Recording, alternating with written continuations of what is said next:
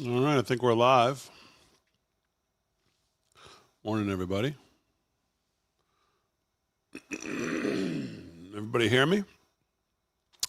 Are we actually live? It looks like we are live.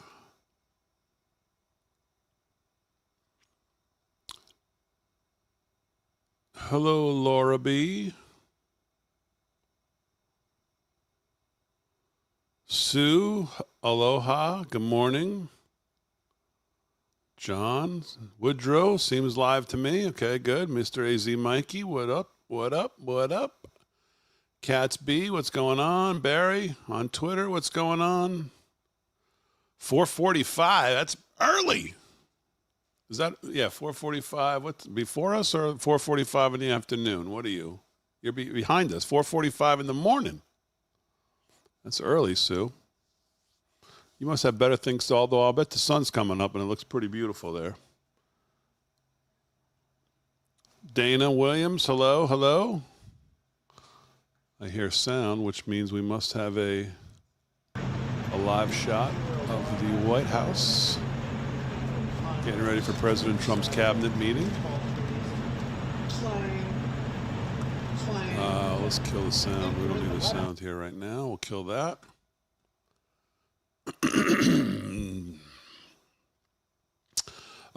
Janice on Facebook, good morning. Good morning. Candy from South Carolina, good morning. Sherry Merrill, good morning.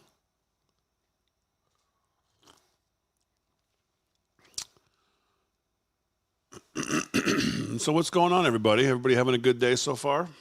10:45 on the East Coast. We're waiting for President Trump. Cabinet meeting.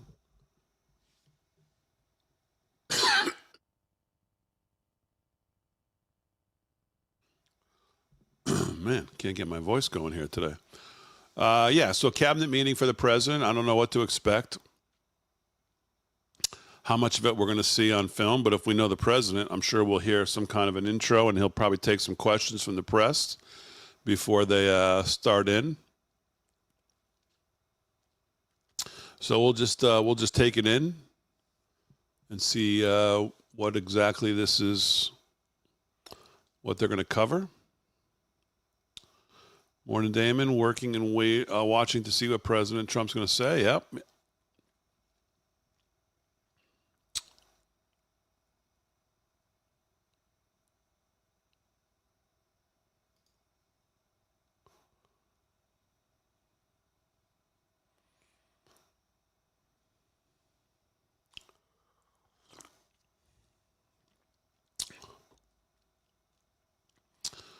What else is going on, everybody? Anybody make their reservations for September 12th? I heard there was a lot of them last night. Over half of them were gone by the time we got done with the show.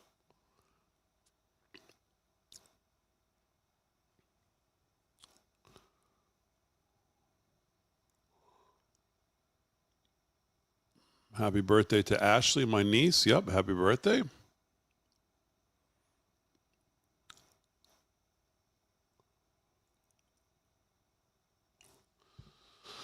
So what else is going on? I got Twitter open here to my right. Let's see if there's anything on here. I haven't really looked at anything this morning. Looks like Laura Ingraham took... Actually, let me share this since this is doing nothing right now. Let's see if this works. Is that you'd empty them from the top, all the students would go up to better schools, and the bottom 15% of universities and colleges would go out of business in America. So his view is he's taking a rational economic view, which is classic Donald Trump, looking at higher education and saying, but why are you until helping we Harvard? Modify that. That just What's helps that? Harvard and UCLA and UCal Berkeley and I mean you're all helping those schools. Why? They're like basically factories of anti-American propaganda. And now they're getting a big influx of cash because of the Chinese students. I know President Trump has always been very pro-Chinese student. I just don't understand it for the life of me. Yeah. Those are None of us do. 600,000 spots that American kids won't get. Yeah. I didn't see this whole interview, but she's absolutely right. It's crazy. It's absolutely crazy. I mean, if you remember, one of the things they wanted to do was staple green cards. I don't get the infatuation with bringing in Chinese students. I mean, I just don't get it. I mean, right now he's in the middle of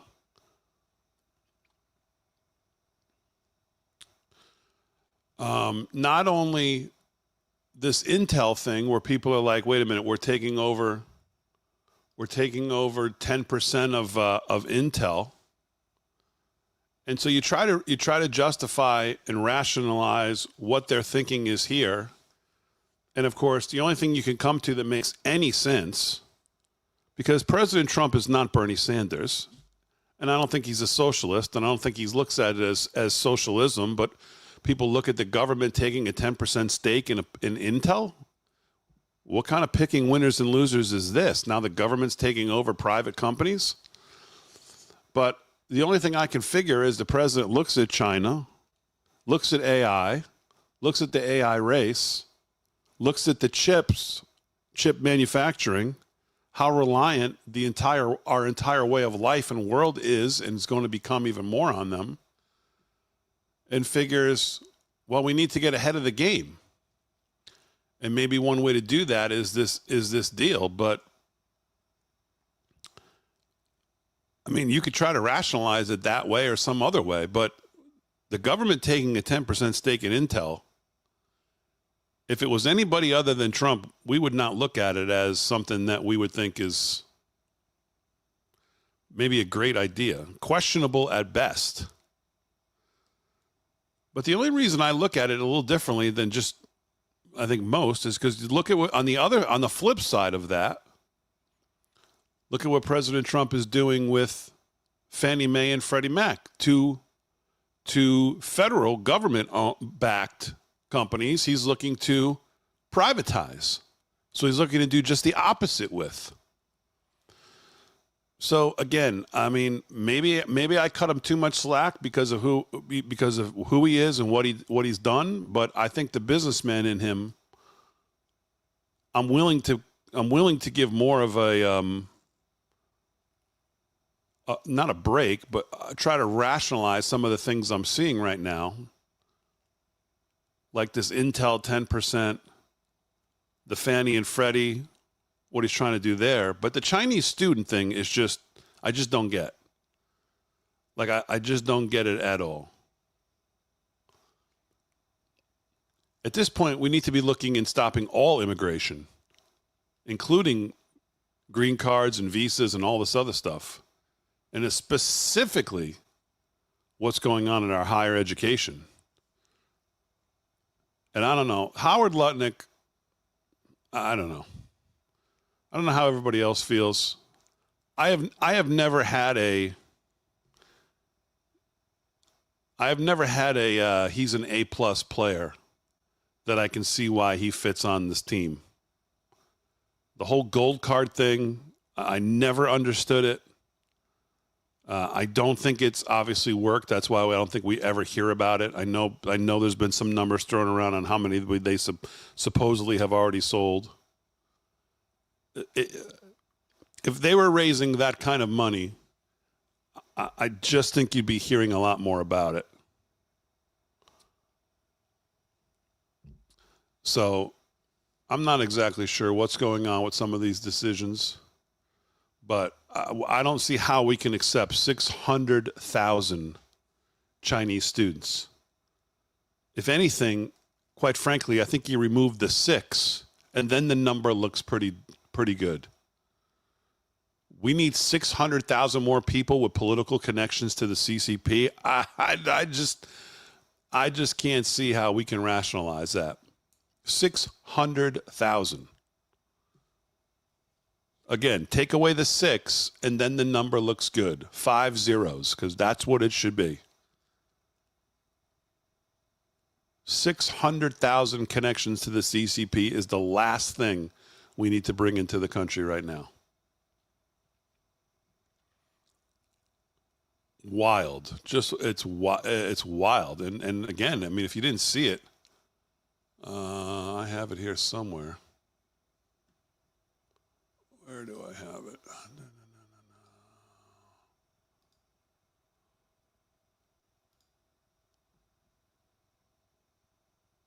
President Xi would like me to come to China.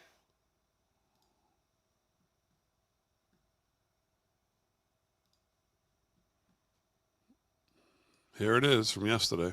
President Xi would like me to come to China. It's a very important relationship. As you know, we're taking a lot of money in from China because of the tariffs and the different things, and it's a very important relationship. We're going to get along good with China. I hear so many stories about we're not going to allow their students. We're going to allow their students to come in. We're going to allow. It's very important. 600,000 students. It's very important. But we're going to get along with China. But it's a different relationship that we have now with China. It's a much better relationship economically than it was before. With Biden, boy, what he allowed that, I mean, they just took him to the cleaners. You know, President Xi would like. So that was the comment yesterday. And he frames it around, it's very, very important. I don't know what's very important about letting 600,000 Chinese nationals into the country under the guise of education. What is so? I don't understand what the connection is to the broader relationship with China, especially after COVID. And the president talks about how unhappy he was with COVID when COVID started, what a curveball it was to everything, how the relationship broke down. I don't hear a lot of talk about it anymore. Certainly, they didn't pay a price for it, for what they did. And now 600,000 students is very important for us to keep the relationship with China? I don't know. I don't quite get that one.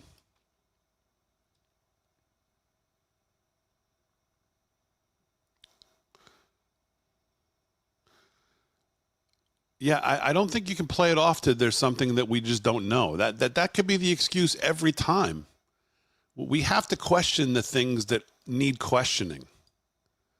We can't just play them off that, well, oh, he's only human and he's only one guy and there's got to be something we don't know and it's 4D chess. And no. I mean, yeah, there could be. Certainly there could be aspects of it we don't understand. But on its face, it's a terrible idea, and it needs to be called a terrible idea. As it is being called, by the way. It's not that it's not. It's roundly, from every conservative outlet, being panned as a terrible idea, especially right now,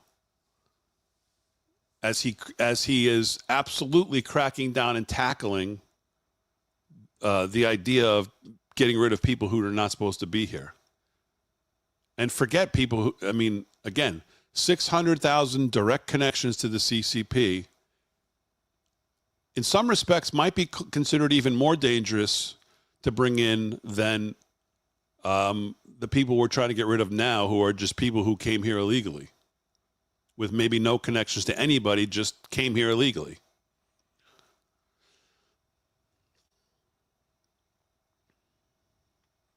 The president out today, Cracker Barrel should go back to the old logo, admit a mistake based on customer response, the ultimate poll, and manage the company better than ever before.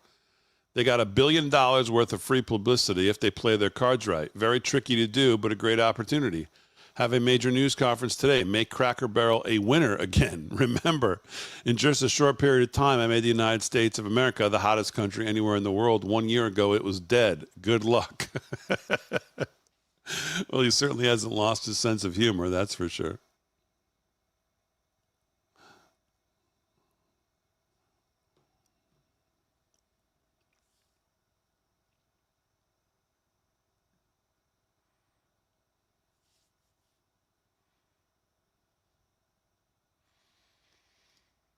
Bannon had a clip from Laura Ingraham as well. He doesn't like it either. I mean, well, Steve of all people. I mean, Steve's got to not just not like it. He's got to absolutely think it's ludicrous. I mean, there's nobody who's outspoken about the CCP more than him, Natalie, that whole crew. I mean, there's no way to justify it. There just isn't. There's no way to justify it. 600,000? Came up with that number. Think about that.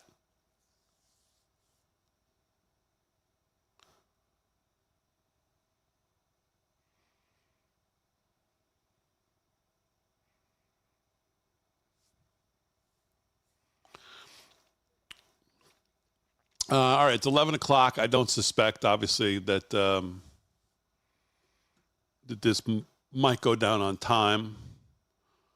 President participates in a cabinet meeting. Got a couple different feeds up here. Is expected to hold his 7th cabinet meeting in what he now calls America's safest city, Washington, D.C. The president is celebrating major progress on curbing crime just 2 weeks after deploying federal law enforcement here. And he says that crackdown could expand to even more Democrat-led cities. This is the Faulkner Focus. I'm Aisha Husney in for Harris Today. Attorney General Pam Bondi announcing this morning nearly 2,000 arrests in D.C.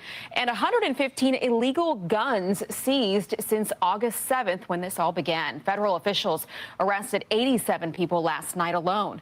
D.C. residents. All right, so they're getting into their new half hour of news. We got a live shot here at the White House. Once they go live in the cabinet room, this will cut live to that, so we'll just keep this up. I guess we could put the sound up just in case so we don't miss it.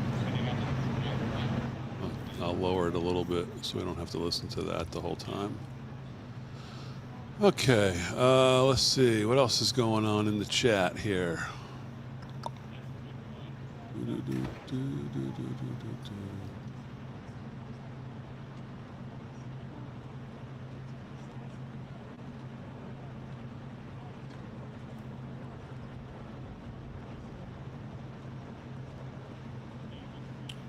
Very bad idea. So how's your son adjusting? Lala Laura B. He's adjusting great. First day of classes was yesterday. He was a little, you know, it's a little bit of an adjustment to deal with kind of the professors and how fast they move and how sometimes unclear they are on what they want you to do. He said, Dad, I think I got 2 assignments for homework, but I have no idea what they want. They said it so quick and they just moved on to the next thing. I said, look, I said, you'll figure it out. I said, don't get overwhelmed in the process. Number one, go up and speak up for yourself because that's what professors like to see. Big D, it's all I can come up with is his messaging. I truly do not know. I don't know either. I don't know anything about. We allow 600,000 students, we allow China to buy our land. When are we giving them the keys to the country? Well, in some respects, some would say we are already.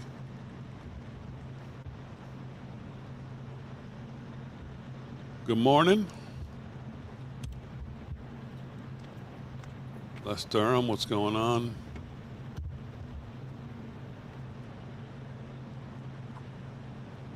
Okay, Moon Pie.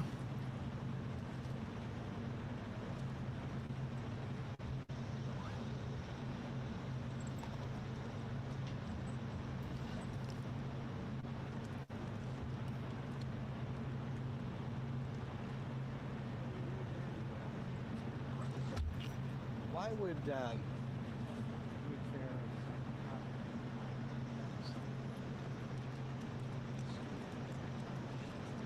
I mean, Trump has to know, you would think. I mean, again, this is where it's like Stephen Miller.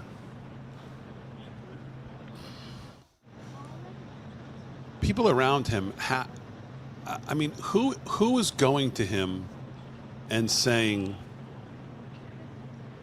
yeah, you know, this is what MAGA voted for. They voted for 600,000 Chinese students to replace our own kids in high schools and colleges. I mean, nobody's telling him that. Certainly Stephen Miller's not telling him that. I can't picture anyone else telling him that. So where does this come from, I guess is the question. When you have people like Stephen Miller around you, has Stephen spoken on the subject? I mean, not that I've heard.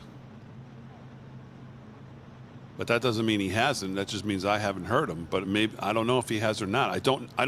I don't see how he could after yesterday. How do you come? What is he going to do? Come right out after the president does that in the Oval Office and say, "Yeah, this is a terrible idea." I mean, what's he going to say? You know, someone would have to get him on a show and question him about it and see what he comes up with, how he spins it.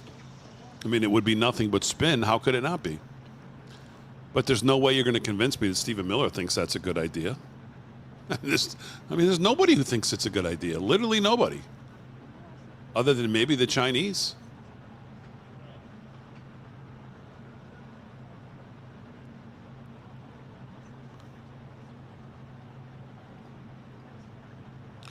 By the way, I don't think most people think the Intel thing's a good idea.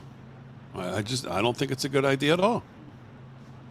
Most people look at that and go, that looks like Bernie Sanders moves. Government's going to be taking over public companies. Now, again, I'm not so quick to get to that. I'm not so quick to go there.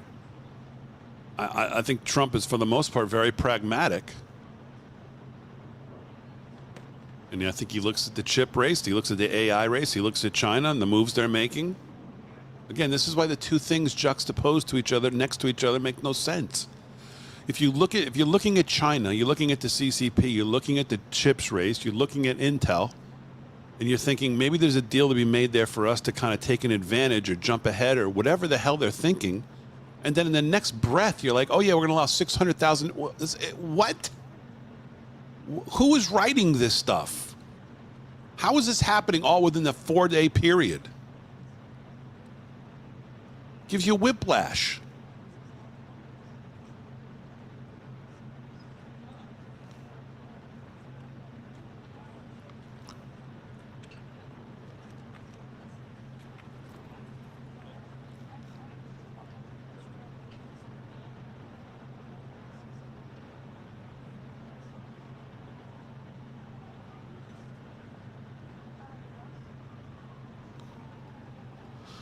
My take on Trump, he's using the theory, don't whack the hornet's nest while trying to deal with it. So to be provocative and say no to students, this could be a little sweetener.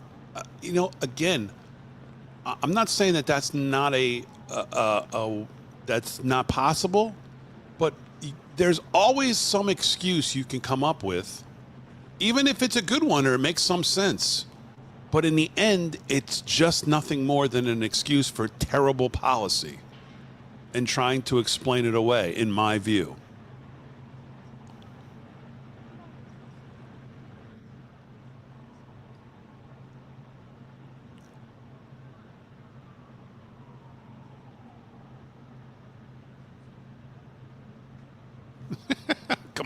Come on. Is this a joke?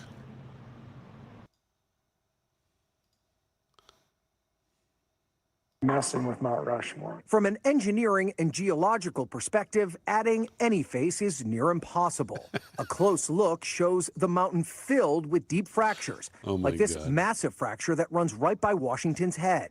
Paul Nelson, an engineer who worked on the mountain, warns any new carving could cause serious damage. But it's not something that can be messed with. Is that fair to say? No. Yeah, I wouldn't want to start blasting or carving rock. While the mountain looks deep and wide from the front, a side view reveals a massive valley behind the sculpture, leaving very little room to carve. For perspective, Roosevelt's head is 100 feet behind the original granite. You have to remove so much rock that once you remove the rock to get something competent, there's just not any rock left. For Dan Wenk, the conversation is fine, as long as that's where it ends. I love controversy. It's like, bring it on. Yeah. Bring it on. It doesn't matter how worthy someone is. If the rock is not there, you can't carve them. Putting an end to this age-old debate, at least for now. If the rock's not there, you can't carve them. Oh, they're so happy. The rock's not there. You can't carve them. We have to do a segment on it to get ahead. They actually spent 1 minute and 12 seconds on that segment because they're so desperate to find something to find. That's wild to me. That is wild. That's what they actually, they actually got into a production meeting and said, I mean, that is crazy. They got into a production meeting and said, let's go out. Let's make sure they know he can't go on Mount Rushmore. Let's go talk to the guy. Oh my God. How much TDS can you have that's the segment you have to go do? That is wild. That's wild. That is crazy to me.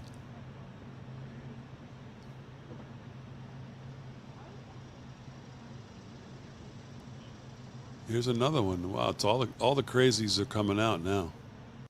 Okay, here's another one. Unprecedented is all of this. Unprecedented is all of this. Well, this crusade, a criminal crusade against political adversaries, is completely unprecedented in all of American history. I really.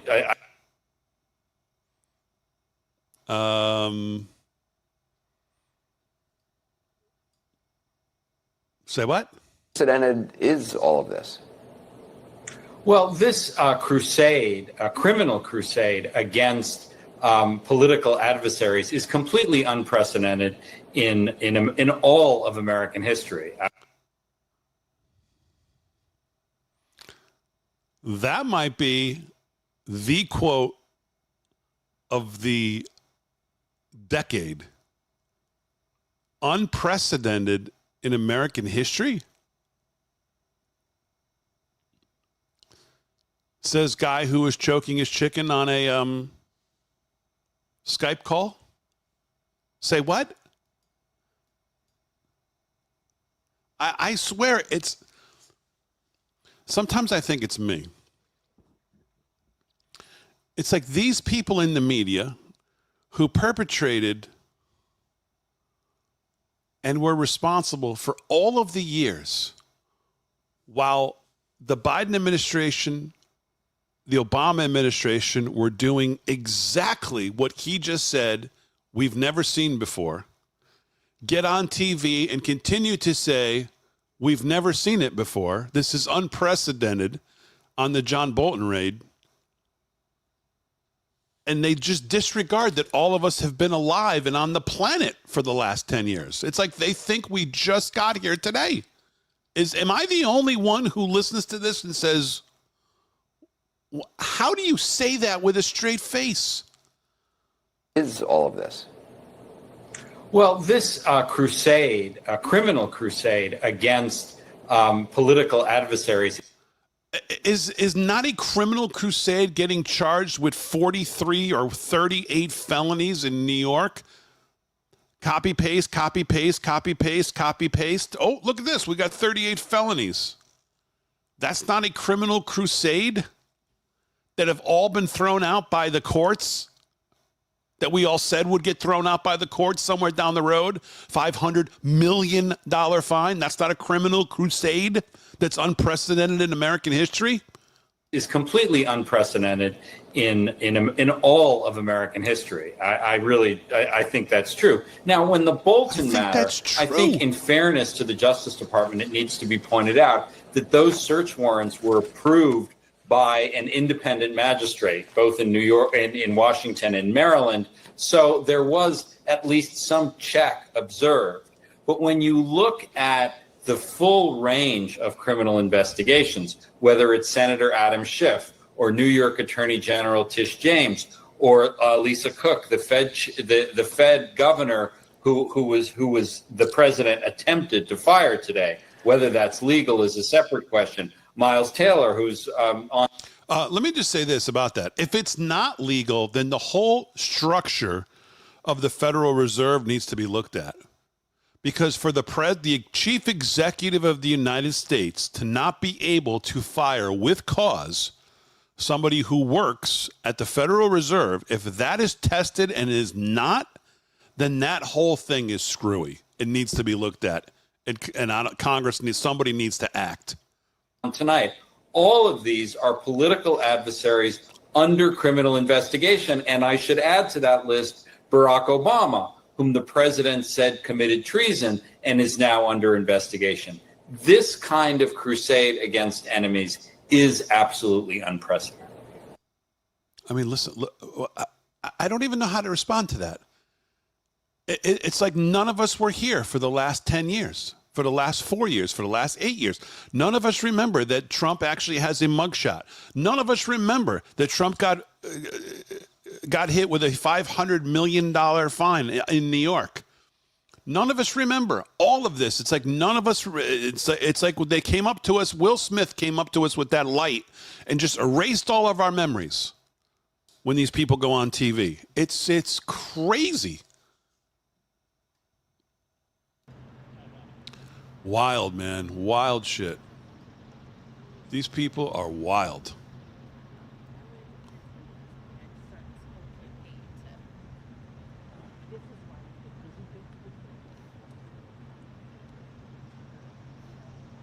By the way, I never thought I'd have this on my bingo card, but if you didn't see Joe Scarborough with the literally out of his mind mayor of Chicago, he actually did a good job with him. At least in the one segment I saw, asking him about getting more police there, just trying to get him on the record by saying more police equals less crime, and the guy wouldn't do it, and Joe would not let him off the hook. I was actually pleasantly surprised that he wouldn't let him off the hook.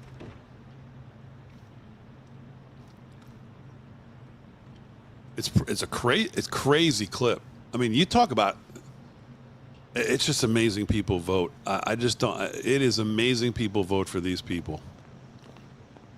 They talk about just voting at your own demise. It is wild. When you listen to a guy like that, Brandon, whatever his name is, the mayor of Chicago, Brandon Johnson or whatever it is, and just a basic question. Will more police equal less crime? Would that help you reduce crime? This lunatic cannot just say, well, of course, Joe. Of course it would. He goes off into some, we need more climate change policies, or I don't know what he said. Brandon Johnson, yeah, that's it. I mean, just crazy. 5 times. 5 times Joe Scarborough, to his credit, by the way, which I'm shocked to be able to say. 5 times he said, no. Here, I just want to know, would 5,000 more police officers help you on the streets possibly reduce crime? Guy would not say yes. He just would not say yes. I mean, just crazy. I just, how do these people get people to vote for them? I mean, they can't. I can't believe there's that many stupid to that brain dead level people who vote for these people, and then watch what they do and still think that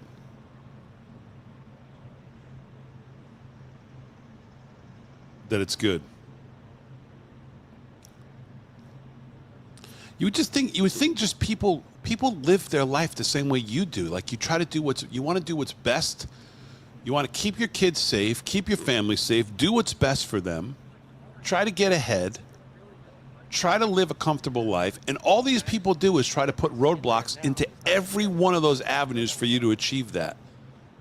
And you would think people would look at it, common sense, normal people would look at it the same way you would look at it, as just what I would think would be just a normal reaction from any normal person. And yet these people continue to get votes and continue to get elected, and they do everything they can to block the most basic things that can help you achieve the things you want to achieve. It's just crazy to me.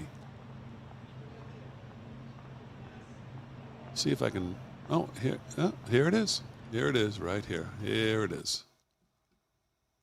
Here he is. Would you also like to get federal funding to help put 5,000 more cops on the street in Chicago? Would that help drive down crime? Well, look, policing by itself is not the full strategy. No, I understand that. You've talked about the other things you want, and I said those are good and important programs, but I'm asking also, would 5,000 more police officers on the street in Chicago be helpful to go along with all of those social programs that a lot of cities are engaging in and having success with? Well, look, here's the best way I can put it, Joe, is that in the 90s when I was in high school, we had 3,000 more police officers and we had 900 people being murdered every single year in Chicago. It's just not policing alone. Of course, we want more detectives. I know it's not policing alone, but I know it's not policing alone. You've told me everything else you want. I'm curious, and this does come down to an ideological difference between people. Do you believe that the streets of Chicago would be safer if there were more uniformed police officers on the streets of Chicago? I believe the city of Chicago and cities across America would be safer if we actually had, affordable housing.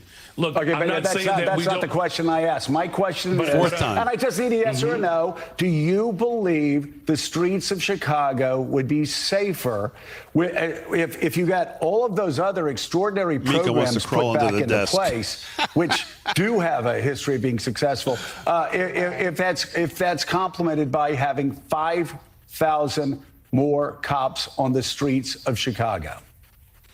I don't believe that we should narrow it down to just police officers, Joe, is what I'm saying. That is an antiquated approach. I'm saying we've invested in detectives. Mr. Mayor, are you hearing what I'm saying? I'm agreeing with you that all of these other social programs are extraordinarily important. I just need a yes or a no, and then this will be the last time I ask.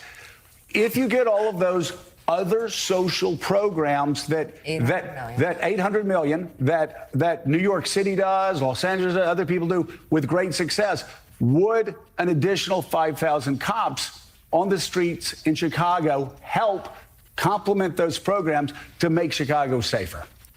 Look, we are working hard to make sure that our police department is fully supported. I don't believe that just simply putting out an arbitrary number around police officers is the answer. What I'm saying is policing and affordable housing. It's policing and mental and behavioral health care services.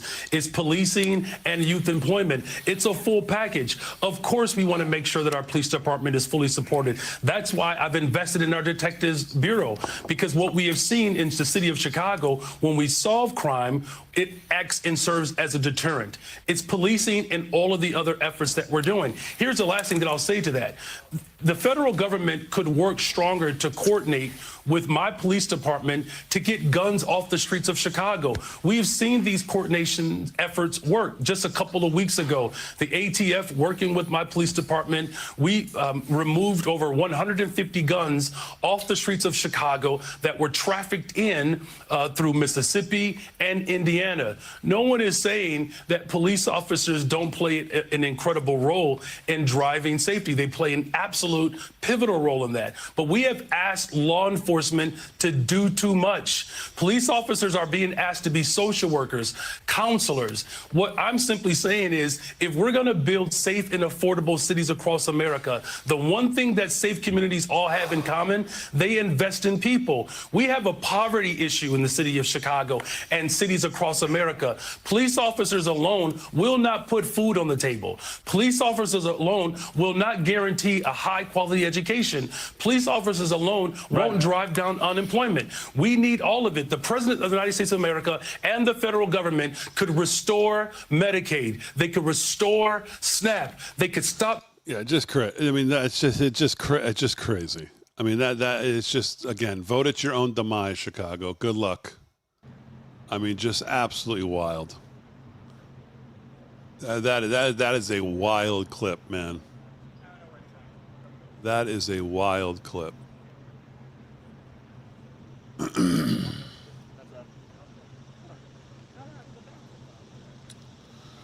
Let's see. What else is going on here? Again, we are waiting for the president's cabinet meeting. It was supposed to start at 11. I don't think any of us ever thought that was going to happen. It's now 11:24. We have a live shot here outside the White House. We're waiting for any action inside, and we'll wait for the president. In the meantime, we're just checking out what's going on in the news. We see some action, some people going into the White House right there. But we will stay right here until we see inside the cabinet room. The president, I'm sure, will give an opening statement and, of course, probably take some questions.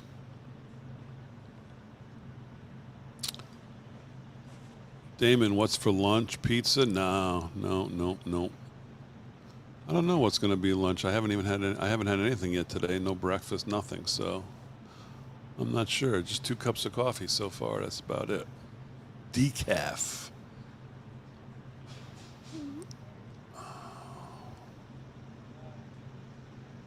Delgado for mayor? Yeah, possibly. Couldn't do a worse job. Hi, Mads. How you doing? I'm streaming and talking to waiting for the president's cabinet meeting. What are you doing? Oh, nice. Do you want me to take you? I could take you. All right, give me a sec.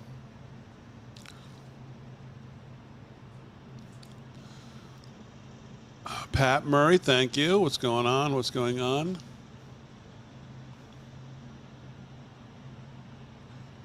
No, it wasn't. It wasn't. It was the daughter, not the missus.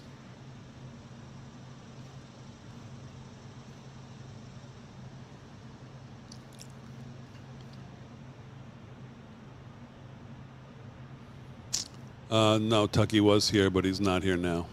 Mama's home, so he's gone.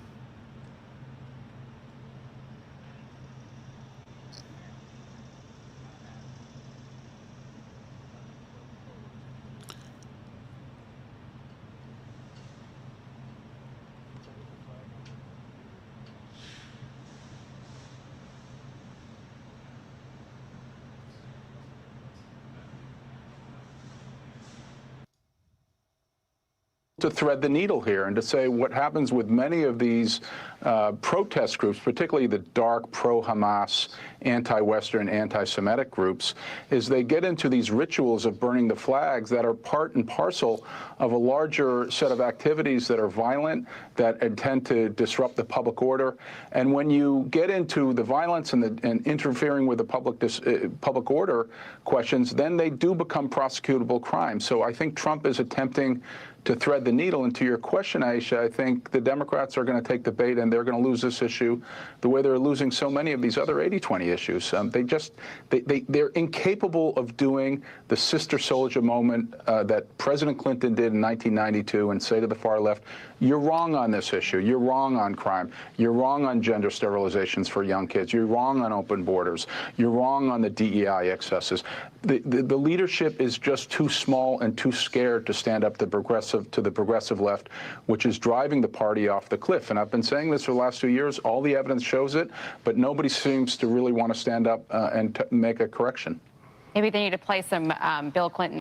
By the way, I think that's right on the money. I think he's right on the money on many things, but specifically to the executive order yesterday. This is why I wanted to try to step through it last night in somewhat of a painstaking way. And I saw people in the chat going, "Oh, you asked Grok. That means it's got to be true." Well, that wasn't the point. The point wasn't whether it was. The point was to get some perspective on what the Supreme Court ruled in 1989 and what the difference is between what the court was ruling on then and what they were looking at and what the facts of that case were against what the facts of the executive order yesterday were. Because most of the people who came out yesterday were either black or white, yes or no. There was no in between. There was no room. There was no room for any delicacy in the executive order and what Trump was trying to do. So I said, well, let's take a look at let's take the executive order and then let's see what they think that this is where you can use some of this AI stuff to your advantage and ask it some questions. And sometimes it spits out nonsense and sometimes it spits out stuff that you go, okay. So I asked it, what would the court reasonably think about this executive order based on the facts of what they ruled on in 89? And it was clear that there was a lot more nuance than people were giving it yesterday in the responses, where people were just like, nope, First Amendment can't be. And people going, nope, there was no in between. So I think what Julian Epstein just said there is exactly right. I think Trump is trying to thread a needle here, and it's a needle that seems very possible to be thread. And it most likely ends up back in the court, and they may still rule that, no, it's covered by the First Amendment, but I don't think it's that clear cut. And I think there's a lot of conservatives who look at this as another win. And we'll see where it goes. I see my friend Michael Knowles. Michael Knowles is all for this executive order. Long past time, he says. All for it. So, and I thought we had a good discussion on it last night. I thought Paul was excellent on this last night. Not an easy subject. So, but I thought we covered a lot of good ground last night, and I thought what he just said there was a lot to the point. Let's see what else. No, I don't want to watch those.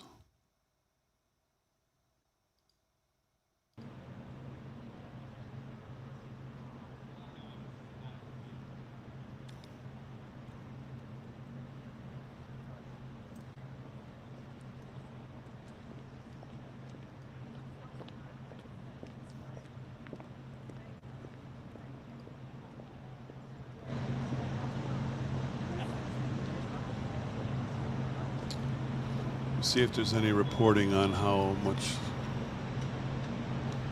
Jeffrey Toobin, unprecedented in all of American history. Crazy. Crazy.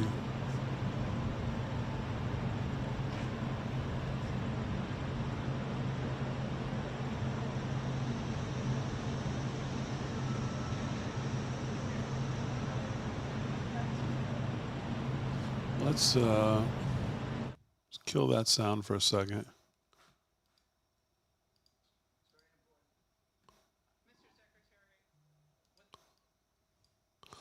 I want to just hear a little more of this interview from last night. It's very important. Mr. Secretary, with all due respect, how is allowing 600,000 students from the communist country of China putting America first? Well, the president's point of view is that what would happen if you didn't have those 600,000 students is that you'd empty them from the top. All the students would go up to better schools, and the bottom 15% of universities and colleges would go out of business in America. So his view is he's taking... Okay, so I want you just to think about what he just says there. First. Well, the president's point of view is that what would happen if you didn't have those 600,000 students is that you'd empty them from the top.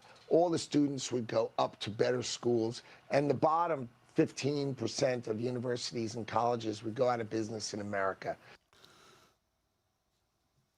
So we've allowed our basic college and universities to be made up, 15% of it is made up by Chinese nationals? Is that what you would take away from that statement? 15%? That's an insane number. Does anyone else hear that differently?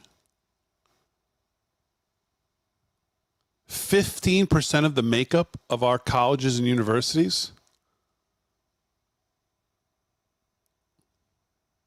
That's the makeup? So his view is he's taking a rational economic view, which is classic Donald Trump, looking at higher education and saying, but why are you until helping we Harvard? Modify that. That just What's helps that? Harvard and UCLA and UCal Berkeley and I mean y'all helping those schools. You know, when they start to laugh, it's because they have no response. I think we've seen the rest of this clip already. I didn't hear that first part. 15% of the makeup? Mr. Secretary, with all due respect, how is allowing 600,000 students from the communist country of China putting America first?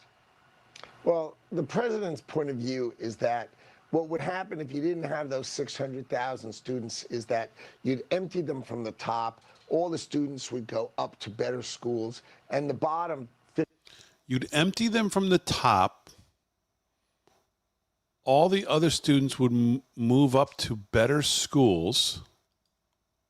What would happen if you didn't have those 600,000 students is that you'd empty them from the top. All the students would go up to better schools, and the bottom 15% of universities and colleges would go out of business in America. So his view is he's taking a rational economic view, which is... I don't know. I don't know.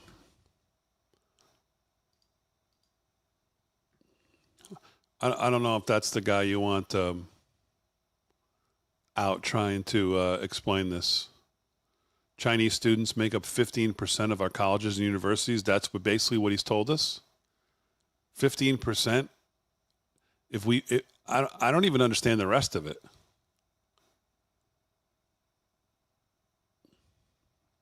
I mean, those of us who've gone through the college, I mean, imagine having now a like what I just went through with my son, having a daughter or a son applying to a college. They've worked their butts off for 4 years, gone through all the regiment of whatever state you're in, of what the requirements are, all the taxes, all of the testing, all of the this, all of the that. And they have a very high GPA, 4.0. They've done athletics. They've done all the other things that they need to do to be a well-rounded student. They're in the Honor Society. They're in the National Honor Society. They're in the Spanish Honor Society. They're in all of the honor societies. They've done all the stuff they needed to do. They kept a job. They did their work. They did an internship. They did their charity work for their whatever they needed. We all, all the stuff that's needed for these days to go, to colleges. And you find out that you're up against 15% because we're going to allow 600,000 Chinese nationals to take all the top spots because it's so important to these places. And I mean, I don't know. This thing just gets worse the more I think about it and talk about it. And you've got China bidding up all of these top seats in all these universities, and they're just allowed to just crazy. And places, by the way, that we give what do we give? What do we give Harvard? $20 billion a year. What's their endowment? I mean,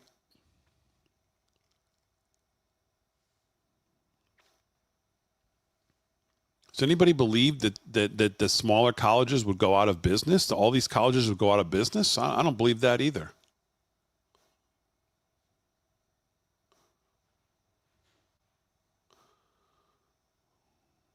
Wild. Wild, wild, wild.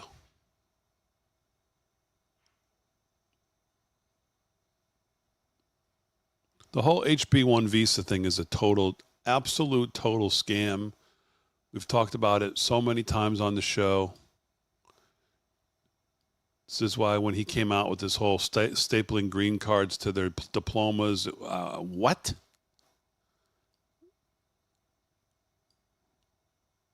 Crazy. I mean, America First seems pretty easy to say, well, that American students and American workers should be the priority of all great American businesses and colleges and universities.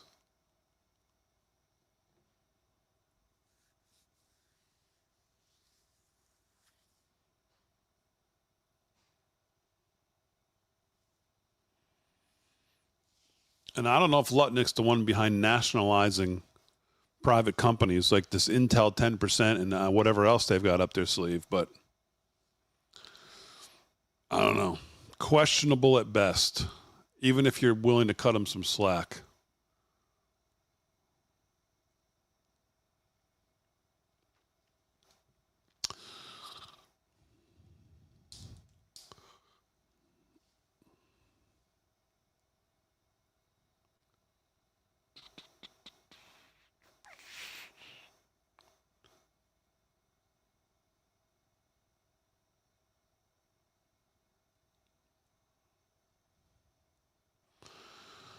Okay. Before they come into the country, they have to go on the show Naked and Afraid. There you go. That'll set them straight.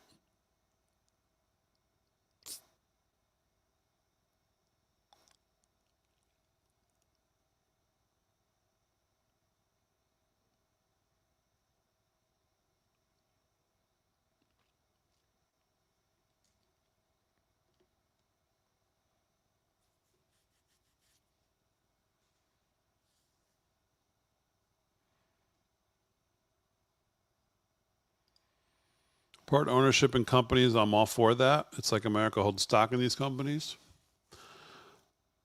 So if the Obama administration in 2008 went to Rupert Murdoch and said, we're going to, we want to own 10% of Fox Broadcasting to make sure your messaging is appropriate, you'd be all for that?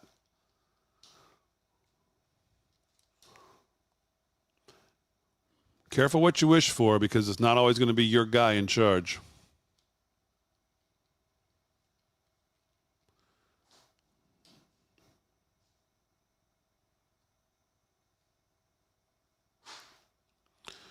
Remember the Harry Reid precedent that he sent, that we said at the time, not a good idea, because eventually you guys aren't going to be in control. I understand Fox News and Intel are quite different, but the premise is the same. You start having the government take ownership of things they like and don't like and picking winners and losers. It's a slippery, slippery slope.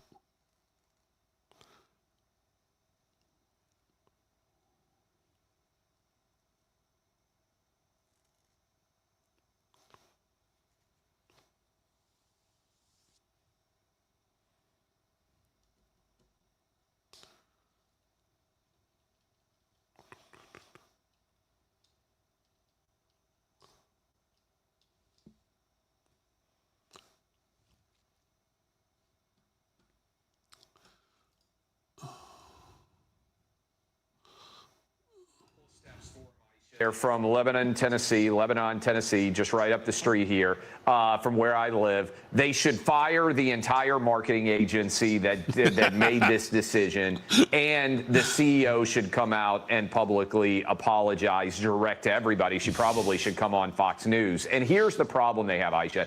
It's very much like Bud Light. They have a certain audience. It is people that want to have Grandma's Kitchen in the South evoked in some way. That is their market. They decided they didn't like that market. They turned their back on the people that made this a multi-billion-dollar corporation that have made it successful, and they're going after an audience in the meatpacking district of New York City that's never going to eat there. This is why people are so upset. They are turning their back on the people who made the brand worth $1 billion, and they're reaching their hand out for people that don't like them already. It is a disastrous marketing campaign. And Aisha, this is what happens when you hire people in New York City and LA that have never eaten in your restaurant and tell them how to fix your brand. They destroy it. There's so many brunch. Yeah, Trey, Clay's absolutely right.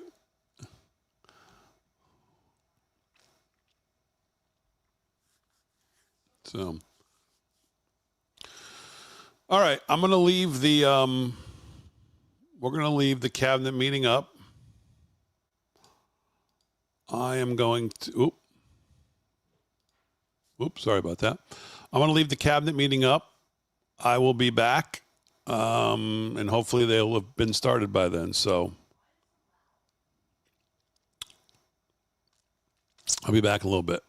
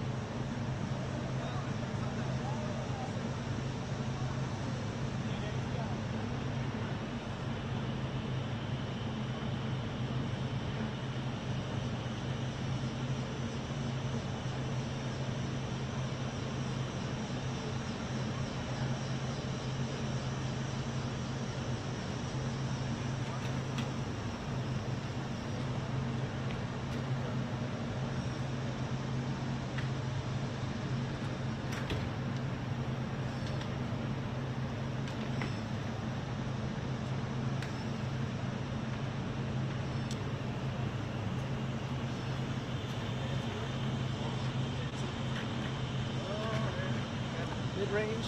Mid-range. My problem is Mike.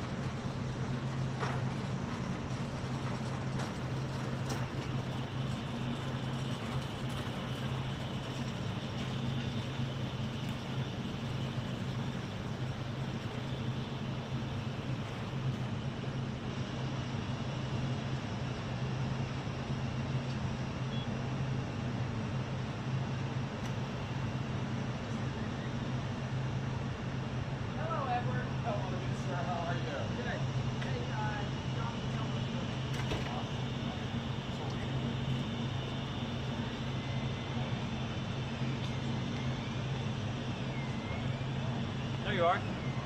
Where are you going? Let's go to Treasury. I have to go back to shut down.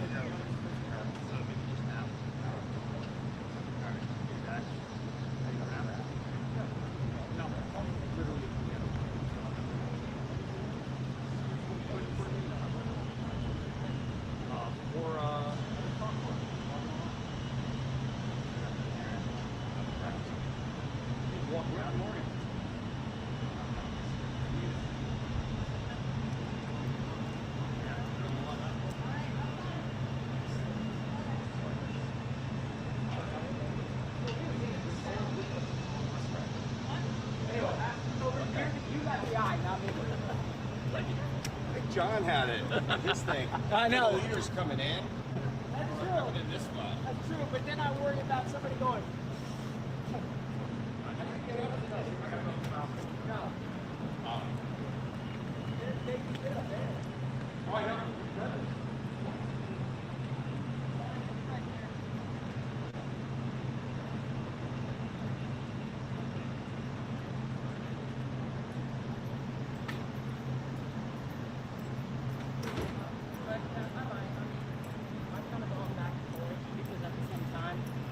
I wouldn't mind working here. I mean, it would just be closer.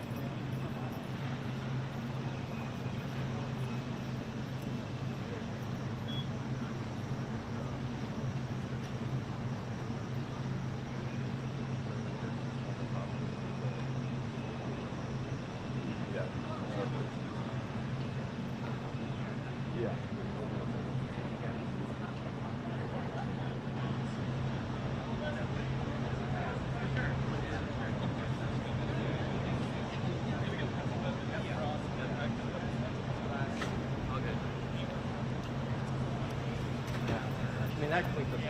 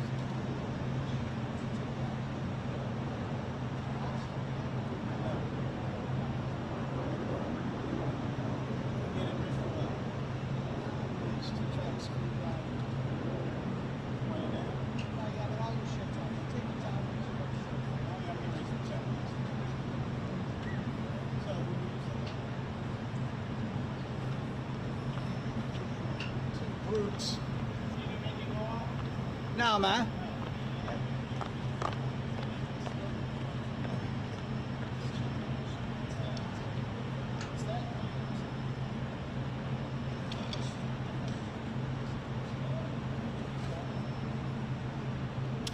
How you doing? How are you doing? Good, thank you. Yeah, man. Beautiful.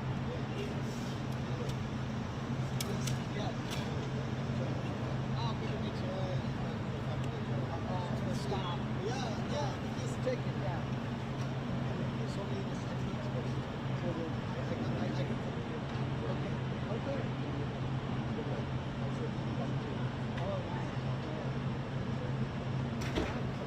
Welcome. Let us know if you need anything. Thank you so much.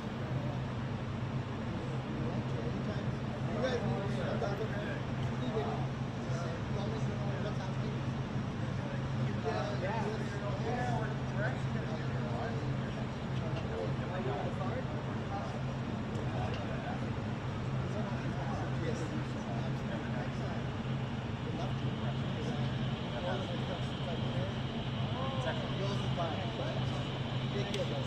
I'm just wondering, you know, thing. Is there a tripod that you guys have here? Tripod might be a little tough. What are you trying to do? No, I'm just trying to take a background of this. I just want to keep it, my phone somewhere. I don't want to disturb your camera as well. I see. So, I don't want to disturb your camera position because I know. Call that, I think there's they call that a champagne taste with a Coca-Cola wallet. I owe you one, man. No, you don't. Let's see.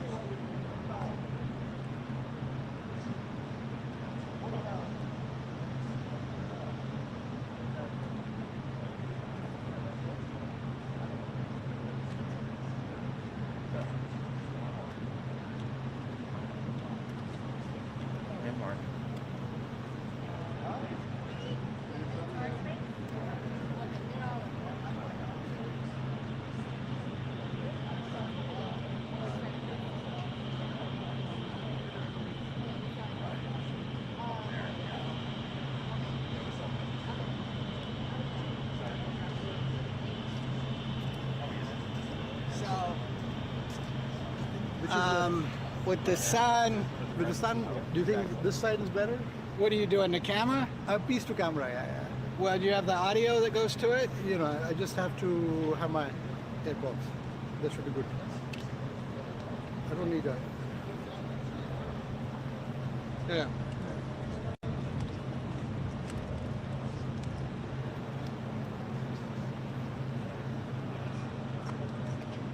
Horizontal or vertical? Normally vertical, right? Vertical is fine. Is it upside down? Yeah. Sometimes I'm gonna. Yeah, this is fine. You can fuck around. Do whatever you want. That's how to change the orientation on it. Yeah, good. Right?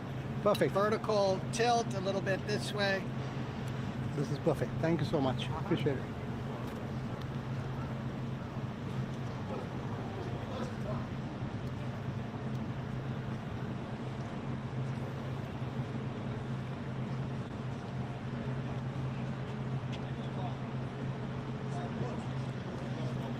Thank you. Chicks don't get takes talent. Mr. Skippy to you.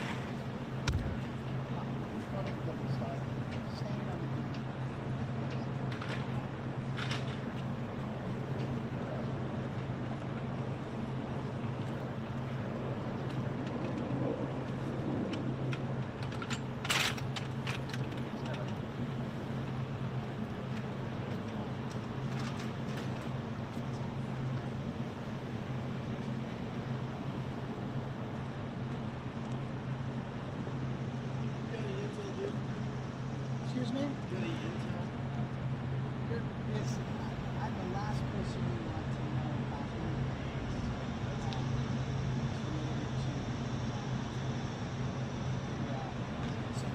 now, if I had some, I'd tell you for sure. Normally, I don't want to be the weaker link in the chain, but no, I'm good though. Thank you. Thank you, darling.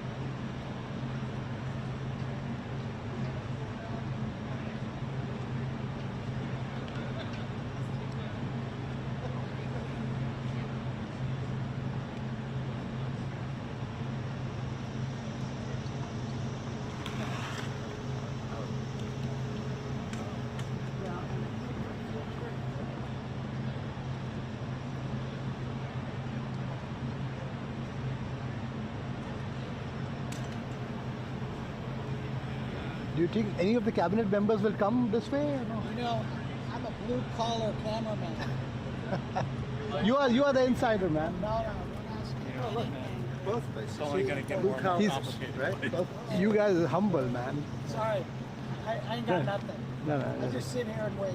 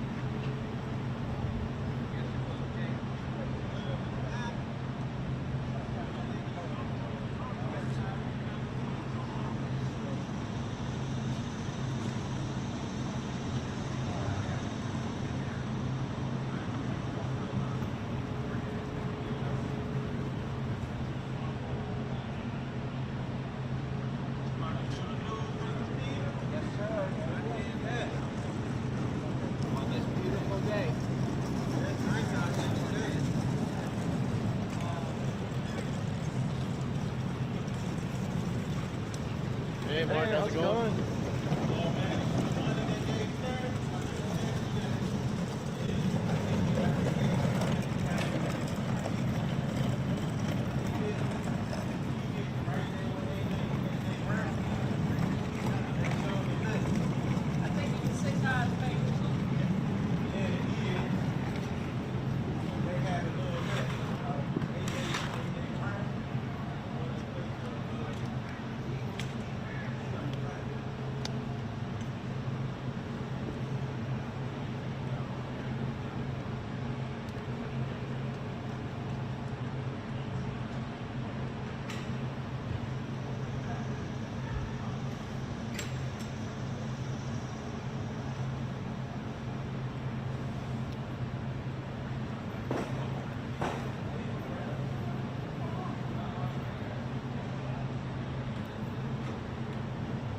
Hello and welcome to this special edition of News Mobile Editors Wrap here from the White House. I'm Saurabh Shukla. What will it take for US and India to mend their ties? What will it take for them to make sure that the tariff logjam that has been happening between them get sorted out. I've been speaking to a lot of key interlocutors here, and I get a sense that what's missing is some out-of-the-box diplomacy. What's missing is the way we've been engaging with the White House here, the way we are engaging with the administration. Obviously, there have been things back and forth. There were negotiations which were happening. You're in front of my shot. Oh, so sorry. I didn't know. Danny, that was my fault. Oh, I did not realize. No, you're okay. Good. What a shot is that? Thank you. That's my bad. That's my bad. No, it's all right. Not your bad. I should have been careful. No, it was mine. I will. I set you up for failure. No. No, AP, you don't want to mess with him. Yeah, I know. Did you get a call? Yes. They were very angry. Of somebody. Thank you. Oh, so sorry about this. Danny, that was my bad. You could have called me.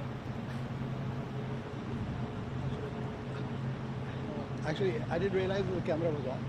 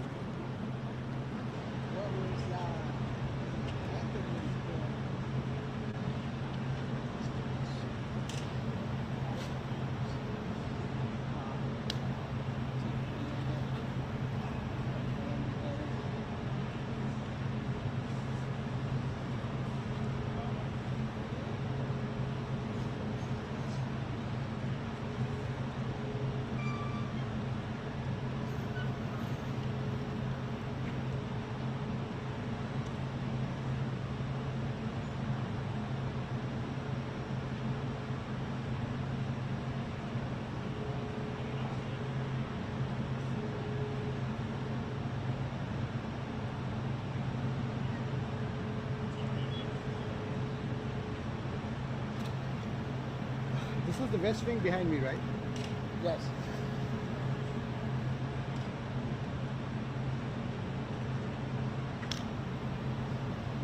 Way better.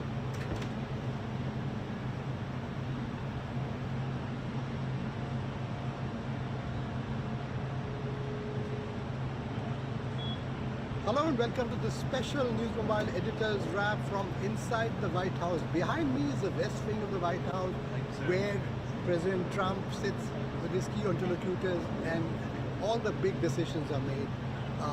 Today I'm talking about what will it take to mend US-India partnership, which was good. President Trump, several occasions, has praising Prime Minister Modi, but this relationship has seen one of its worst dips. One of the things sources are telling me is the way we're engaging with the Trump White House. It will require some out-of-the-box diplomacy because President Trump is not like other presidents. He has a very different way of working. It's more informal. He goes through a lot of key interlocutors, people whom he trusts, and that's the reason why that engagement is required. Second thing is that he is a deal maker. He's a businessman. Obviously, he weighs every deal in a relationship, and obviously US-India ties provided a huge opportunity to give him that window of a deal that was happening. Obviously, there are things which have gone wrong on both sides, certainly, but this relationship is too pivotal. The relationship is too important. Whether it's the diaspora connect or the economic connect between the two countries, that we need to repair this on an urgent basis. What will happen on the tariff dispute? Obviously, there are still, I would say, behind the scenes parlays which are happening. The Indian mission here has been engaged in discussions with key interlocutors, but obviously we haven't got a solution as yet. The more this logjam lingers, this is not good for the relationship, because this relationship has been preserved over several administrations, has been carefully, I would say, orchestrated as one of the most consequential partnership for the entire world. And if we were to fritter away these gains, it will be a big loss for both the countries. US needs India and India needs US. That's something which everybody who's in know of things here at the White House in Washington tells me that. But clearly, we need to repair the skies with some out-of-the-box diplomacy, things which haven't been done Indian diplomacy so far. Stay tuned to News Mobile's continuing coverage here from the White House and Washington, D.C.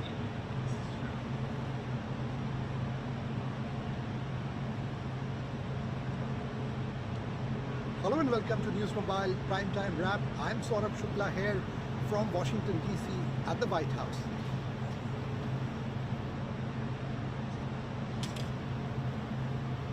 Hello and welcome to News Mobile Primetime Wrap. I'm Saurabh Shukla and here are the top news headlines for the day.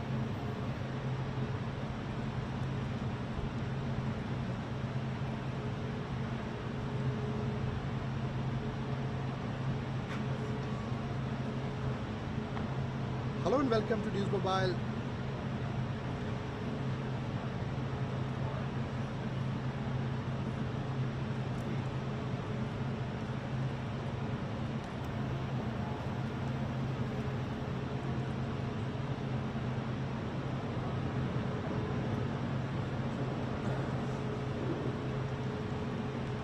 Hello and welcome to News Mobile Primetime Wrap. I'm Saurabh Shukla and here are the top news headlines for the day.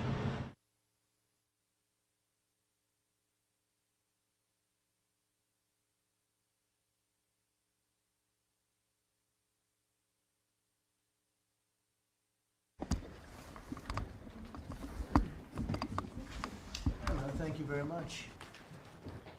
Are you all set? You all ready? Nice group. Big group. But I want to thank you all for being here as we prepare to celebrate Labor Day, when we honor the incredible hardworking men and women of our country, which is doing very well, I have to tell you. Every policy of the Trump administration is designed to lift up the American worker, promote great-paying blue-collar jobs, and to rebuild the industrial bedrock of our nation. It's also obviously for great defense. We have the greatest military in the world. We rebuilt it largely in my first term. Some of it was stupidly given away to Afghanistan. For what reason? Nobody can figure that one. But it was still a relatively small amount of what, you know, if you compare. The concept of what they did, however, is just incredible. But the country is doing well. We're respected all over the world like never before, probably. We went to NATO, as you know, and they went from 2% to 5% of GDP. Nobody expected that. And the difference is they didn't pay the 2 and they paid the 5. So, and as you know, we are selling a tremendous amount of equipment to NATO. We're not spending any money, we're making money, but I don't want to talk about making. I want to talk about we're no longer involved with funding Ukraine, but we are involved with trying to stop the war or the killing in Ukraine. So we're selling missiles and military equipment, millions and millions, and ultimately billions of dollars to the NATO people, where I'm very friendly and we have a great relationship. But that was an amazing trip. So they're funding the entire war. We're not funding anything. I think it's an important point to make, because a lot of people don't understand that.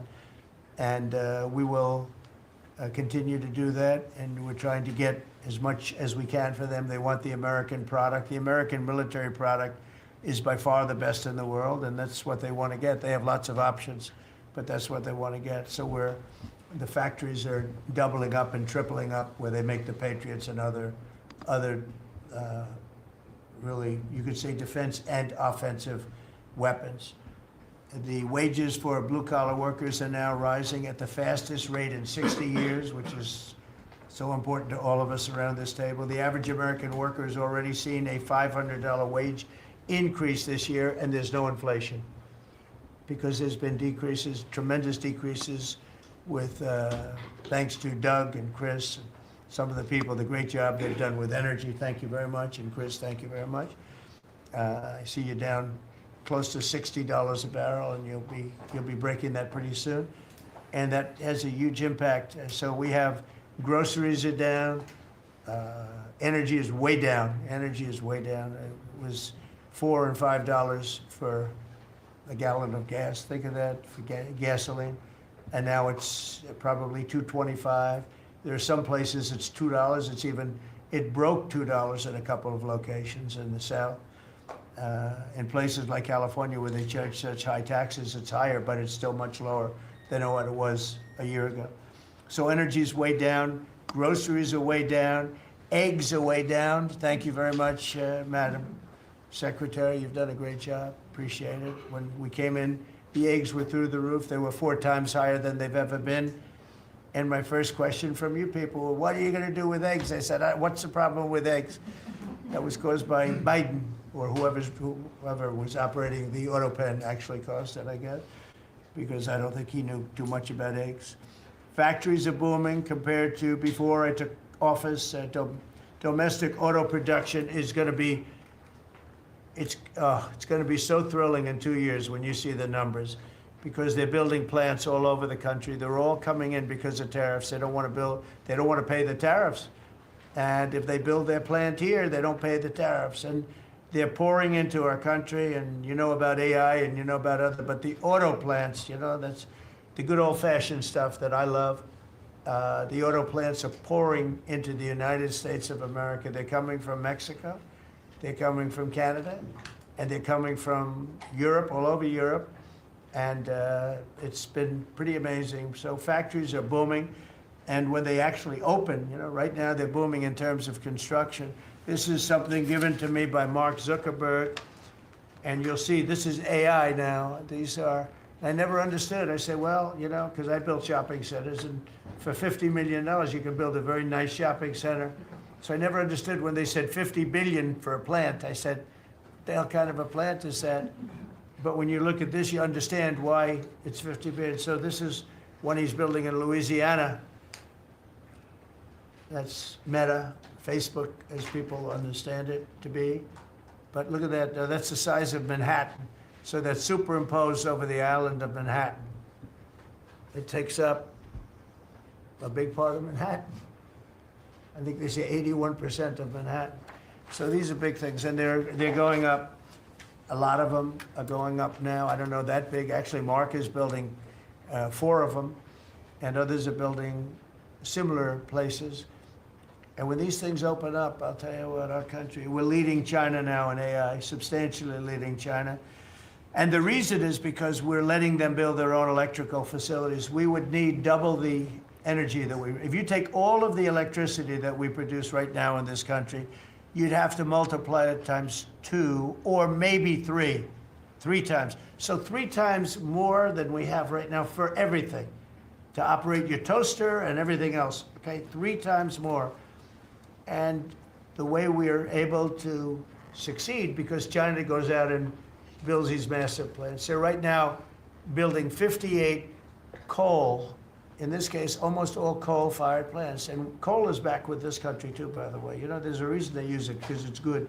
It works for them. And we call it clean coal. We don't call it coal. We call it clean, even very clean coal. But we have coal going up. We have nuclear going up. Nuclear is very much in vogue now. It's safe and inexpensive and great.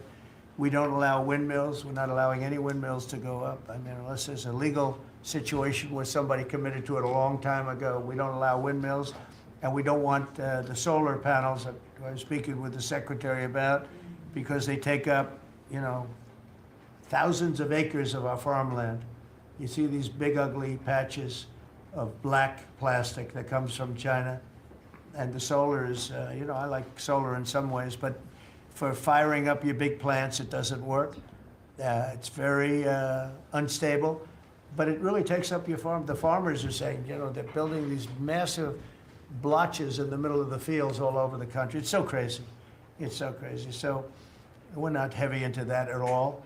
And windmills, we're just not going to allow them. They're ruining our country. They're ruining everyone. If you look at, I hate to mention countries, but you look at the UK, what's happened at UK, they have energy costs have gone through the roof. It's because of wind. They want to do everything, close up the northern parts of the country. They have oil that's tremendous, and they closed it up, and they've been building windmills all over the place. And I tell them, you're my friends, but man, you're gonna have a bad awakening very soon. It's gonna be very bad.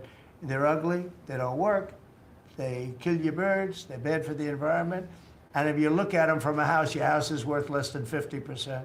So I'm trying to have people learn about wind real fast, and I think I've done a good job, but not good enough because some countries are still trying, and they're destroying themselves. Those are countries that are really destroying themselves. I hope they get back to fossil fuel, because right now, Chris, whether we like it or not, fossil fuel is the thing that works, and then you can add nuclear with it and other things, but fossil fuel is what works if we're going to fire up those big monster factories.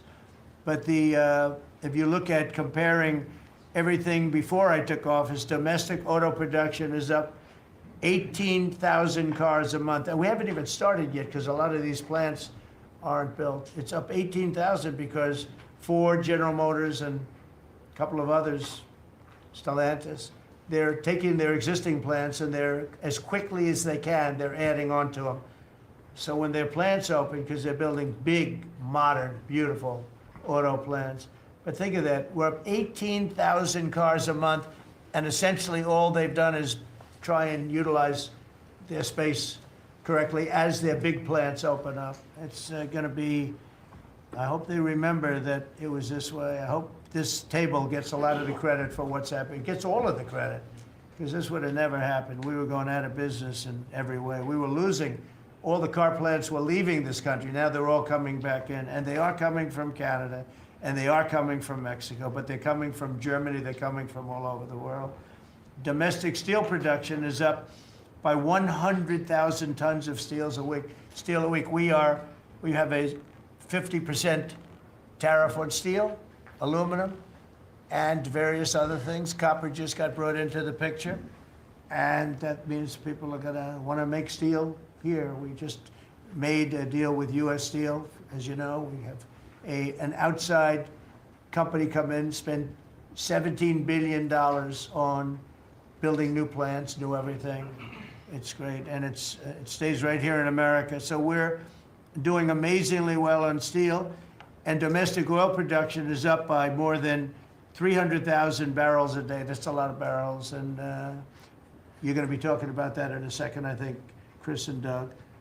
These two people have done a fantastic job, and we have the oil price down to about $62 a barrel. So just so you understand, because a lot of you like to talk about costs and prices, but I watch so much fake information.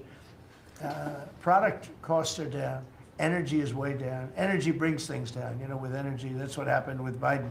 He stopped our program, and then he went back to it when he realized that it looked like you're going to be paying numbers that nobody's ever seen, like $7 a gallon. You're going to pay $7 a gallon. They were up to $7.5. So then he immediately went back to the Trump plan that they terminated, but it was too late for them. It was too late. They blew it. They had a great thing going. I gave them something great, and they blew it. Since the inauguration, we've created over 500,000 new private jobs, and if you notice, when the numbers come out, government jobs are going down and private jobs are coming up, and that's what really fuels the country. It's easy to hire people and pay them for doing something that maybe is not very productive, but government jobs are down, actually substantially down, and private jobs are way up, and these are the jobs that make money, create a better life. Meanwhile, we've reduced the number of federal bureaucrats by 84,000. So we got rid of 84,000, and I think the job numbers, you're going to see the new job numbers are going to be through the roof because of all of the different businesses that are moving into our country. And not just production businesses, autos and AI, but any business you can think of. In the world of furniture, as an example, North Carolina, I went there many times when I built a lot of hotels and things, and I'd go to North Carolina, I'd buy the greatest, they were the greatest, most talented people. And then China came along and took all of those jobs away. If they would have tariffed them, China wouldn't have taken any of the jobs. But we had presidents that, honestly, and I like some of them, but they didn't know what the hell they were doing from a business standpoint, from running the country. And North Carolina, the most talented woodworkers that you've ever seen. I'd be there and I'd watch them. I'd say, I'd like to have a rail in that chair. Maybe can you fancy it up a little bit? How about this, sir? And it'd hand me a thing. It was like they were artists. They were unbelievable. And that business was stolen from us by others, not only China, but by others. All of a sudden, you're ordering your furniture from China. It was not even close to being as good, but they couldn't compete with it. If we would have said it costs 100% or 200% tariff, you wouldn't have lost one job. It's so sad. But we're going to rebuild North Carolina furniture and other places, South Carolina too, to a lesser extent. They make furniture. But furniture, we're going to put a very substantial tariff on. We've already announced it. It'll be done pretty quickly. And when that happens, everyone's going to start. I just tell you, North Carolina, go out and start getting the grandchildren and the children, start teaching them, because some of those incredible artists that I knew as young people, they're older people now, but they still have the talent and they have time left. But they're going to be teaching their sons and their daughters and their grandchildren. And it's going to be a beautiful thing to see. It's going to happen like magic. It's going to happen without question. It's not like, gee, I hope it happens. It's going to happen. The results of Ford that just announced it's going to create 4,000 new jobs, American jobs. Hyundai, 14,000 jobs. General Motors is moving production of the Chevy Blazer and Equinox from Mexico back to the United States where it belongs. Don't forget, we lost 55% of our auto production over the last 35 years. 55%. We were the auto capital of the world. Like there was nobody even think about challenging us. We lost 55% of it to Mexico, Canada, China, a lot to China, and other countries. And it's all coming back. We will be bigger. A couple of years, we'll be bigger than we ever were. We'll be more dominant. We'll be bigger. We make great product, too. We're starting to make really great product. We're going to be bigger than we ever were. We're going to be at the level that it was when we were the only one that really, we sold to the world. And we're going to be back selling to ourselves and other parts of the world. It's not going to be the same, but it's going to be equally as important as it was in the heyday 30 years ago. But we lost more than 50% of the automaking capacity. In fact, the unions, the auto unions, as you know, the top guy didn't know me, didn't like me, and now he likes me. He says, man, I can't believe what Trump has done. But the auto workers voted for me. They understood better than anybody else. The auto workers, the Teamsters voted for me. Teamsters are great. They all voted for me. No Republican has ever gotten the support of the Teamsters and the auto workers. And now the head of the auto workers, I mean, it's so amazing. I watch them on television there. They can't even believe what happened. And I told them all what was going to happen. We secured new market access for American agricultural exports all over the world. Our secretary is doing a great job. Thank you, Brooke. And we have negotiated historic trade deals with the United Kingdom, China, Indonesia, Vietnam, the Philippines, Japan, South Korea, who was here yesterday, and the European Union. Foreign nations are now paying hundreds of billions of dollars straight into our treasury, and numbers that nobody's ever seen before. As you know, we made trade deals with a lot of countries, and many of those countries, just to be able to sit at the table, are paying us hundreds of billions of dollars. We made a trade deal with the European Union. They were rough on us for a long time. And now we have a very good deal. We made that with them. Trillions of dollars is coming into our country. Trillions. Far beyond billions, trillions of dollars. Wouldn't you say, Scott? Yes, sir. And in a short period of time. They have to buy $750 billion worth of our energy product. Energy is great. We have more than anybody else, so we're using it. But the European Union is a done deal, and Japan is done. And, I heard there was a problem with South Korea, but we met yesterday, and they're done. We didn't do anything. We just kept the same deal. He honored the deal. They wanted to see if, I don't even want to say it, but they wanted to see if they could do something. But they honored the deal, which is nice.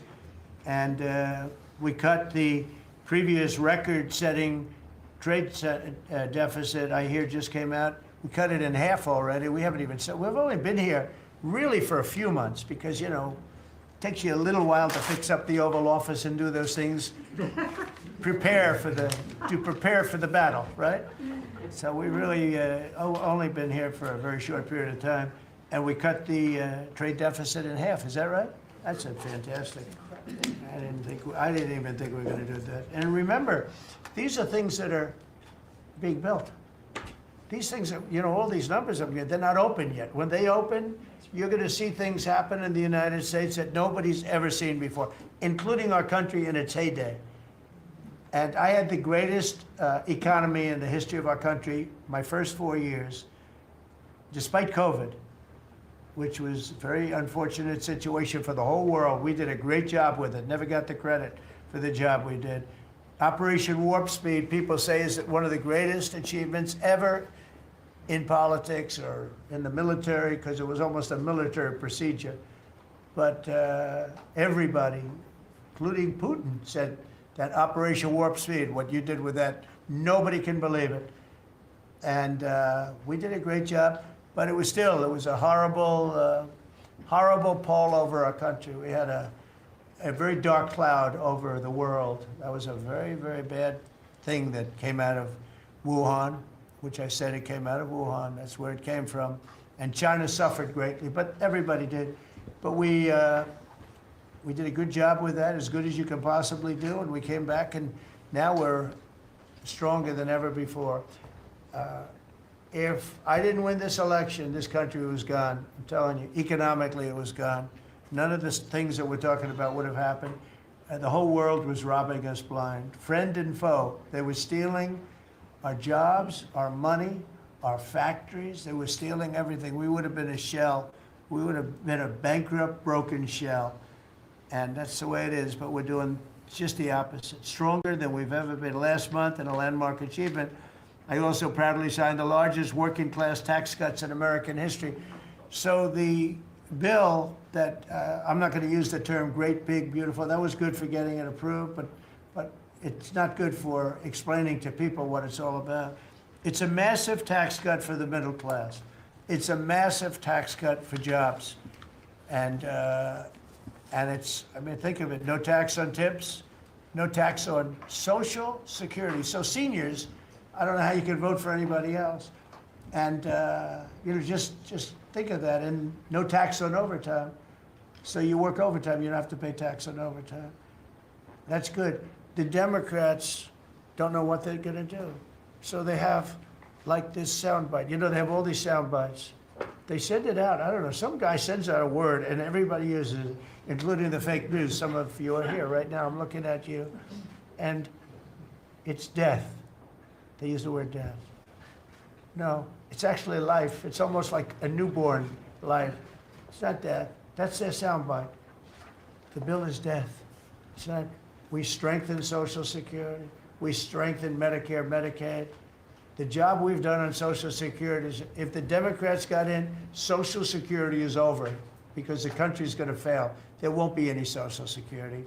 And I made that pledge to you. We're going to take care of Social Security, Medicare, Medicaid. And we're doing that in spades because the country is becoming so successful again. And it hasn't been this successful. I think in the end, it will never have been this successful. I don't think it'll even be close with what's happening. Every American is seeing a tax cut as a result of the bill. The average police officer will keep an extra $1,000 a year at least in overtime, and the average waiter or waitress will keep nearly $2,000 extra in the fact that they would have had to pay that kind of money on tips.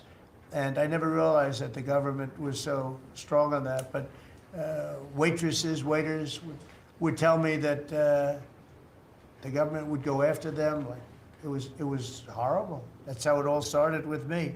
It just was incredible. And the biggest thing was, again, the $4 trillion that they found. They said, well, that was nice. They should have announced it. I could have told them that. And I don't know. It should be simple. But a lot of people didn't understand it. Actually, a lot of good people didn't understand it. But now they're saying, you know, Trump was right. They'd never seen anything like this. And I don't know what it is, Scott. They didn't understand. what we were trying to explain to them was going to happen. Everybody's moving back to the United States because they don't want to pay a tax. If they're not here, they have to pay a tax. And it didn't seem that complicated, but it's working at a level that nobody can imagine. You know, this is working $4 trillion, but that's a big number. It's a number that nobody ever heard of before. But 4 trillion is exciting. But that's nothing compared to what's happening, because these places haven't even opened yet. Some of them haven't even started hiring yet. They're under construction. So it's construction jobs, but it's not the big number, and the big numbers, when they open, they're going to be very successful. It's a revolution.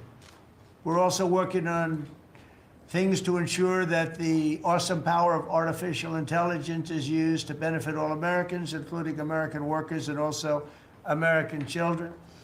In that spirit, our wonderful First Lady has just announced a presidential AI challenge. It's going to be a very good challenge, I can tell you. She's put her heart into it, which will inspire the next generation to stay on the cutting edge of this vital technology. This is the new internet, the new computer, the new television, the new everything, all put together in one. This is why when I show you a picture like that, I mean, I show you this. This is a factory superimposed over the island of Manhattan, and you have many of them being built right now all over the country, or soon to start. Some of them. Some of them have started. This one has actually started. That's in the great state of Louisiana. But the First Lady is working very hard on this, and it's an important initiative. And Melania, when she puts her mind to it, nobody can do better. There's nobody. So every young person should go to AI.gov to learn more, AI.gov to learn more. And you'll see it's a great challenge. I think it's going to be a very modern kind of a challenge that involves AI, which is very exciting to people. So I want to thank her, raise a lot of money for children. We're putting America first, and we're going to be putting the America worker first. And, you know, the Republican Party has picked up 4 million new people, 4 million. The Democrats have lost 2.5 million. Other than that, they're extremely happy. No, they're very depressed. They're very depressed. And their new box that they've fallen into is crime. There was a consultant on one of the shows this morning I was watching. I thought he was very good. He's a Democrat consultant. And he was screaming, no, no, don't let him do this to you. Don't let, it's another trap. It's another trap. What he's talking about, like men playing in women's sports. They said that's an 80-20. No, it's a 97-3. It's 97-3. Like transgender for everybody. They fought for it. They're still fighting for it. I saw a guy today, a politician that you all know very well, fighting like hell for men playing in women's sports. You don't understand. They're human beings also. Well, I agree they're human beings. But you can't have a 7-foot guy playing basketball with the women. You know, just one of those little problems in life. And we all have our place. That's okay. I've got my place too. But this guy's screaming, it's another trap. And this is the worst of all. He said, because this is crime. Trump is saying he's against crime and they're for crime. No, he's going, it was funny. No, it's a trap. Don't do it. And then I saw this poor, stupid Chuck Schumer, the guy. He looks like he's aged 100 years. And I don't like getting into looks. You know, looks don't mean anything, right? When you're in politics, looks don't matter. I look at Pam, I would never say she's beautiful because that'd be the end of my political career. Laurie, secretary. But I will tell you, this is the best of all. And they're going to fight me. Like this slob of a governor you have in Illinois. This poor guy got thrown out of his business by his family. I know the family. I was partners with the family. Nice family. I like the family. But he was no good. They threw him out. He's governor of Illinois. And he goes about Trump, we don't need his help. Chicago is the worst. These places are really bad. Crime in D.C. was the worst it ever was. You know, they make up stories. Crime in D.C. was the worst ever in history. And now, over the last 13 days, we've worked so hard. We've taken so many, there are many left, but we've taken so many criminals, over 1,000. I watched a man from Maryland who said to me, I mean, sir, you're the greatest president. You're doing an unbelievable job. What a great job. Governor Moore, has anyone heard of him? He's another hopeful for president. I don't think so. But I met him, and I didn't realize it was on camera. Did you see they caught him on camera? I was at a game, I don't know, like the Army-Navy game or something. And I met him in a hallway. And as usual, you do your job very well. One of these great cameramen had it on tape. But I met this gentleman. I never met him before. Sir, you're doing a great job. You're doing an unbelievable job. Thank you very much. But then he goes on television and says, oh, Trump is a dictator. He's a dictator. And a lot of people have been, so the line is that I'm a dictator, but I stop crime. So a lot of people say, you know, if that's the case, I'd rather have a dictator. But I'm not a dictator. I just know how to stop crime. And you would think that Illinois would have such a problem with crime, such a bad governor. He should be calling me, and he should be saying, could you send over the troops, please? It's out of control. It's out of control. In New York, it's out of control.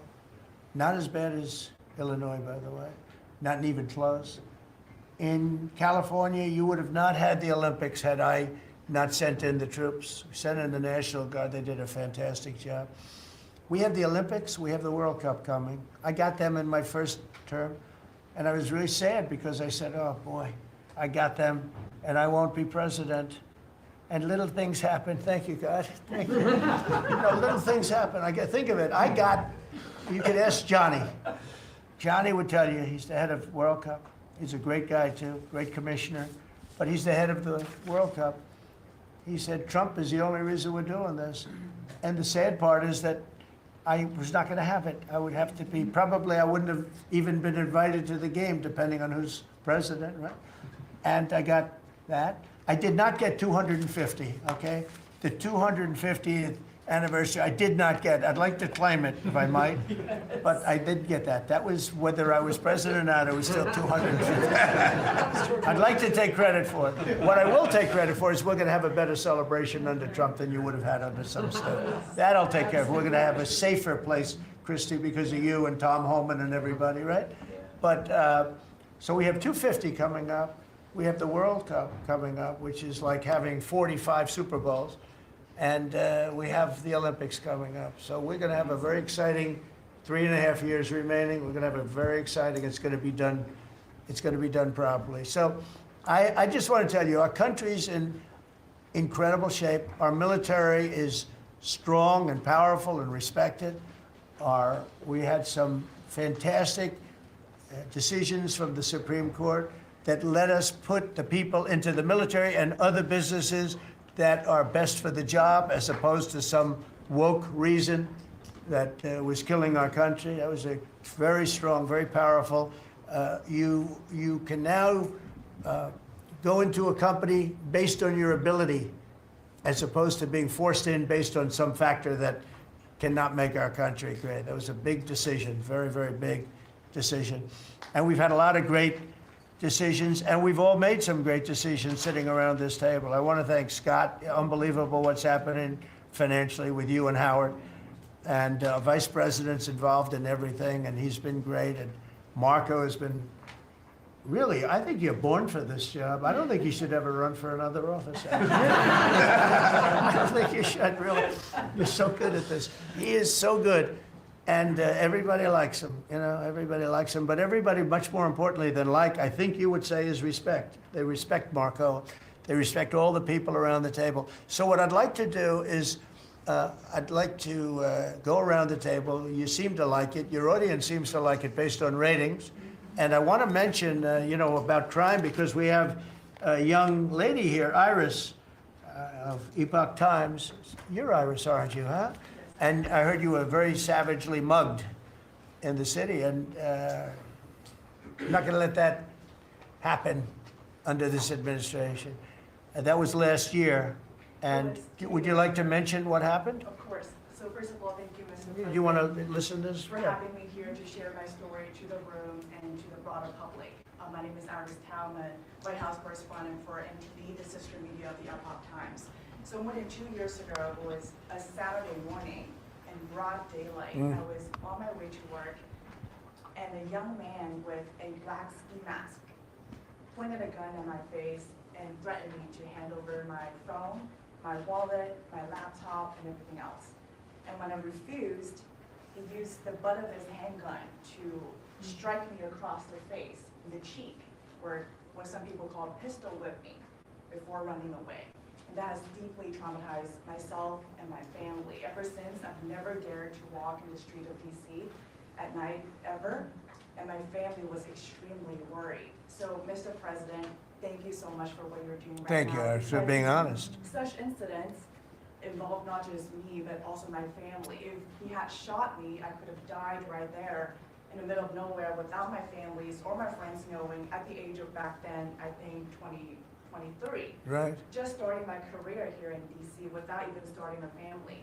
Right now, I'm very blessed to have this opportunity. So you had a gun pointed at your head, and you probably figured that he's going to pull the trigger because these are animals that don't know what the hell. They couldn't care less.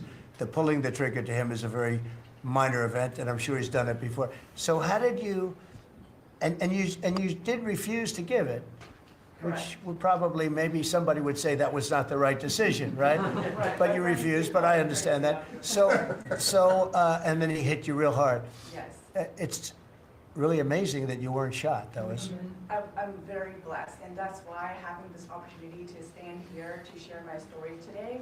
One, I'm very grateful for God for allowing me to still survive to this day, but also to Mr. President. Thank you for now making DC safer. Thank you very much. For us, for our families, for my parents, on my behalf of my parents, and now my baby on the way. Thank you so much.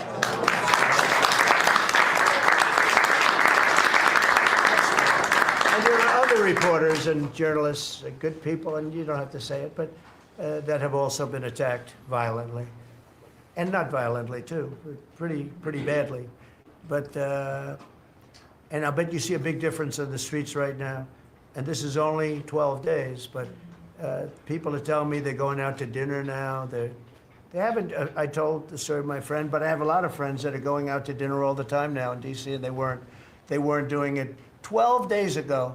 They would never even think. One of my friends went out 5 times. It was 4 times the last time I told. Now it's 5 times. He said, I love going out to dinner, and restaurants are starting to open again. A lot of them closed because, nobody wanted to go into a restaurant. Nobody wanted to get to a restaurant or even sit in the restaurant. But you see a big difference now, don't you? I do pass by Union Station every day on my way home, and I do feel a lot safer seeing the trucks right outside, seeing the National Guard troops members right outside. It just make me feel like I'm hopeful about DC again, and one day hopefully we can raise our family here. Thank you very much. That's nice. And those are tough troops, too. Those are not politically correct troops. We don't have politically correct anymore. We have tough guys, tough people, including some tough women. But we have tough people, and when you look at them, I'll tell you, they showed one scene where a bunch of Tren de Aragua guys, or whatever, maybe MS-13, maybe MSDNC, okay? Because to me, they're worse. I think they're worse. MSNBC maybe is worse than Tren de Aragua. Real scum, real dishonest people.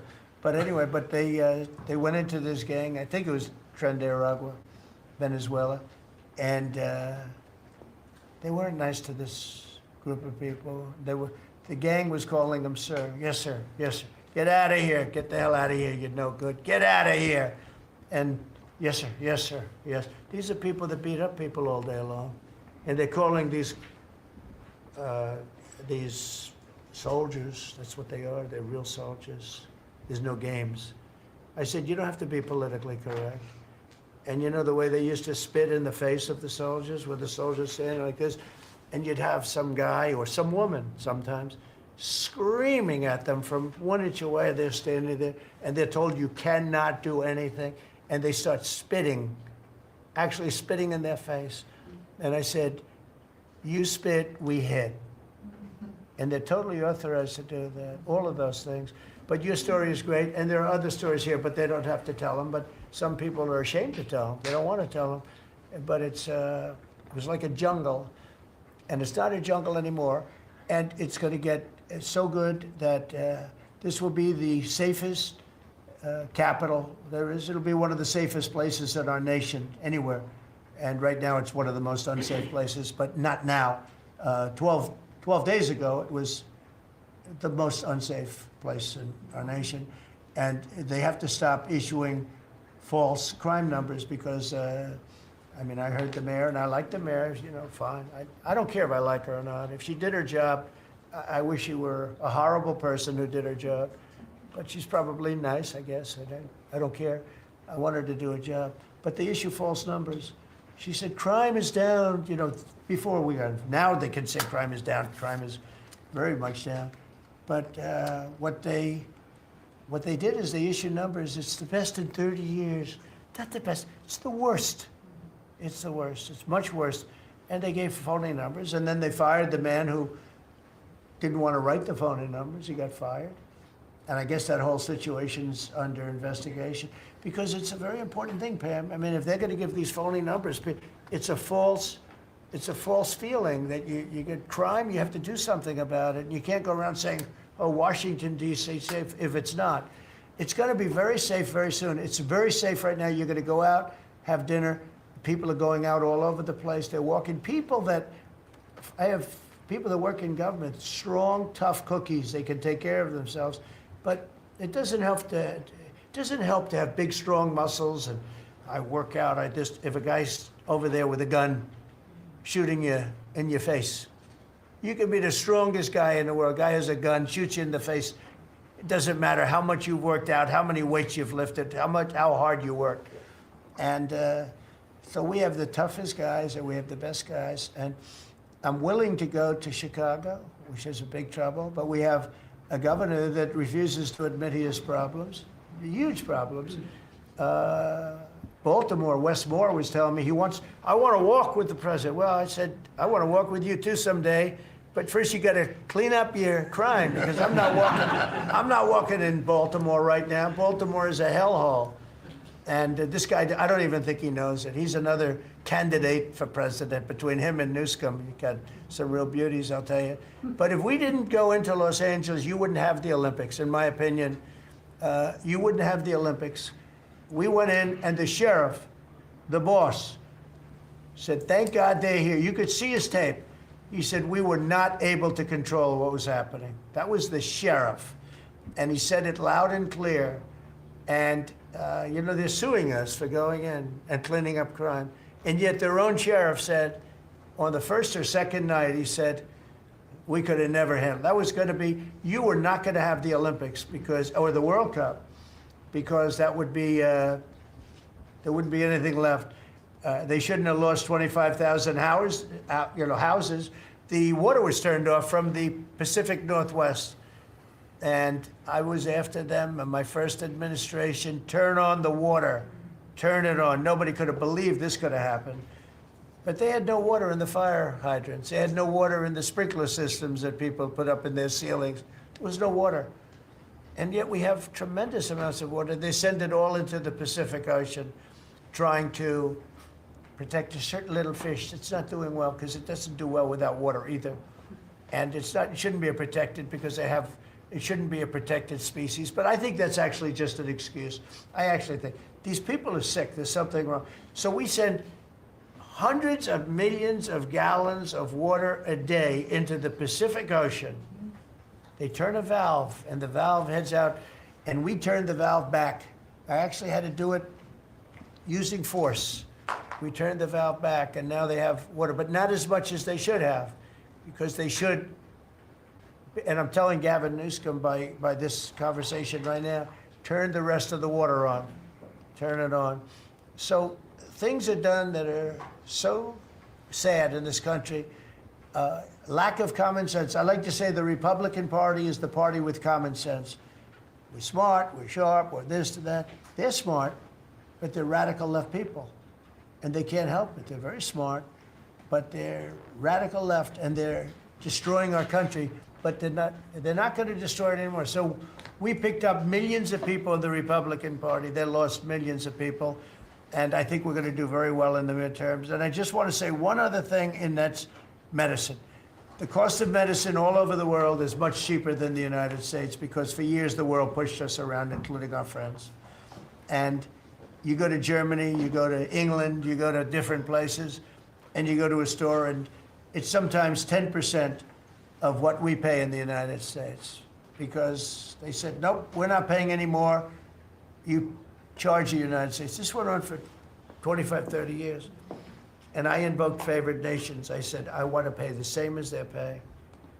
And Bobby Kennedy is doing a good job, and Dr. Oz is doing a good job. And I asked them, I mean, other than the basics that they're doing on autism and other things, which we got to solve that problem because it's crazy what's happening, it's out of hand.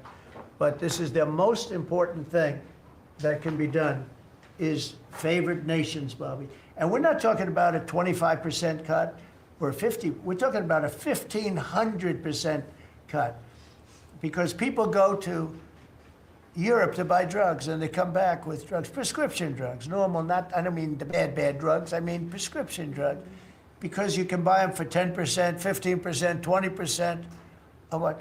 So they're going to go up in price. And I told the countries, and I get along good with all of them. I mean, you could ask I get along good with all of them. But I said, you know, I told them, I said, you're going to go up a little bit because it's the world. It's the world. So more people in the world than we have. We're going to go down a lot, and they're going to go up a little. And it's called equalization. We're going to have equalization. So we pay the same price as the lowest drug sold anywhere in the world. And I think, Bobby, that's going to happen pretty soon. The companies are ready for it. They had to go for years. I was with a very great gentleman from Eli Lilly. I think he's an incredible executive. I mean, I'll mention the company and I'll mention him because we had this argument my first term, and then we had it in my second term. In my second term, I wouldn't stop until I won the point. And he threw up his hands. He says, you're right. I can no longer defend it. I can no longer defend that a pill that's made by Johnson & Johnson in a factory, in the same factory in the United States versus a place in Europe or other places, including Canada, by the way, you could buy it for 10% or 15% or 20%, the cost of what we're paying, where we'd pay 5, 6, 7 times more money. He said, it's the hardest part of my job, defending that. I'm not going to do it anymore. I'm saying that we have to get down to business. And that's a great company. He's done a great job, and I appreciated it. And it really broke the ice because they were sending, well, we have to do research and development. Well, you have to do it for Germany and all these other countries too. Well, they think the United States should bear it. I mean, I heard this stuff and I finally said, it's over. Now, you have to have somebody that can get these countries to do it. I told them, if you don't do it, we're going to charge you a 25% tariff on everything you send into our country. That's much more money than what we're talking about. Then we have to get the drug companies to do it, and they'll do it because we have tremendous power over the drug companies too. So we're going to get it done. I just hope we get it done fast, Bobby, because this thing should go fast. But we're going to get the cost of medicine is going to be 1,000%. Think of that, not 2%. And I'll just tell this last story. When I was in my first term, in my last year, I was so proud of myself because drug prices went down for the first time in 28 years under my administration. You know how much it went down? 1/4%. And I was so proud of that. And I held a news conference, I think you'll be able to find it, congratulating myself and my administration because for the first time in 28 years, drug prices went down. 1/4%, that little tiny, but it still went down. And I thought it was great. And then I realized, you know, it's a very complicated business and formula. You got to be very smart. I said, we're really getting ripped off by the whole world. The whole world is ripping us off. And what happened is I got on this kick, and I got the drug companies to agree, and I got countries to agree. And they're not agreeing because they think I'm a nice person. They're agreeing because I will put charges and costs and tariffs onto them that will be many times more than what they're going to be paying. So the companies are there, and the countries are there. And we got to get it done, Bobby. We got to get it done. And we're going to have the biggest price of it. Now, that's going to lower Social Security, Medicare, Medicaid. This is going to lower everything because drugs go for everything. It's going to have the biggest impact, I think, of anything that can possibly be done. But your costs are going to be going down for medicine, for prescription drugs, will be going down at levels that nobody ever thought possible. And that's going to happen in a matter of a very short period of time. And we're all set with the countries, and we're all set with the companies. That's all you need, the two. And the middleman gets cut out. Under this scenario, the middleman doesn't exist anymore. That was the other thing. They always blamed the middleman. I said, who are the middlemen? Nobody knew who the middleman was. You know, they had the most complex formula. It was genius, but they didn't get away with it. So I'm counting on Bobby. Do you want to start, Bobby? Maybe we'll start with you. You can start with that and then go on to what we're talking about. We are deep into MFN negotiations, most favored nation status negotiations with 14 companies. Howard Lutnick is a breath of fresh air, and I think he's going to help us get across the finish line with the leverage that we have from tariffs. They're smart. Don't let them get away with it, Howard. Well, the combination of Bobby's MFN and the 232 Pharmaceuticals, which we launched together, when you put those two together, it really gives Bobby the tools to go execute your plan. So I'm supporting Bobby as he executes his plan. Good. Right? Yes.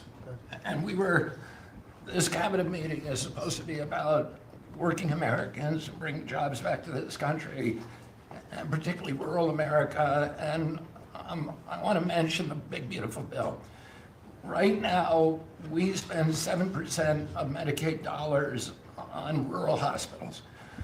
So they're getting the short end of the stick. It's about $19 billion a year. Under the Rural Transformation Program, we give them an extra $10 billion a year. So we're raising an infusion of cash to rural hospitals and rural communities by 50%. It's going to be the biggest infusion in history, and it's going to restore and revitalize these communities. And we can't survive as a nation if we don't honor our rural communities, which are the source of our values, our virtues, our character, our economy, our food. And you are bringing that back. You are bringing those communities back. I wanted to talk, because you mentioned the wind farms, we now have an interdepartmental coalition, a team, which is Doug Burgum and Howard Lutnick and Chris Wright and Pete Hegseth. We're all working on this issue. And Lee, sorry, Lee. We're all working together on this issue. We're meeting together. There are right now 11 wind farms planned that were launched during the Biden administration. Between Maine and Virginia, it's 1,130 towers. These towers are twice the size of the Washington Monument. The blades on them They're massive. It's so crazy. The blades are 350 feet long, one blade. One of these blades blew up on Nantucket last summer, and the water was filled with shards of glass, of sharp glass, so it's dangerous to swim. They had to close the beaches, but they have indemnified themselves so the local communities can't sue them. None of these projects are bonded. If you build an oil derrick in the Gulf, you got to put a bond down. There's no bond for dismantling them, and that's one of the tools that Doug is now using to challenge some of these projects. None of the cost of energy from these projects is 39 cents a kilowatt hour. The average cost in this country is 17 cents per kilowatt hour. And natural gas is 3 cents. Right. So it is the most expensive energy. I've been representing commercial fishermen for 40 years. They are so excited about what you're doing, Mr. President, because their fisheries are being wiped out. As soon as they begin construction, the groundfish fisheries just disappear. The fish leave the area. They've killed 160 whales in the last 2 years. So they're wiping out the whale population, the Atlantic whale population, the big whales, the minkies, the gray whale, or the humpback whales, the right whales. And you are going to save the whales on the East Coast because of this. You're going to save these economies that are based upon commercial fishing. I'll say one other thing about fishing. We are now, the South Asian nations are now dumping shrimp on our country. The shrimp is heavily contaminated. We just stopped a shipment that was contaminated with cesium-157, which is radioactive. They're farming these shrimps, and they use bactericides and antibiotics and all kinds of chemicals, and the shrimp are so contaminated that the European nations won't take them, so they're dumping them all here, and they're putting out of business. We have the most sustainable, highly regulated fishery in the world. What our fishermen do is a good thing. And all of the trawlers in the Gulf and Alaska are being shut down because we're getting shrimp dumped here. So we have now increased FDA inspections of shrimp to make sure that Americans are not buying and eating contaminated shrimp and putting our shrimpers out of business. I talked just very briefly, we have an historic agreement on pre-authorization. We brought together 80% of the insurance industry, which has agreed to, for 80% of diseases and injuries, give immediate pre-authorization so that when you go to your doctor's office and he prescribes you a new knee or whatever it is, you will immediately know whether your insurance company is going to pay for it. This is an historic agreement. People have been trying to do it for decades, and we, because of your leadership, brought the insurance industry together and got them to voluntarily agree to do this. Similarly, we've made another historic agreement with personal health records. The 60 biggest tech companies in our country have all agreed to allow Americans for the first time access to their personal data, which they own, which these companies have been monetizing without permission. You're going to be able to see by next year all of your health records on your cell phone. It's going to save lives. It is going to fuel an infusion of technology into that space where people can access those records. They can compare their diet to what they personally need, and we'll have personalized medicine. We are doing price transparency. You passed this during your first term, and then the Biden administration refused to enforce it. We've now brought in HHS, under your leadership and my leadership, more enforcement actions than during the entire 4 years of the Biden administration. Right. So we're going to have that kind of price transparency. I'm working with Linda on forcing medical schools. And the MCATs, the people who administer the MCATs, the people who do accreditations, to put nutrition into medical school education. Right now, 25% of the doctors in this country do not feel competent to give nutritional advice. 70% of diabetes cases can be reversed or ended if you just change people's diets. And the doctors don't know how to advise it. They only know how to prescribe the drugs. We're going to change that. So if you come out of a medical school under the Trump administration, you are going to know about diet. And then finally, most importantly, the Pete and Bobby Challenge. I want to give an update. I got 5 minutes and 48. It's 100 push-ups, 50 pull-ups, and you try to do it within 10 minutes. I got 5 minutes and 48 seconds. Pete beat me. I'm still bitter at that. 5 minutes and 25. The cabinet leader is Scott Turner. You beat me there. You got 5 minutes and 15 seconds. I'm waiting for reports from the rest of the cabinet. The only exemptions currently existing is if you can hit a 50 at Bedminster, which President Trump did with Bryson DeChambeau. So he's the only one exempt in this room. That's great, Bobby. Bobby, autism, if I could just, I don't want to go too long because we have a lot of people, but the autism is such a tremendous horror show, what's happening in our country and some other countries, but mostly our country. How are you doing on that? We are doing very well. We will have announcements as promised in September.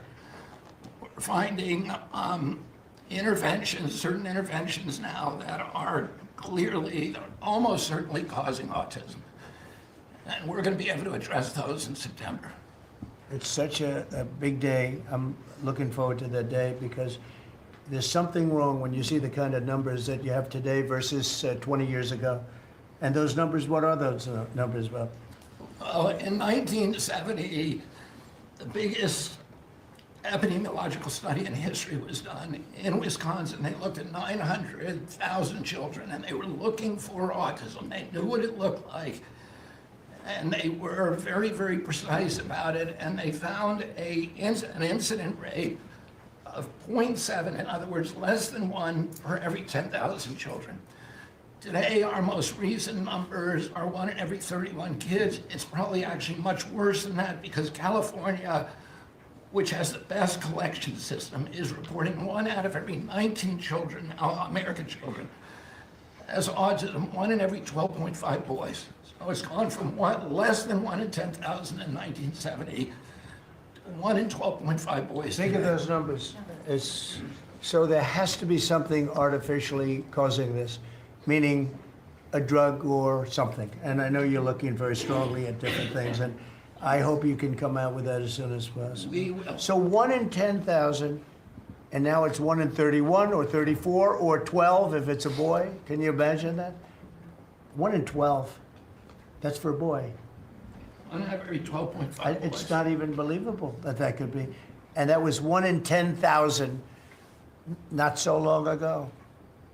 I've been hearing these numbers, and they get worse and worse every year. There's got to be something. I think there's nothing, including favored nations and everything else, there's nothing that can be, if you can find out the reason that that's happening, and I know we're gonna do some things. I think it's, I think we maybe know the reason, and I look forward to that press conference, to be with you on that press conference. That's going to be a great thing. Thank you, Bob. You're doing a great job. Linda, how about it? And we want nothing less than $500 million from Harvard. Don't negotiate, Linda. They've been very bad. Don't negotiate. Go ahead. All that's working. Well, Mr. President, thank you very much. Since we are focusing today on Labor Day, and I know that Kelly and Lori are both going to echo some of the things that I'll say as well. We are really focusing, on our workforce. But what I'm finding with great joy around the country is that states really are being innovative and working more with middle schools and with high schools to make sure that we are having hands-on learning. There are pathways to jobs that are happening now. And if we see more and more of our community colleges working with our middle schools and our high schools so that high school students are graduating not only with a diploma, but a certificate that they have worked with, perhaps with a Toyota or another company that is coming in, public-private partnerships. And they're learning on the job so that when they graduate from high school, they're ready to go into the workforce, because we know with all of these wonderful jobs that are coming back into the country through AI, through just our normal jobs, we need electricians, HVAC operators, etc. If we don't have this training, we're not going to have the workforce we need for all these wonderful jobs.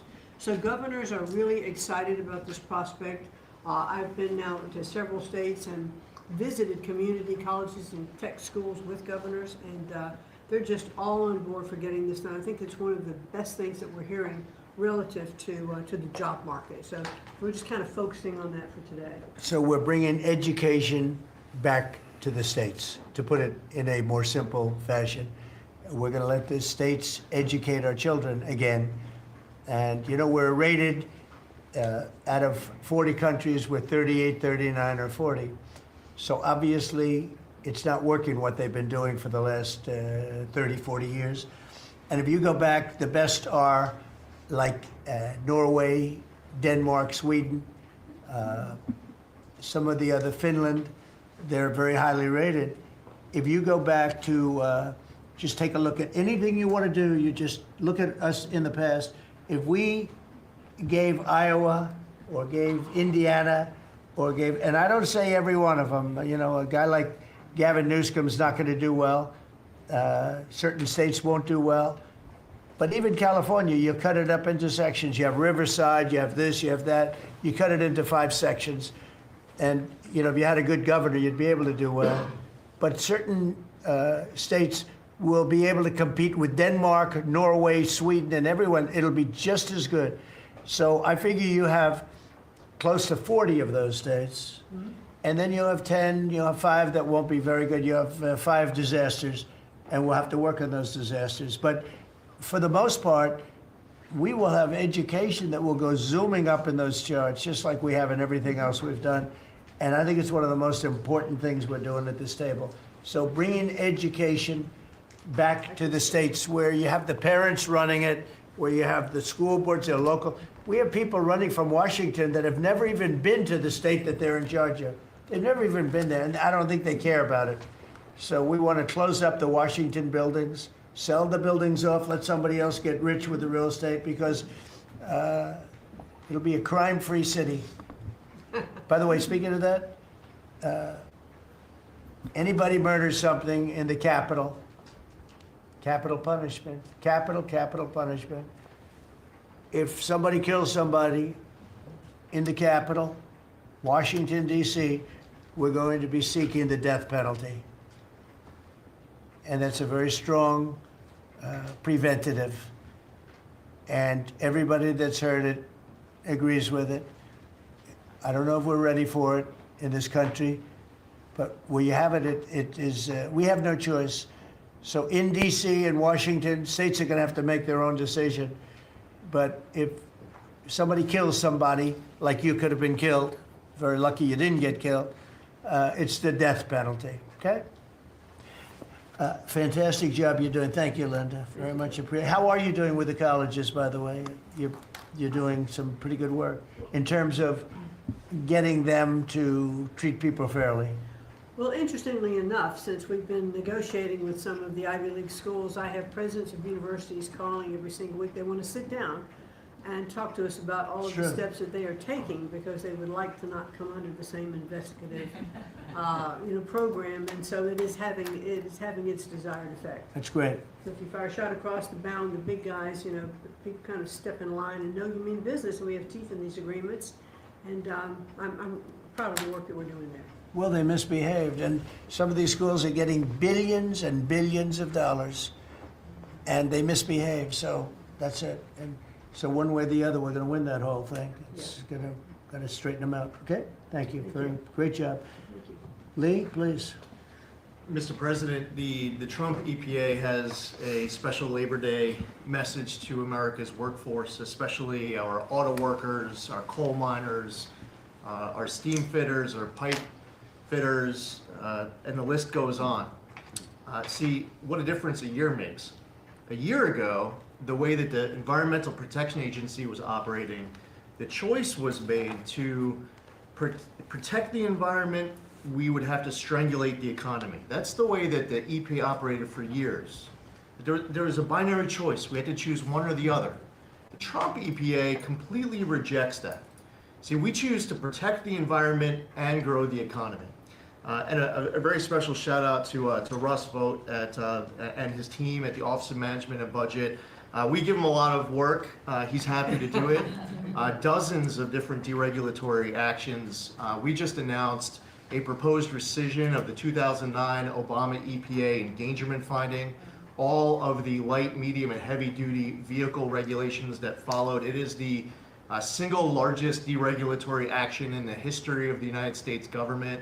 And when you add up the dozens of different actions that we have announced and that we're working through, in one agency in 1 year, we'll do more deregulation than entire federal governments have done across all agencies, across entire presidencies. And what we are accomplishing would not be possible if not for the support of the rest of this team you've assembled around this table. The well-oiled, well-wired machine at the White House, led by Susie Wiles, and the DCOSP, the policy shop, led by Stephen Miller, they have been amazing to work with. I was just in Iowa with Administrator Loeffler, who made an announcement with Secretary Rollins to reverse the deratement on diesel exhaust fluid systems. Mr. President, you said you wanted water flowing faster. Working with the Secretary of Energy, we've done our part to do that, to get gas cans flowing faster, to stop that annoying start-stop feature in vehicles.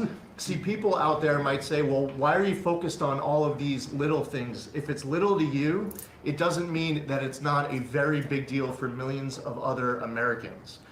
The charge was clear when you called me in November and you asked me to do this job. Clean air, land, and water for all Americans. Unleash energy dominance.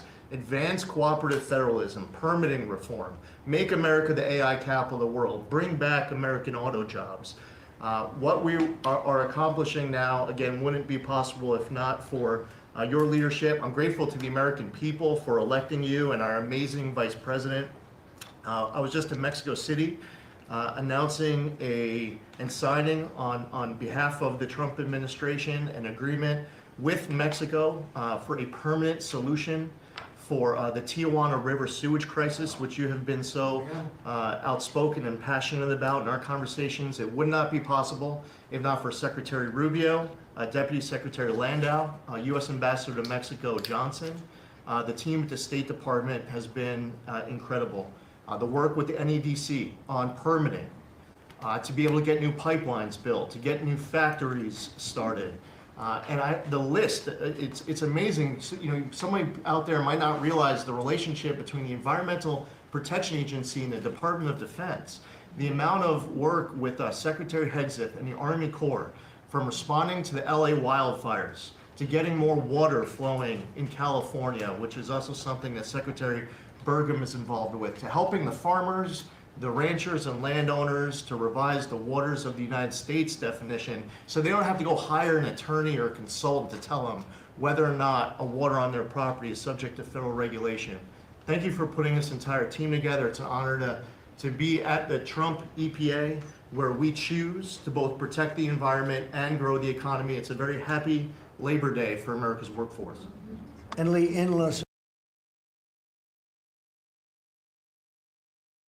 Angeles, if you could, because of the fires, Lee was there, and as you know, we have very strict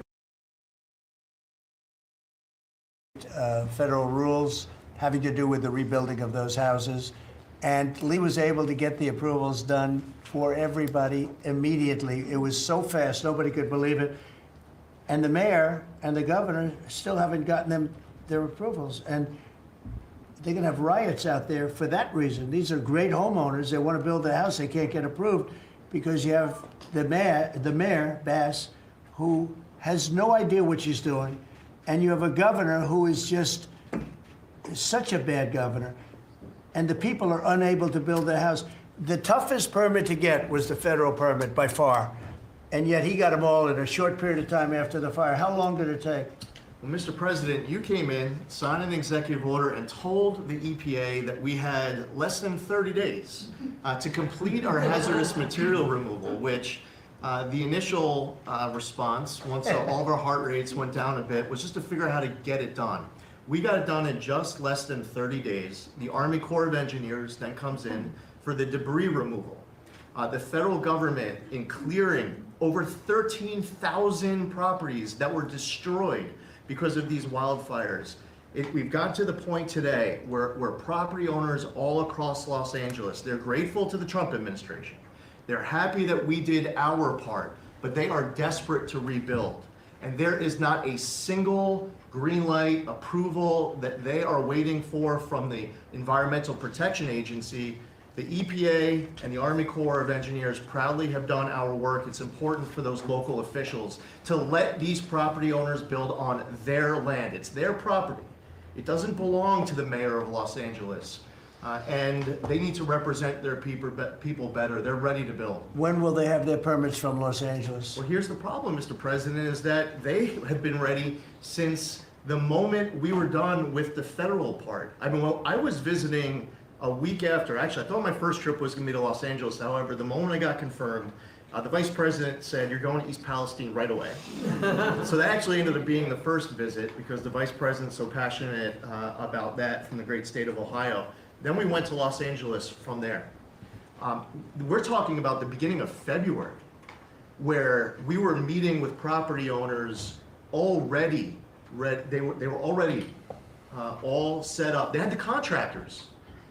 It was the beginning of February, and they were waiting for green lights from Los Angeles to be able to go onto their property and start rebuilding. Some of the same people who were waiting for a green light ready with the contractors at the beginning of February are still waiting now in the middle of August. Let these Californians rebuild. And we're talking about also taking away some of the properties and building low-income housing on those properties. they're going to have problems like they've never had before. These people don't know what they're doing. So we have all our permit, everything the federal government has to do was done long ago. They should have been, I went to a town hall with Lee, but we were there and the mayor was saying it would take 2 years, maybe 3 years to get this approved. I said, no, not 2 years, 2 days. They should have it in 2 days. And I toured the site and I met 100 homeowners, all standing in front of this site a couple of days after the fire, and they were ready to go right then. They wanted to just build right then. And the city won't let them do it. Los Angeles, I don't think it's that they won't. I think they're incompetent, okay, to be honest with you. I think they just don't know how to go about it. It is so badly run by Newsom and by Mayor Bass. Mayor Bass, she was in Africa during the fire. She knew the fire was starting to rage, and she decided to take a trip to Africa. These people are they're just bad. You know, you talk about make America great again. They could never make America great again, but we are doing that. Congratulations, you found some interesting things, Tulsi. She's becoming a bigger and bigger star every day. She found a lot of good things. Go ahead. Thank you, sir. As we approach Labor Day weekend here, this is just such a great opportunity really to recognize your leadership as a true champion for working people. And I know we'll hear as we go around the table here how your focus singularly on putting the well-being and interests of the American people first is that common thread that we're seeing in your policies being implemented across your administration. For ODNI, number one, our focus is and must always be making sure that our intelligence community is focused on our mission, keeping the American people safe, secure, and free. We're doing great work on this front. I'll point out our National Counterterrorism Center, led by Director Joe Kent, are working across different agencies with Homeland Security, DEA, FBI, and others to catch terrorists, both those who are trying to come into our country, those who may already be in our country. They are finding the worst of the cartel bosses and making sure that they're not able to continue to wreak havoc and terror in our communities. Secondly, Mr. President, you have charged me with the mission of finding the truth and telling the truth to the American people. And we've exposed some of the worst examples of the weaponization of intelligence in the last several weeks. I will continue down that mission and that path wherever it leads. Transparency, telling the truth is what will drive true accountability for the American people who deserve nothing less. And lastly, Mr. President, all of us are charged with being good stewards of taxpayer dollars. I've gone through a reorganization for ODNI that we've announced in the last week. We've cut nearly half of redundant, unnecessary functions within ODNI, saving taxpayers over $700 million a year. We will continue focusing on our core mission in keeping the American people safe, and appreciate your leadership and your focus on this most critical task. And you've also found many bags of information. I think they call them burn bags. They're supposed to be burned and they didn't get burned, having to do with how corrupt the 2020 election was. And when will that all come out? Mr. President, I will be the first to brief you once we have that information collected. But you're right, we are finding documents literally tucked away in the back of safes in random offices, in these bags and in other areas, which again speaks to the intent of those who are trying to hide the truth from the American people and trying to cover up the politicization that was led by people like John Brennan and James Clapper and others that have caused really immeasurable harm to the American people and to our country. Great job. Thank you. We look forward to hearing it. The public looks forward. Thank you very much. Administrator? Thank you, Mr. President. Well, everyone knows there's no stronger advocate for hardworking American families than you, sir. Thank you for the largest tax cut in American history for working families. The average family of four is going to save about $10,000 take-home pay more a year. And what we're seeing is an increase in the child tax credit, the increase in the standard deduction. Hardworking families are going to benefit from this bill, and small businesses. There's no bigger beneficiary than Main Street, because small business makes up 99% of all businesses in this country. I've traveled to nearly half of our states, 24 unique states. I've made 40 state visits. In fact, I was with our great vice president at a small business manufacturer in Georgia last week. I was with a trucking company in Ohio. I was in Michigan at a motorcycle manufacturer. The return of Made in America is going to be driven by small businesses because 98% of all of our manufacturers in America are small and medium businesses, 600,000 factories that employ 5 million people. And as Secretary McMahon mentioned, this work-based learning that is going on in professional and trade schools is real. I've visited them from Utah to Maine to Georgia and seen this revolution in education happening. So small businesses need skilled labor. Now that you solve for inflation, for the taxes, every Democrat voted for a $4 trillion tax increase on the backs of hardworking Americans. And so you prevented that. And now we've got fair trade. And thanks to Administrator Zeldin, we're seeing deregulation. I mean, this diesel exhaust fluid crushed farmers and construction and other heavy industry. So rolling that back makes a real difference for small business. And your domestic economic agenda is amplified through small businesses, which is why small business optimism is above its 53-year average, finally.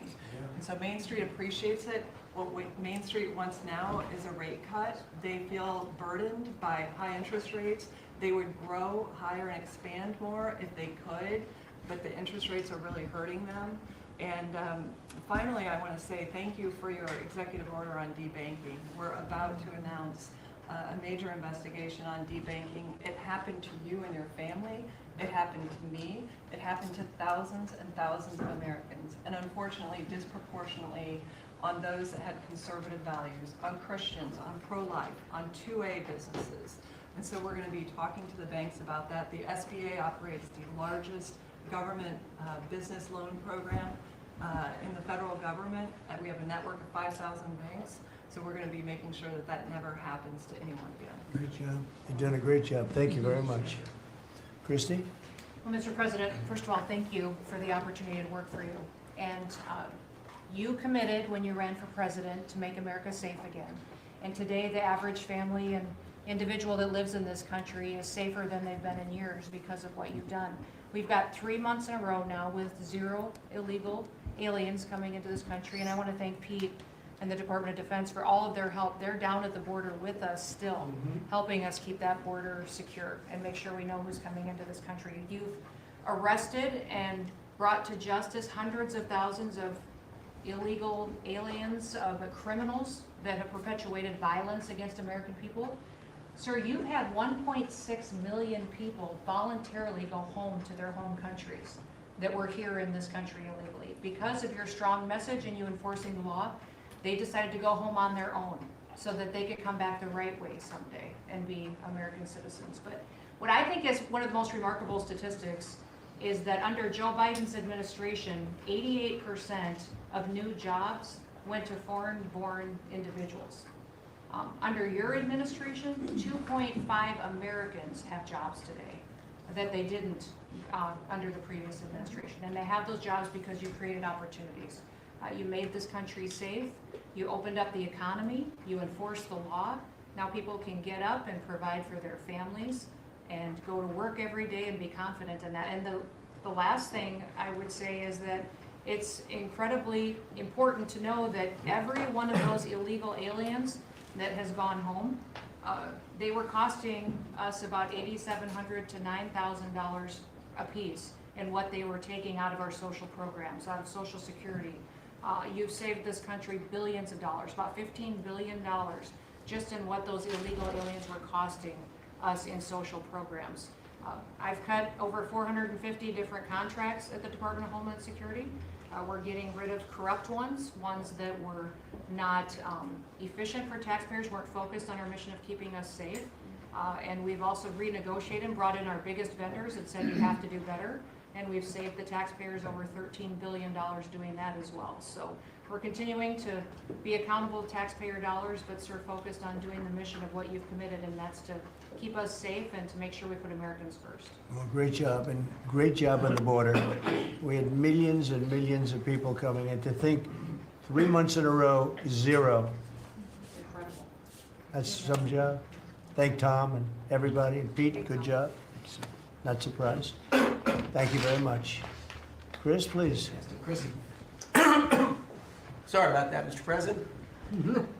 Like Secretary Noem, I'm thrilled to be here to work with you on the simple platform you were elected on, which was to bring back the American dream, to bring jobs and opportunity for families across the country and to lower their costs so they can live their lives and expand the choices they have. You led off today talking about gasoline prices. I'll throw in diesel. If you correct for inflation, they're at multi-decade lows. This is a huge expense. This is a huge constraint on people's lives. We should celebrate that. Natural gas has become our main industrial fuel powering factories around the country. Natural gas prices are quite low in this country, and they're lower than in any country in the world. The reason for that is the United States produces 2 times more natural gas than the second largest natural gas producer in the world, and 4 times more natural gas than the number 3 and number 4 producers in the world. So you've opened up American opportunity and energy together with the work of Secretary Burgum, Administrator Zeldin, Secretary Lutnick, Secretary Rawlins.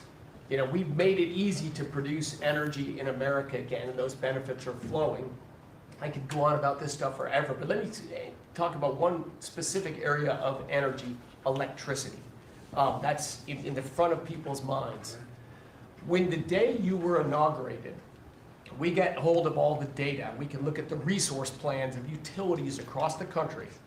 What you inherited when you arrived was a plan over the next 5 years to close 100 gigawatts of reliable electric generation. So that's 100 large power plants.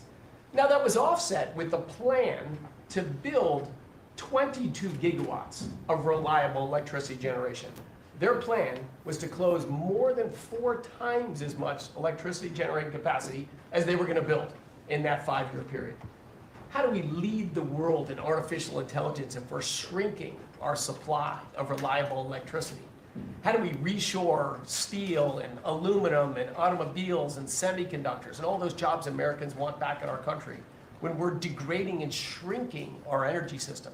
We were going to hand that leadership to China in artificial intelligence, not just to our economic loss, but to our huge national security loss. Your team around this table, and almost everyone around this table is involved in it, is just to completely pivot dramatically. We're stopping the closure of all these plants way before their retirement date. Some plants get to their end of life. That's a small percent of the planned closures. Most of those were just political nonsense at the cost to American taxpayers. So we have rapid new construction of power plants under in the United States. We're doing everything we can with suppliers who build the equipment for these power plants. They've got to build their factories bigger to build power plants in America. People thought those days were past. We weren't going to build big things in America anymore. We're just going to keep sending it over to Asia and overseas and just buy other people's stuff. Totally nuts economically, totally nuts for national security, and of course crushing for working Americans, particularly Americans that work with their hands. But we are seeing a revitalization of those people, of that optimism. You showed that picture of that plant being built in Arkansas, dozens of those under construction, just in artificial intelligence. But the reshoring of steel, of aluminum, of plastics, of fertilizer, semiconductors. Like this, America's the land of opportunity. How did we get to become this awesome nation? Because we believed in the American dream and we leaned in on it. But the wealthy in our country and the coastal elites that live away from where stuff's actually made, they just lost their way, and politicians just let them have it. Your tireless campaign and your relentless messaging made people realize the American dream isn't dead. It's just been smothered, and we're unsmothering it and setting it loose. God bless your efforts. God bless your assembly of this team around this table. We're bringing the American dream back. Thank you, Chris, very much. Great job you're doing. Appreciate it. Lori, please.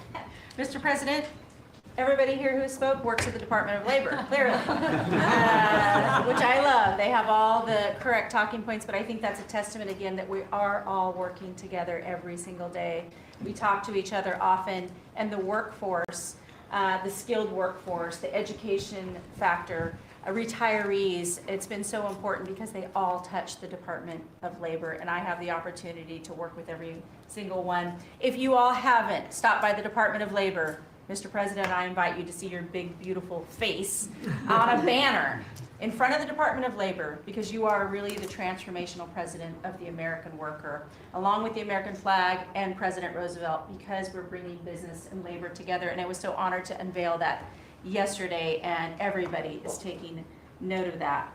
You also mentioned crime, and I think it's been important for my colleagues to recognize that now American workers can return to work and feel safe. That business owners aren't shutting down their businesses because they're afraid they can't protect their workers, and now it's open for business again, and it's starting right here in our nation's capital. Many things have been mentioned about consumer confidence up, unemployment is holding steady, and more than 2 million net jobs for native-born Americans has been key under your leadership. 84% of the workforce and jobs has been produced by the private sector. I think that was the mission of this administration and the Department of Labor.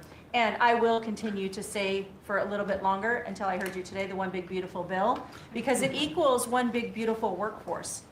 And Congress passed this legislation. It probably will be the single most important bill that they did sign, because it is protecting our American workforce by expanding Pell Grants and childcare and reduction in taxes, so they can keep more of their hard-earned dollars. I am at the Department of Labor announcing $30 million in grants for our skilled workforce, that I have an MOU with Secretary McMahon. I have an MOU with Administrator Loeffler. That's important to share the data points on how important this is. In June, we awarded nearly $84 million in grants for the capacity of what? Registered apprenticeships. An executive order to have 1 million active apprentices across this nation, where we've already registered 185,000 since in the last few months. One of the other things that we have done is the Biden administration's guidance on cryptocurrency. And thanks to you and your leadership on that, we've rolled that back. And of course, we're going to see the 401k, the investors in our alternative assets. That's been key through the Department of Labor to work through. Partnering with our agencies, again, as I mentioned before, is important as we work together. I have visited, I'll be 31 states on my 50-state tour by the end of this month. I'm headed with Secretary Duffy, with the South Korean President Lee today, as we move through the shipbuilding. We will do that in Philly, and then I'm off to New England to talk to those states about how important the apprenticeship program is. But while I visited Hexel in Salt Lake City, 100% domestic carbon fiber for the Department of Defense as they produce. They are announcing another $1 billion investment per your executive order on advanced manufacturing. So it is working. Everything that you have been saying since you were elected and since we all can put into play has been working. Ohio, McDonald's is investing 375,000 new jobs. The shrimpers, I visited as well, and they need our help in protecting that industry for our American fishermen and shrimpers. In Minnesota, I toured Cambria. When we're talking about quartz countertops, all made in America. And again, in Oregon, where we are expecting a crackdown. Thank you for what you are doing with your agents on ICE, and thank you for the prosecution that I hope you will come to Portland, Oregon, and crack down. But while there are still good people, I was able to visit Buckeye Pacific, really a trading floor for the timber industry. So we still want to focus on great, hardworking American businesses. Mr. President, I couldn't be more excited to ring in Labor Day in Erie, Pennsylvania for the Labor Day Parade. I will be there to welcome it. It is an honor to serve this country. It is an honor to serve under your administration as the Labor Secretary, and we will kick off, and Republicans will own Labor Day again, not Democrats. We will own it because we are, and you are the president of the American worker. So thank you for everything that you've done. Thank you very much, Lori. Absolutely. You're doing a fantastic job, and I will tell you that Lori was recommended by the Teamsters. And I said, that doesn't really work, does it? And it turned out to be one of our best choices. So I just want to thank you and Sean who, as you know, recommended you very strongly. You've really turned out to be a gem. Thank I was you. able to talk to the president on the phone the other day. He called and we visited, and he said, but I know that you were, you know, a little bit middle of the road and not so sure. I said, Mr. President, I have been a Republican. He's like, what? Wait, what? Now I like you even more. So, You're doing a I great job. appreciate it. Thank you, Laura. Thank you. Thank you. Pam? President, I'm working with everyone around this table almost daily on legal issues that we're winning on. But today, because it's Labor Day, President Trump, if I could focus on public safety, not only domestic, but from our foreign adversaries. And Secretary McMahon, I know you know, kids are out of school this weekend. It's Labor Day.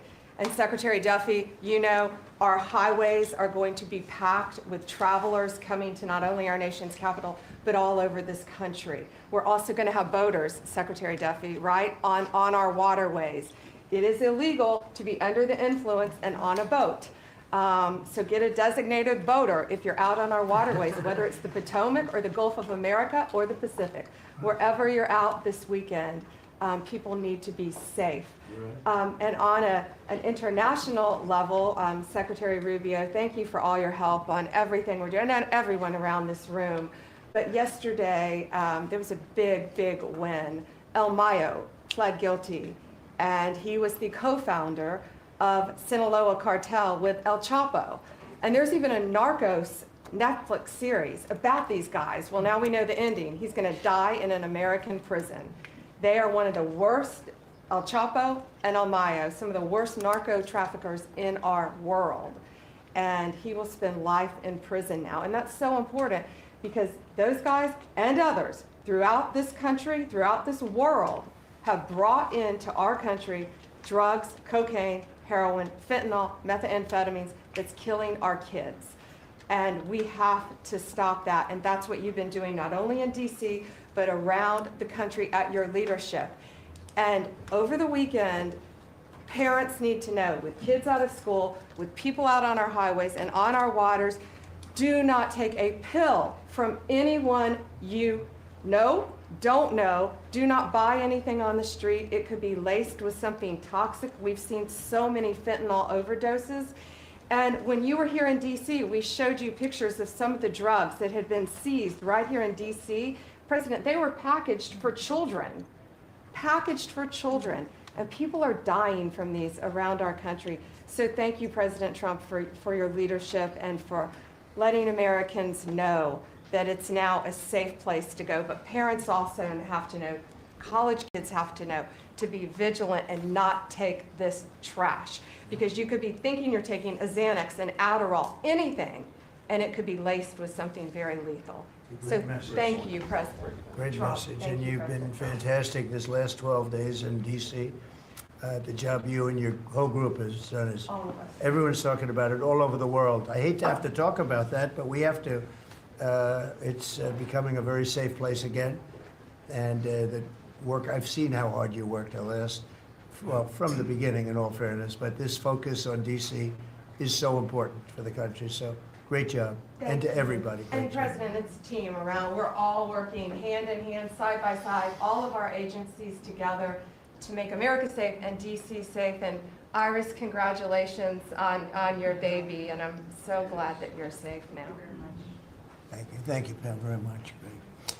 Mr. VP, would you like to say something? Yes, sir. I'll be brief, but I want to congratulate you and the entire team on all the things that have been accomplished. You'll hear about a lot of it. You've already heard some of it, but I thought it would be helpful, Mr. President, just to take stock, not just of what we've accomplished, what we will accomplish, but of the mess that we inherited, because I think it makes this first Labor Day a bigger and more special occasion.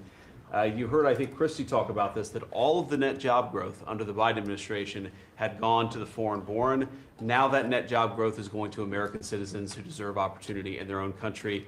That's a great accomplishment. You'll hear, I'm sure, Scott talk about the success with tariffs. People forget that we inherited the largest peacetime deficit in the history of the United States of America. And now, because the president is not letting foreign countries take advantage of us, we're collecting hundreds of billions of dollars, trillions of dollars over 10 years in tariffs from countries and companies that were formerly taking advantage of the American people.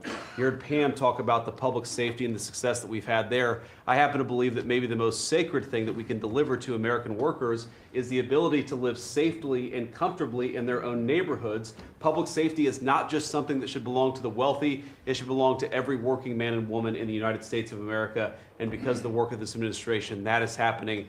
And of course, Mr. President, you yourself talked about the inflation mess that we inherited under the Biden administration. Maybe the most striking and even shocking statistic of the Biden administration is that housing costs have gone up by 100% over the 4 years of the Biden administration, literally doubled, making the American dream of homeownership unaffordable. We've made great strides and great progress already. But to the American people who are listening, there's a lot more to do. We're going to keep on working hard at it, but it's an honor to do this job under the president's leadership and with this very great team that you've assembled. So we've done a lot, but there's a lot more work to do, and we're very cognizant of it. Thank you, sir. Thank you, JD. Scott?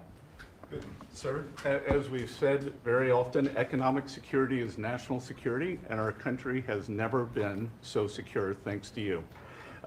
You have brought us back from the edge. You have the overwhelming mandate from the American people. You're restoring confidence in government, a topic that is on the front of everyone's mind, the Federal Reserve. The Federal Reserve's independence comes from a political arrangement between itself and the American public. Having the public's trust is the only thing that gives it credibility, and you, sir, are restoring trust to government. You are weeding out the waste, fraud, and abuse, and the old ways of doing things are not good enough. We are seeing a blue-collar boom. In the first 7 months of your administration, real blue-collar wages have taken off. And the only other time that they've done this in the past 70 years was in your previous term.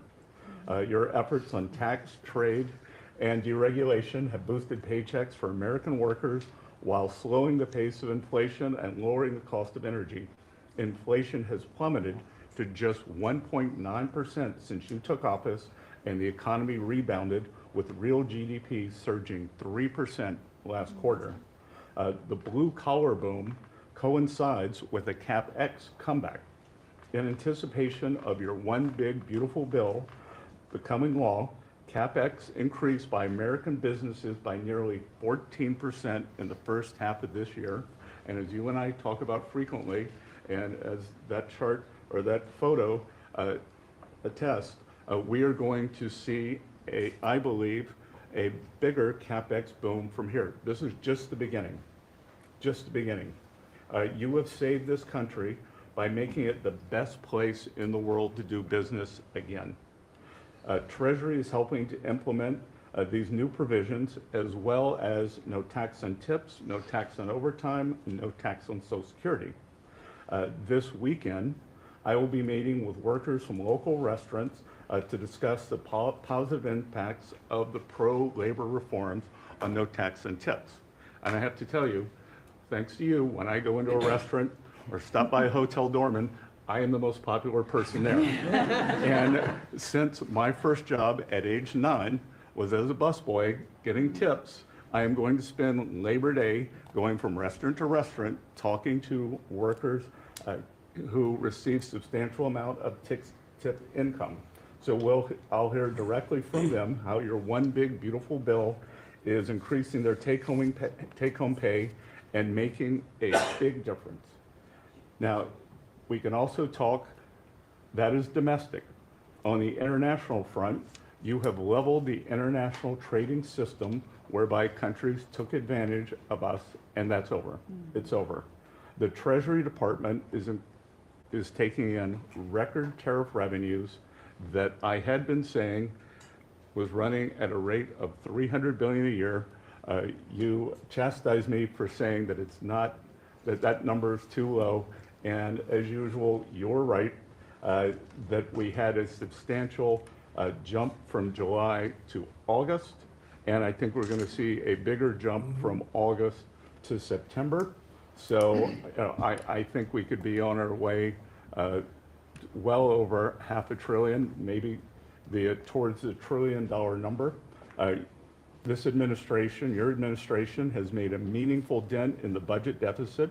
The average budget deficit during this term is 26% less than the last 12 months under Biden.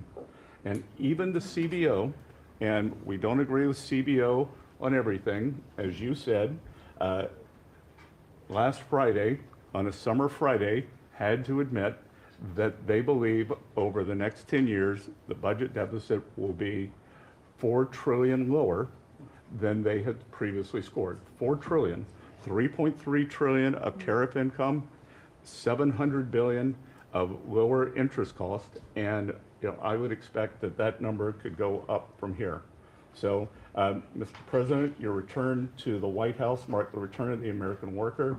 Thank you for reclaiming Labor Day for the American people. You're growing the economy for everyone, especially the middle and lower income households who suffered disproportionately under the last administration, and it's an honor to do this under your leadership. Great job. You're doing great. Thank you very much, Scott. Brooke? Sir, I dropped my second son off at college last week. And I wasn't planning to say this, but just listening to everybody, I wanted to put a little bit of a personal touch on this work. He started his freshman year yesterday at Texas A&M, for all my SEC friends in the room. Thank you for saving college football, by the way. We're all very grateful. The country just feels different. It just feels different. There's such a optimism and a love. There's a faith movement going through, especially with our younger Americans. And for those of us with kids in college, I know we feel it. And I experienced it firsthand last week, moving him and my other older son in as well. As we move toward Labor Day, you have made a lot of dreams come true for a lot of people, but one of my longtime dreams was for the right to recapture Labor Day. And I've been talking about this for almost 20 years and writing about it, that why are we ceding the day that we are celebrating the American worker to the Democrats? Because this is our day. Perhaps of any day of the entire year, this is our day. America was founded and fought for by fishermen and farmers and workmen and et cetera. The Genesis, the first book of the Bible, talks about the righteousness of work and the art of creation. And so to be part of this effort to represent the farmers, the ranchers, the agriculture industry at this moment in time, which I do believe we're in a revolution. 1776 was the first one, 1863 or so with Abraham Lincoln was the second. This is the third with Donald Trump leading the way. And we are saving America. And the idea that we are putting the worker, the very central component of the American dream, at the center of it is the reason that it is so. So at USDA, it continues to be my greatest honor to fight for the original American worker, whom I think the farmer is and what they represent. And as we are building new systems and new structures, as we have this year going to have the best harvest on record for our row croppers and others, what this team has done and is doing to open up those markets to ensure that these farmers can continue to return prosperity to rural America. I'll finish with this. This morning, we had a working group with 6 of our cabinet members. Bobby Kennedy representing healthcare, Linda McMahon education, Lee Zeldin deregulation, Kelly Loeffler small business, Lori Chavez Trimmer labor, and Scotty Turner housing. And how you leading the way in your vision, how that will return the golden age to rural America, to the very fabric of our country. And whether it's better hospitals, better education, more opportunity, less government, better and bigger small businesses, better opportunities for our workers, and better housing, and of course the agriculture piece of that, through the big, beautiful bill, the bill, what it did, the greatest investment in rural America in history. And now the opportunity to effectuate that is, again, a game changer, a country saver, and what a joy to be able to do it under your leadership. So thank you, sir. Really good. Thank you. Beautifully stated. Thank you very much. Scott? Yes, sir. Thank you, Mr. President. I'm so grateful to be here to celebrate Labor Day with the greatest team in America. And it is football season, so I'm happy about that. But Mr. President, I want to say thank you for, as Brooke said, reclaiming Labor Day. and you've been a tremendous champion for the American worker. I come from a hard-working family, as many people around this table do. And so thank you for helping us to change the conversation. And I believe we are changing the conversation around the kitchen table. And as everybody knows, you know, my job is to steward HUD. And we have at HUD been very intentional about changing the conversation about the dignity of work and the dignity and the honor of family formation through work. And how the younger generation, when they see their parents work, how they're incentivized to work. And that, you know, America is not a welfare state, but America was built on small business. It was built on entrepreneurship.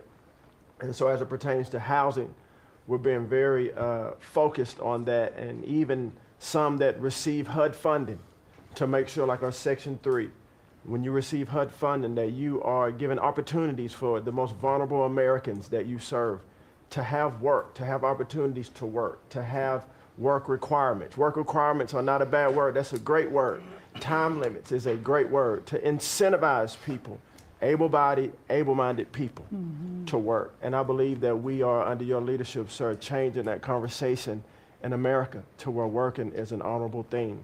And Secretary Wright talked about revitalization. Revitalization means to bring new life. And I believe we're bringing new life to America, Mr. President, through work and through all the jobs that people are doing around this table. And with the One Big Beautiful Bill, the most extensive tax break in American history, opportunity zones are now made permanent. And you know how passionate I am, and you are too, sir, about opportunity zones. And so this will allow us to continue to build affordable housing around our country. And Mr. Vice President, I'm coming your way. I'm coming to Columbus later this week and to see how we can continue to build affordable housing in our country with opportunity zones. And you know, 1 million people, Mr. President, were lifted out of poverty because of opportunity zones. $90 billion of private money was invested in opportunity zones, urban, tribal, and rural. And now that they've been made permanent, we're looking for millions more to be lifted out of poverty, $100 billion to be invested, hundreds of thousands of jobs to be created, hundreds of thousands of units of housing to come online. And so, sir, I sit here very excited about the future of this country. I'm very proud to be at this table, humbled to do so. And HUD, we're on a good path. So thank you for all your support and helping us, sir. Thank you very much. God bless. And I want to give credit to Tim Scott, great senator from a place called South Carolina that we love, right? And Tim really came up with opportunity zones, and we did a good job of working with him, and together we created something that nobody speaks of very much, but it's probably the most successful thing that's ever been done of its kind. It's been amazing. So Tim Scott deserves a lot of credit for that. Thank you. Thank you. So Russell, go ahead. Thank you, Mr. President. And I get the opportunity to go hand by hand with all of these people as they move their DRECs through the Office of Management and Budget. And I wanted to zoom out for a second. In the first term, you gave us a goal of 2 for 1. And then we outperformed it through your leadership. We came in at around 5.5, 6 for 1. And then as you're running for your second term, you put out a goal that when you put it out, I was thinking to myself, that's going to be a pretty ambitious goal. You said 10 for 1.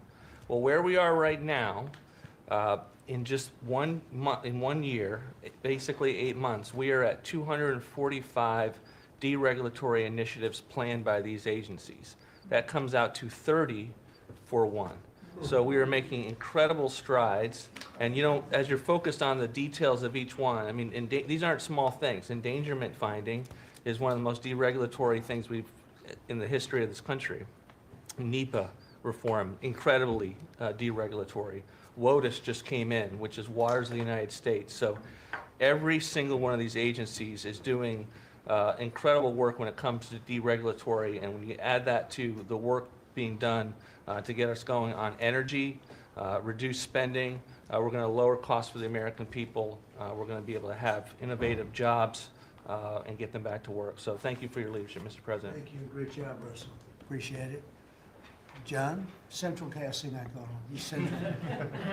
Well, Mr. President, I'm grateful to be with everyone today. And as we're talking about jobs and workforce, At CIA, consistent with your directives to all of us, we've embraced your mantra for a leaner, more effective, more efficient workforce. But at CIA, Mr. President, we had an additional challenge because, as you know, at times, our workforce had been misdirected. Its focus put on political narratives, some that even worked against you and always worked against the American people. But under your leadership and your direction, we have been focused back on the core mission of what CIA is supposed to be doing, which is to provide you and this entire incredible team around the table with a decisive strategic advantage in accomplishing your goals. And your success in that regard, the examples are clear and many. With regard to Iran, everyone knows that our DoD partners executed that mission flawlessly.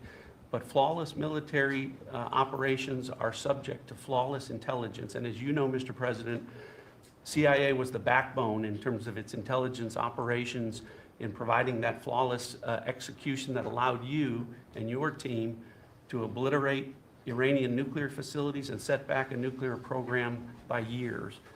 Likewise, with regard to your ability to prevent and to preempt wars between India and Pakistan, between Armenia and Azerbaijan, between Rwanda and the Democratic Republic of Congo. In all those cases, CIA intelligence supported you and your entire team in making that possible.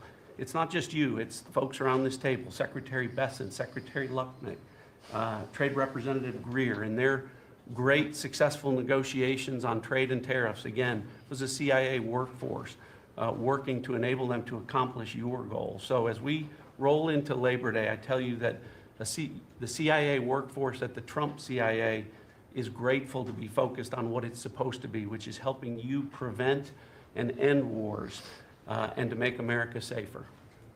Thank you very much. You've been really fantastic, but I'm not surprised. I've known John a long time. I'm not surprised at all. Thank you very much. Steve, please. Mr. President, working for this government, for you, is the greatest honor of my life. I tell it to everybody, and I really do feel that way, and I thank you, because it's a privilege to go out there and represent you in your humanitarian effort, in your goals of solving conflicts all over the world. I think there were actually more than 7 conflicts that you've put to bed in the last 8 months. And I hear these, I travel all over the world.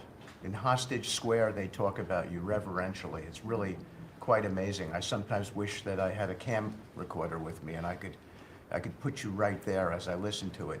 I was in Gaza, the first American diplomat, on your behalf, and as we delivered food and aid pursuant to your new aid initiative, pushed forth by your great Secretary of State, Marco Rubio, who it is a privilege for me to work alongside. The people were applauding you. The signs were up. I mean, these are people who, I just don't think you get the proper credit for it all. We are negotiating multiple entries into the Abraham Peace Accords because of your vision. Azerbaijan, all these different conflicts that we're out there on your behalf on, these are people who have never really seen the world change in this way. Peace through strength really, really works. Russia, Ukraine, Iran, Israel, Hamas, we're having meetings all this week on all 3 of those conflicts, and we hope to settle them before the end of this year. Your team is nothing short of incredible. And there's only one thing I wish for, that Nobel Committee finally gets its act together and realizes that you are the single finest candidate since the this Nobel Award was ever talked about to receive that reward. Beyond your success is game-changing out in the world today. And I hope everybody one day wakes up and realizes that.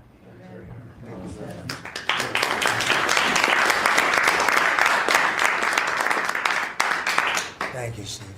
Jameson, please.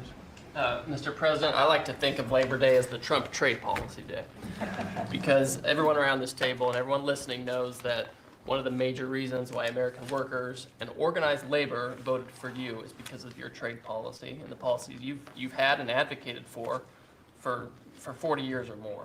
You have reset global trade policy in the past few months, and it shows that's been working for American workers. When you look at President Biden, in the last quarter of 2024, median weekly earnings fell 2.1%.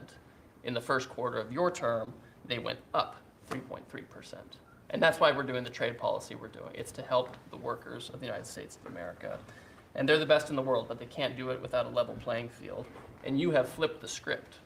For many years, the other countries had high tariffs and high non-tariff barriers, while we were open to, right, to all of their labor and services and goods and capital.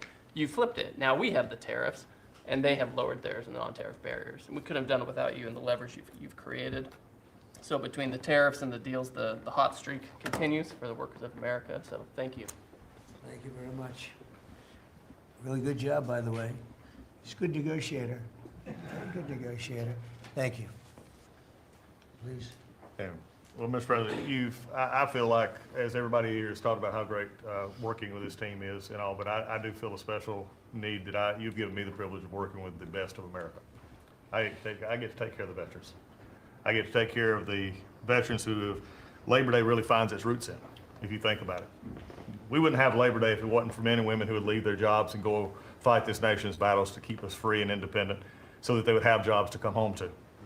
And over the past few years, they've been coming home to many times a government that was keeping them back, holding them back, taxing them, regulating them. And now we have veterans who represent the bill, the big, beautiful bill, they're the beneficiaries of. And I get to see them all the time because they're receiving the benefit, because they see the jobs, they see the care that they're being given. And these veterans can look at their country with pride, knowing that we're taking care of them, just like you told me to do. When your only statement you said to me, I asked you what to do, you said, go take care of my veterans. Well, that's what we're doing. One of the other things we're doing right now is, for many of you, I love to hear how you're deregulating everything, and I've worked from Congress and worked with many of you before. I get to do the same thing with the largest bureaucratic organization in the government. We're deregulating from the inside. And it's amazing to me because we have such a powerful workforce at the VA who really want to do good, but yet they kept tripping themselves up. They kept making their own, they'd take one step forward and put a regulation in that put them 3 steps back, and it always hurt our veterans at the end. We're taking that away. We're making community care again, Mr. President. We talked about this yesterday. We're making community care a part of our direct care system. So if a veteran wants to get into the community, they have our direct care, and they also have the ability to go into the community. Something that the previous administration decided they wanted to keep everybody inside because they thought it was a fiefdom they were building. I'm telling you, we're not building a fiefdom at the VA. We're trying to take care of a service organization that takes care of veterans. So how do we do that? We made Best Medical Interest, where a doctor can send a veteran to the community a lot quicker without having to worry about miles and time logged and wait times. Just get them the help they need. We've actually expanded out, and it's made a difference in this regulation, and also unleashed a workforce that is now free of the collective bargaining agreements and other things that have kept them from being able to do the job of national security that they've been intended to. I'm actually giving them the benefit of the doubt to actually go be the workers that they're called to be, and that's what Labor Day is about. The VA is going to have the best workers. But just to let you know how that's working out, wait times at our hospital are going down because we're getting them into our hospitals or into community care. And then one for you, Mr. President, you heard about this a lot, and that was backlogs. At the backlog when I first came in, and I've said this before, in February we had over 260,000 backlog. That means over 125 days of not getting an answer. In just a little over 4.5 months, we've dropped that over 100,000. We're under 150 and heading down to historic lows. We'll be within the next month lower than any time under the previous administration at all. That means our veterans are getting the help they need. So when you look at it this way, we've opened new facilities. We've put new facilities in places where workers can get to. We've expanded out hours, over 1 million extra hours, so veterans, younger veterans in particular, can get off of work and bring themselves and get their appointments in after hours or on Saturdays. That's what it means to be in the Trump administration. That's what it means to take care of veterans. That's what it means for Labor Day, because you can't forget the ones who fought for us to be on this table today. And it's all because of what you've done and the progress that we've made. Well, you've done a tremendous job, and I hear it all the time. We have a 93% approval rating at the VA now. And you know what it was before? It was like horrible. So thank you very much. Mr. President, there's been some conversation about the Pete and Bobby challenge. I would just note that I don't think Peter or Bobby could hold these sticks for 2.5 hours. If they want that to be the challenge, so be it, but I think 50 pull-ups and 100 push-ups might be easy compared to the. You didn't have this problem with Biden. It was in and out very quickly. So kudos on Labor Day to the audio team that's holding the sticks. But, Mr. President, it's pretty great to celebrate Labor Day with a builder who loves labor, who loves the men and women who have built this country, the people that sweat, that have great skills, they have grit. They do the dirty jobs of America that have made this country great, and you know them very well because you have worked with them. The great Trump projects have come from the very men and women we're going into this weekend to celebrate. We all want to claim Labor Day in our departments, but I'm going to claim this at DOT because, you know, roads, bridges, pipelines, shipbuilding, rail, passenger, and freight all fall under the great men and women who wear boots and make this country wonderful. And at DOT, we don't want to have the Congress spend money. We want to take the money that Congress gives us and actually deploy it and put these men and women to work building the great projects of this country. That you said, the big, beautiful projects that connect this country. And that's why we have got rid of the DEI. We've got rid of the green. We've done what we can to streamline the regulation to move these projects faster. Time is money. And time has been money. Even Democrats agree now that it takes too long to go through the regulatory process. So we're going to move these projects faster, putting the great American worker back to work.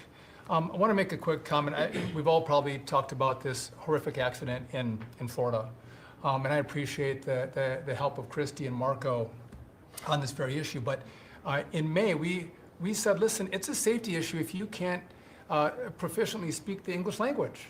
And we gave states a little over a month to comply.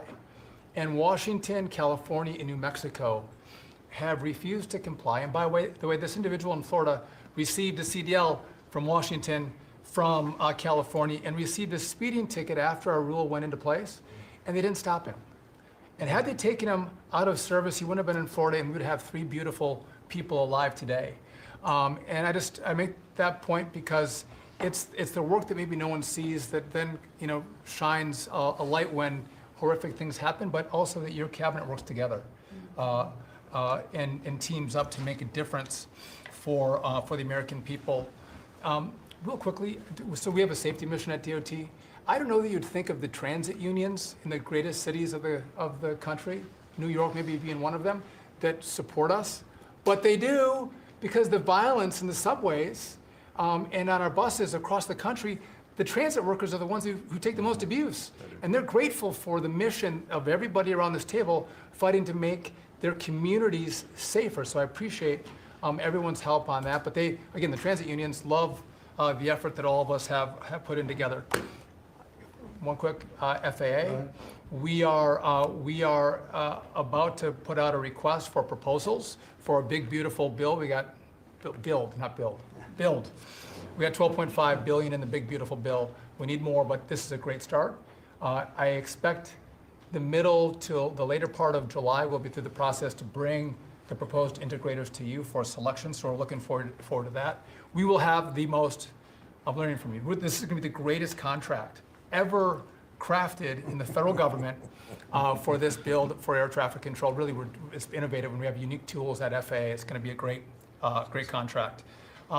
Bobby left me out of the windmill conversation, Bobby, but so there was a study done in the last administration that said if you build windmills 1.2 miles, within 1.2 miles from a roadway, it can mess up the automation and technology on a car. Same thing 1.2 miles from rail. The last administration buried that report, Mr. President. And so now what we've said is, what we're going to do is say, listen, I'm sorry, it is a safety risk to build windmills this close to roads. By the way, they want to build them by roads and by rail. We're going to say no more. It is a safety risk, and we have a report to show that. And just real quick. That's a good idea. That's great. Good team effort. I wasn't invited to the party, but you know, I'm still going to try to win the party. Maybe next time, Bobby. One last thing. We have this Mars to Moon mission at NASA. No, Moon to Mars mission. Sorry about that. But sometimes people think that space doesn't matter to them. But if you look at every rocket that's launched, the machinists, the truck drivers, the electricians, the welders that build these rockets, in the industry that has developed over the course of the last 10 years in space, it's truly remarkable. It's not just rich guys sending up rockets in partnership with NASA. There's a whole industry of working men and women who we celebrate this weekend that build, refurbish, design the rockets that are making America the leader in space. So thank you for your leadership, and happy to celebrate this weekend with you, Mr. President. Really great. And he is doing a good job at NASA too, and we are, I think we'll have some pretty exciting announcements, and you enjoy it.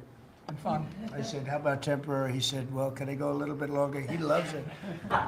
He loves it, and he's doing a really good job. Thank you very much. Appreciate it. Howard, please. So, making America great again is one of the key statements, and people don't always understand what you mean. So, we always talk about 1870 to 1913, but in the mid-1980s, America owned more of the rest of the world than they owned of us. We owned $140 billion of the rest of the world net of what they owned of us. And when you came into office this time, the rest of the world owned $24 trillion more of our assets than we owned of theirs. And so when people argue with you about, the trade deficit is nothing, the trade deficit sends 1.2 trillion of our dollars to them. And what do they do with it? They buy the great America. Because when we learned in college, what we learned was that if you keep printing these dollars, they're supposed to devalue. But the problem is we're too smart. We invented the light bulb, the transistor, the GPU, so they keep buying us. And the only president ever to understand that, and you understood it in the 80s and the 90s, and I used to, see you on TV and you'd say, God, what are these people doing? And finally, we've changed it. So let's go over what we've changed. So Japan and Korea, they're never gonna open their markets to us. So we've negotiated $900 billion that they're giving you to invest in national and economic security in America. The European Union, the second largest economy, $20 trillion. And all the experts said, you'd never get a deal done with them. And watching you in Scotland was my favorite thing, right? 15%, they'll pay us 15%, and we will pay zero. So we can export to their $20 trillion economy, and they can pay to come to the great American consumer, right? So, a couple of other things. 4 days before you took office, the Commerce Department, which had the CHIPS money, they set up this thing called NatCast, which was a make-believe not-for-profit. And they signed contracts to wire them $7.4 billion. This was just nonsense.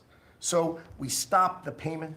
We've got the money. It's an illegal thing to try to set up a department that's not the Department of Commerce, that kind of acts like the Department of Commerce. And what was it filled with? All these people who work for the Biden administration. I mean, it's exact corruption that you talk about. $7.4 billion. Now, last week was the most fun. In 1 week, Intel came in, right? The Biden administration had given $11 billion to Intel, given it to them, done. Corporate just gift. And you turn that into really, it was like less than 5 minutes of conversation.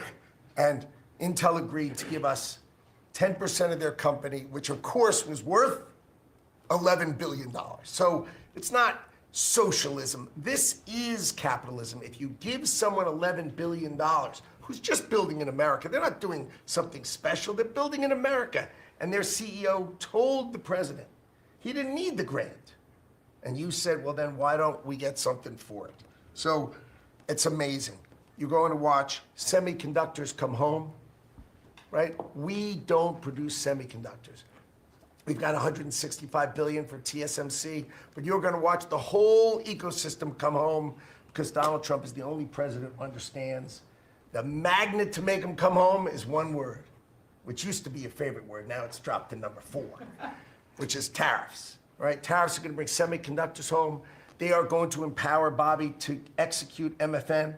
Tariffs are going to be one of those tools that he's going to use to do that. We're going to do it for furniture. We're getting autos. We got steel, aluminum. I mean, it has been a blast, a blast. So 2 more things. The Department of Commerce is going to start issuing its statistics on the blockchain because you are the crypto president, and we are going to put out GDP on the blockchain so people can use the blockchain for data distribution, and then we're going to make that available to the entire government so all of you can do it. We're just ironing out all the details so we can do it. Patents. We have given tens, if not hundreds of billions of dollars to universities for them to do research, and they invent things. And you know who owns those patents? The universities. So we are going to make a deal with them all, which is if we give them the money, don't you think it's fair that the United States of America and the taxpayers who funded it get a piece of that, right? So we wrote a letter to Harvard, so Linda and I working together. I mean, it's so much fun to work with everybody here. I mean, we just have a blast, you know, because Linda's hitting Harvard and she says, what can we do? And now we send them a patent letter and we'll hit them again. So we're having fun together. This is the greatest cabinet working for the greatest president, and I just want to say thank you. I'm having the time of my life working for you, Mr. President. Thank you. That was very well stated, wasn't it? Some things people don't think of too much. Thank you very much. Great job. Pete? Sir, well, amen to what Howard said. And I would just say, heading into Labor Day from the American military, sir, we happen to be the largest employer in America. We like to think we have a different form of employees who need to be the toughest and the strongest and the most well-trained and the most lethal. And under the previous administration, and for decades, frankly, it was social justice, it was political correctness, it was divisive ideologies seeping into the ranks and changing how well we do our job. No more. Now it is only merit-based, gender-neutral, colorblind. The best of the best from the top to the bottom, that's our expectation. And so you've enabled that. So from the troops directly, which they ask me to say all the time, thank you for your leadership, for your boldness, for your clarity, for common sense, for providing a shield for the rest of us to put America first and to apply peace through strength. We're in the strength business. That's our job, is to stand behind everybody here and alongside John in everything they do to keep the country safe. And the world is noticing. And I wish everybody could, there were 2 meetings yesterday that I think tell the story. One was, because today happens to be the 4-year anniversary of what happened in Abbey Gate in Afghanistan. Mr. President, you had the families in, who you've met with multiple times, who, when the cameras were on and not on, acknowledged, sir, you were the only one that gave them a proper greeting, that recognized what they gave their sons and daughters in the debacle that was the withdrawal in Afghanistan, that we will bring accountability for at the Defense Department through our investigation. That's good. But at the same time, the world sadly took notice, whether it was Israel, whether it was Ukraine. Those wars never would have started if you were president. Instead, they looked at the foolishness of Joe Biden. Under your military, your Pentagon, we are restoring deterrence. Whether it's Midnight Hammer and those beautiful B-2s, 37 hours straight, whether it's counter-drug operations in our own hemisphere, whether it's the border, working with Christie and the national security team, whether it's LA, whether it's Washington, D.C., you name it, whether it's Europe. Our allies paying 5%, now our allies in the Indo-Pacific stepping up to do the same. That's a recognition that American leadership is here. And then in the second meeting, we were talking about what we're doing in D.C. and Pam's taking the lead. I have to say, just pause for a second. When I look around this table, yes, there's a national security team of Steve Witkoff and John and Scott and Howard and the vice president and Susie and Christy and Tulsi, but to every person here, we work together on a daily basis. And if you call me and I call you, the answer is yes, how do we do it together? I think that's exceptional. It's what the American people deserve, and you've demanded that, sir. So I very much appreciate it. In that meeting on DC, I started my sentence by saying, the Department of Defense, to which you said that just doesn't sound right. So maybe next time we're here, my card will read Department of War. We'll see. But it's not, here's the thing, here's what people miss. It's not just about words. It's about the warrior ethos. It's about what the department is supposed to do. George Washington started the Department of War because he wanted us to win our wars. Our founders didn't want endless foreign entanglements. They didn't want endless contingencies and deployments. They wanted an empowered military that the handcuffs were taken off to fight to win, and then bring those troops home. So my platoon in Guantanamo Bay, our motto was, those who long for peace must declare for war. We must prepare for war. We don't want war, we don't seek it. You are the peace president, sir. Because we are strong, our enemies know what we will do. And so whether it's Secretary of War or Secretary of Defense, that warrior ethos is changing. We're going back to basics. Our drill instructors can be drill instructors again, sir. So from the minute of the tactical of standards to the strategic of B-2 bombers, we're focused on what matters. Had a meeting yesterday on Golden Dome for America, which is on track to deliver strategically for the American people. Munitions and the Deputy Secretary making sure our stockpiles are overflowing. That's our job. I'm an honor to be a part of it, sir. Thank you for your leadership. That's great. I think I like Department of War better, but we'll make that decision, right? But you've been great. Thank you very much. So Marco, go ahead. Well, Mr. President, first of all, everyone's made this comment already and needs to be echoed again. You were elected as the President of Working Americans, and that's why this Labor Day is so meaningful. For me personally, this is the most meaningful Labor Day of my life as someone with 4 jobs. And so,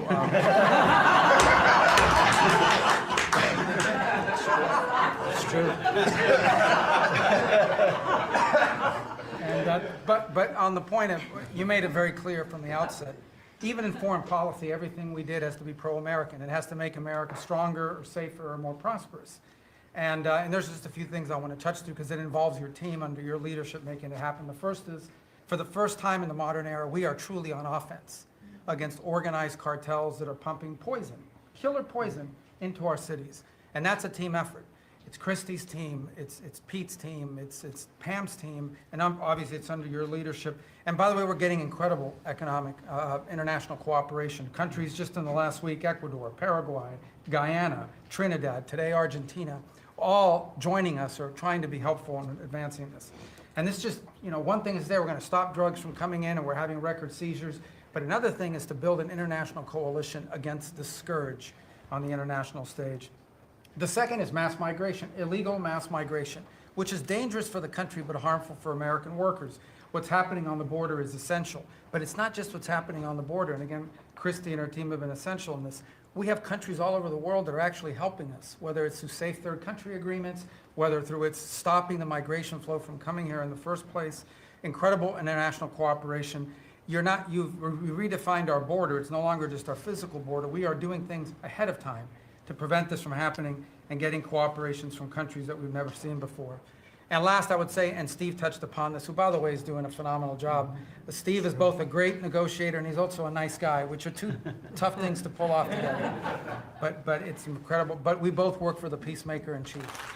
Think about it, how fortunate we are as Americans to have a president who's made peace a priority. And just since the last time we've met, there was a war going on in Cambodia and Thailand. Between Cambodia and Thailand. The president just picks up the phone and tells them to stop fighting, and within 72 hours, the fighting had stopped. There's no other leader in the world that could have done it. And the fact that you were willing to spend time to do that and to make it happen is, of course, essential. And then the war that didn't happen because of Azerbaijan and Armenia coming here to sign that peace deal, which is historic in so many countries. You know how many countries said, it's never going to happen, it isn't possible. And it occurred, Mr. President, because of your leadership. And then on a point of personal privilege, I wasn't even going to raise it. I haven't even talked to you about this. It's a little controversial, but I think I need to bring it up at this time of year. This thing about people getting married on Saturdays during college football season is a scourge, Mr. President. It's dividing families. I don't know if we can have an executive order on this. It's insane, but it's really difficult. There's 7 other months of the year that people can get married, so I just wanted to say that because it's very, very difficult. Thank you. Fantastic. Thank you very much. Doug, please. Well, Mr. President, you've heard from around the table how people are grateful to have an opportunity to be part of this team, have an opportunity to work for you, and have an opportunity to serve the American people. And I would say as we head into this Labor Day, the thing that really differentiates you and your leadership and everybody around this table is one word, and that's respect. Because this is a group of people that respect our farmers and ranchers. We respect the people that are in law enforcement. That's a huge change. Respecting the people that are in uniform, respecting our veterans, respecting our shrimp fishermen. I mean, whoever it is in this country, people that are building our roads. This whole group embodies that sense of respect. And when we start with that, then who benefits? We come up with policies that help those people. And what have you done? You've led an opportunity for us to have the lower taxes, way lower deregulation, record amounts of investment that's coming into this country. We're going to be seeing lower interest rates. All of those things coming together is a gift to the working people. The policies are lifting everybody up. There's 140 million Americans that get up and go every day and drive to work. They commute. And one of the most obscene things of the prior administration was their energy policies was creating a hidden tax on those people. The poorer you were, usually the further you had to drive because you couldn't afford the housing if you were working at a hotel, if you were working in a service industry. We were taxing them. A hidden tax on them was the high cost of energy. You're perhaps one of the only leaders in the world that understood the connection between peace abroad and prosperity at home was directly connected to energy policy. You came in and said, we're going to sell energy to our friends and allies. We're going to bring prosperity at home through policies here by having lower energy prices. And we're going to stop funding wars abroad with energy policies that help their adversaries and hurt us. You said we're going to sell energy to our friends and allies. And with the work that Jameson and Howard and Scott and everyone has done on these trade deals, we're going to have an opportunity to have a renaissance in American energy, selling energy to the world, which is going to help bring peace abroad. But the real key thing in closing I want to say is two things. One has to do with the U.S. Park Police. That's the group here in Washington, D.C. that are the oldest uniform law enforcement group in the nation. You coming out and visiting with them in person before they went out on the surge. Not only are carjackings down, muggings down, homicides down, everything down, morale is through the roof. Just like Pete saw, we've got record people signing up to want to be part of our military. You have breathed life back into the profession of law enforcement. Your respect for law enforcement is so incredible. It's making a difference. And then us giving them the tools. On a lighter note for everybody here, one of the rules that under President Trump we were able to change for the U.S. Park Police was they could do a pursuit. I was shocked to find out when we were talking to them, like, oh, you pull somebody over and they just drive away and you can't pursue them? I mean, and they said, no, we can't. They said, all rules. We got that rule changed in 24 hours because of President Trump's leadership. The next night, they had so much fun. They pulled people over. They started to take off. They chased them. They stopped them. And then the bad guys, some of these were in cars that had stolen plates. So they take the plate off. They steal them off somebody else's car. They know that the plate doesn't match. They know they're doing this thing. The bad guys in the car said, What, you're not supposed to chase us. Like, you're breaking the rules. The bad guys are telling us to bring them. No, we're back in action. So it's like, and so the morale is high. They all wanted to say thank you to you. Yesterday, you announced increasing the number of U.S. Park Police that we're going to hire. This is the group that protects not only our sacred monuments of democracy here, but also the Statue of Liberty and the Golden Gate. This is a great group. But on behalf of all law enforcement, we say thank you. And as Chris Wright was talking about electricity, I want to close with that. We've solved amazing things in 7 months, but the big challenge we have against the remaining is, solving Iran's nuclear thing, that was an existential threat. China beating us in the AI arms race, that's an existential threat. We finally have a president who talks about it. You talked about it in your opening remarks. You've signed executive orders. You understand that essentially we used to say hundreds of years ago, people started saying that knowledge is power. But now, for the first time in history, we can take electricity and we can convert it into intelligence. So it's flipped. It's no longer knowledge is power. Power is also knowledge. And while we're ahead on the technology, we're way behind China on the amount of electricity they're bringing online. And your strong position to support affordable, reliable energy using our nation's resources, including those across the Department of Interior, bringing back coal mining, bringing back mining, bringing back timber. All the industries that have been killed in this country are coming back to life because of you.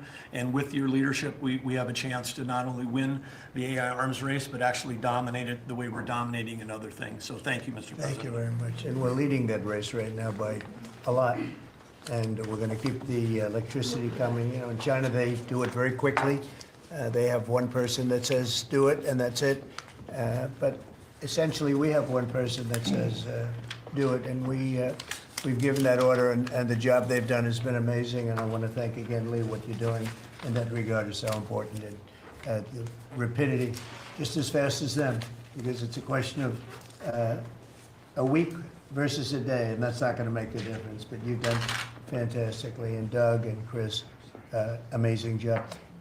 So we've done this for a little while now. I don't think you've ever seen anything like it. And I think Sean was right. These guys that are holding these up, if you ever try holding your hand out for 2 hours, that's a long time. These are pretty strong characters. You've been doing that a long time, I guess. Congratulations. Are you getting tired? Are you getting tired? I'm looking at these guys. They look like they have no problem. It's amazing, actually. I think they would have beaten you guys in the test. So I want to thank you. If you want, it's been a long time. If you want, we could go in and we can call it a day. And feel free then to ask some of the questions here. Look, I believe in very open, we want to be open, above board. We want to be honest with the media. I wish the media was totally honest with us, but I think they're getting better, to be honest with you. And so we'll see. But if you want to take a few questions, you On a serious note, when it comes to Fed Governor Lisa Cook, her lawyer has said that they're going to be filing a lawsuit challenging this legal action. What is your response? Are you prepared for a legal fight? And then a little bit more. Oh, sure. of a Always. You happy always have question, legal sir. fights. Look, I had a legal fight that went on for years with crooked people, with very horrible people that have been found out now between John Ratcliffe and Tulsi and Pam. And I mean, the things that we found out, of course, it's a very, very sad group of people. But no, she seems to have had an infraction, and she can't have an infraction, and especially that infraction because she's in charge of, if you think about it, mortgages, and we need people that are 100% above board, and it doesn't seem like she was. Yeah, please. Mr. President, first, I would love to ask you a serious question, but I have to tell you the biggest pop culture news of the year broke while we were in this cabinet meeting. Travis Kelce and Taylor Swift are engaged, and the world wants your reaction, sir. Well, I wish him a lot of luck.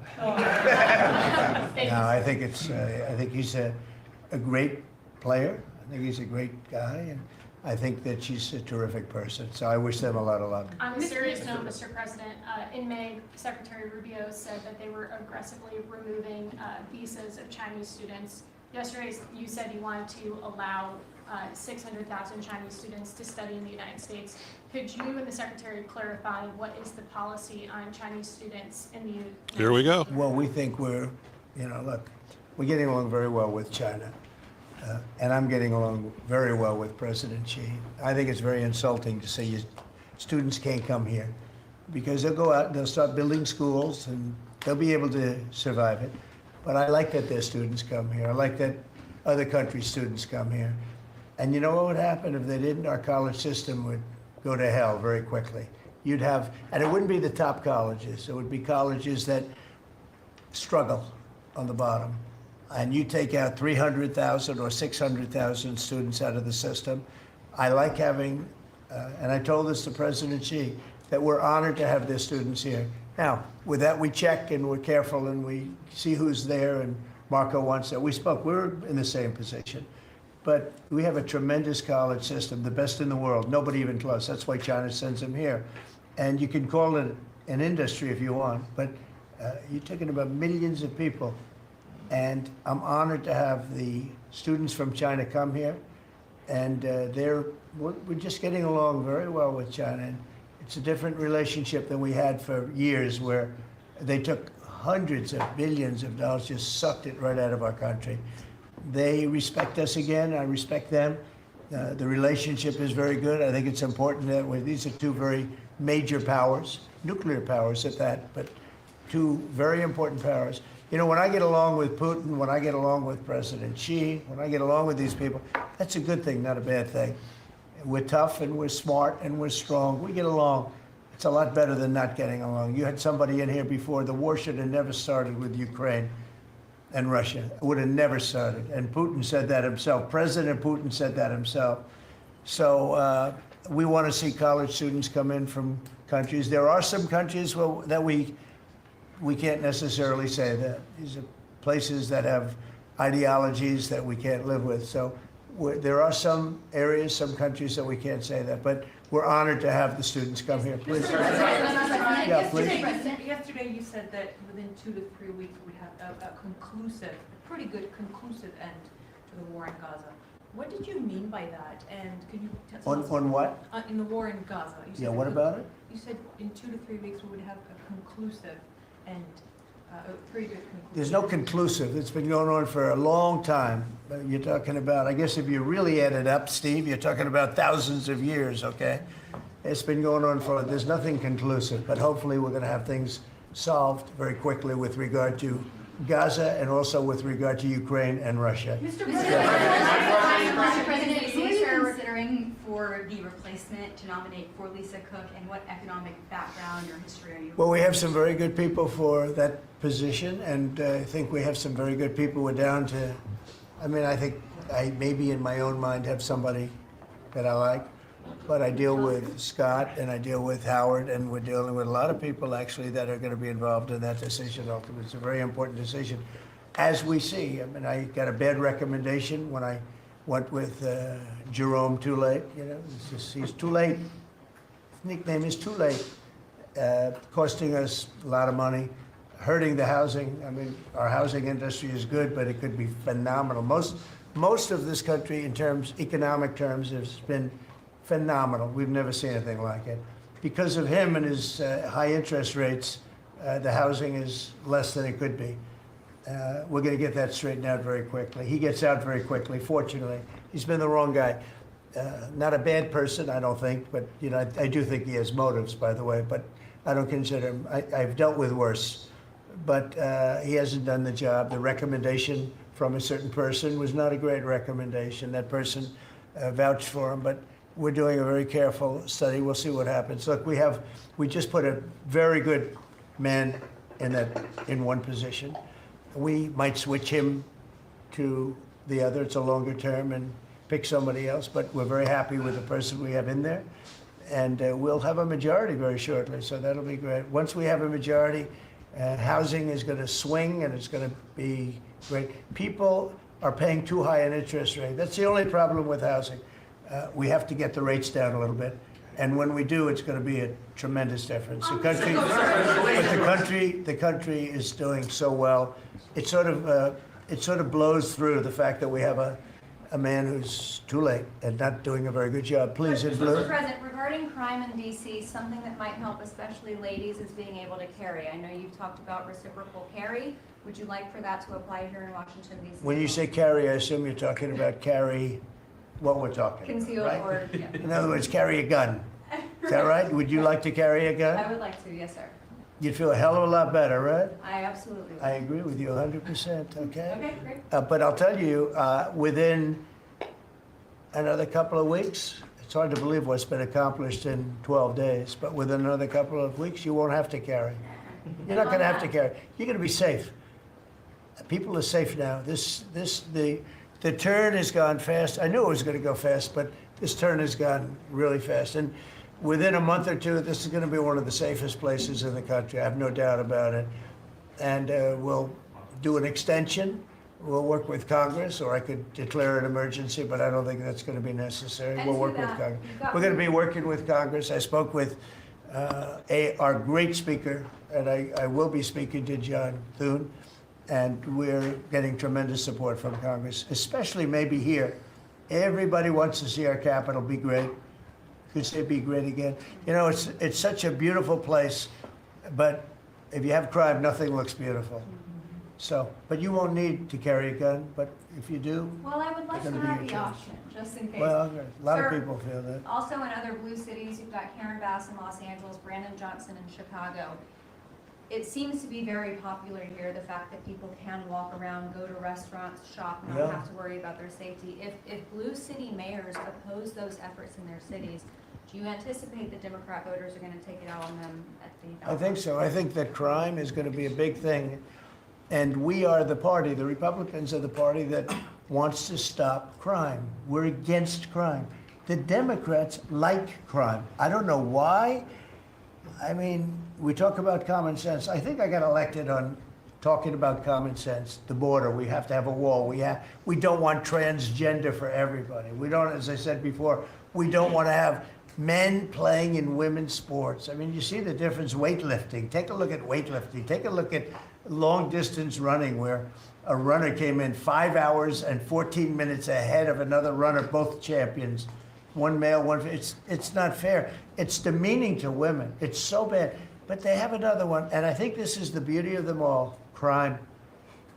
They're against crime prevention. You can't do that. You can't do that. And I think to myself, I say, is there some game? You know, they're smart people. Is there anybody that could cheat like that in elections is smart, okay? And there's never been in history anybody that could cheat like that. They're smart. They're brilliant in many ways. I say, is there some trick to this? When they say, Trump is in Washington, D.C., stopping crime. He's a dictator. And people are being mugged like your brilliant associate here. I don't know how you're alive. I mean, based on that story, you got very lucky. He didn't just go, all he had to do is this, right? And, you know, it's pretty amazing. So we have something. I think we have two things. I think what Bobby was talking about with respect to drug prices is unbeatable. Nobody else could have done it but us. And I think that crime will be the big subject of the midterms and will be the big subject of the next election. Think of it. They are, instead of saying, Trump's right about crime, it's really bad in Chicago. You have a guy in Illinois, the governor of Illinois, saying that crime has been much better in Chicago recently, and Trump is a dictator. And most people say, if you call him a dictator, if he stops crime, he can be whatever he wants. I'm not a dictator, by the way, but he can be whatever he wants. I think it's going to be a big subject for the midterms, and I think the Republicans are going to do really well. They called it a trap. This Democrat consultant, they said, he's put him in a trap again, because these are all traps. You know, 80-20, but they're not 80-20. They're almost 100-0, all these issues. But I would say that crime is stronger than men playing in women's sports. I think it's stronger than transgender for everybody. You know, it's transgender for everybody, according to them. It's stronger. Of course, this is the cause of it, open borders. Open borders gave us a lot of this crime. So, you know, so they're sort of on an equal footing, I guess. But crime is going to be a very big subject. And you know what he should do if he was smart? Illinois or New York, if they want, or Gavin Newsom, they should call me and they should say, you know, we've got a problem. You know, we could solve with this team, different players, but work the same way, because you'd leave them here. You don't want to take them out and let it go to hell. Everybody's so happy in what, I bet you walked over here today and you had no fear. Nobody has any fear anymore for the last 12 days. But it would be so smart. Gavin Newsom called me up, say, you know what, we have a big problem. We have the Olympics coming up. We want to do well. We have tremendous problems on crime and other things, and would love some help. Chicago in particular, maybe right now. I mean, it's a disaster. It's a disaster. We could solve their problem in, it's bigger than this, let's say 2 months, okay? Working with their police. I know their police very well. I have a big project in Chicago. I was so proud of it. It's the best site in Chicago. I got it. Nobody else got it. I was happy as hell. That was when I was a real estate guy, and I got it. The Sun Times site, they call it. And I built the building. It's a great building. And I'm so embarrassed when I see the kind of crime stats coming out. They're so embarrassed. And if I were a governor, a Democrat governor, or mayor, or anybody having to do, I'd call up President Trump. I'd say, President Trump, we need your help. We saw what you've done in D.C. in a period of 12 days. This is 12 days. We haven't even started. This is going to be so safe. It's going to be the safest place on earth. And we'll do the same thing in Chicago. But I'd like to be asked, as opposed to just going in and doing it. Because, you know, when you go in and do it, then they start screaming, oh, he shouldn't be here. We don't need him. We're doing so well. And then the better we do, they take credit for it. So it's really pretty unfair. Mr. President, Yes, on go ahead. crime, for a lot of victims like myself, a big concern is long-term sustainability. Can you share with the American public about your plan in ensuring that DC is safe in the long term? Longer term, yeah. Years Well, it's a great question.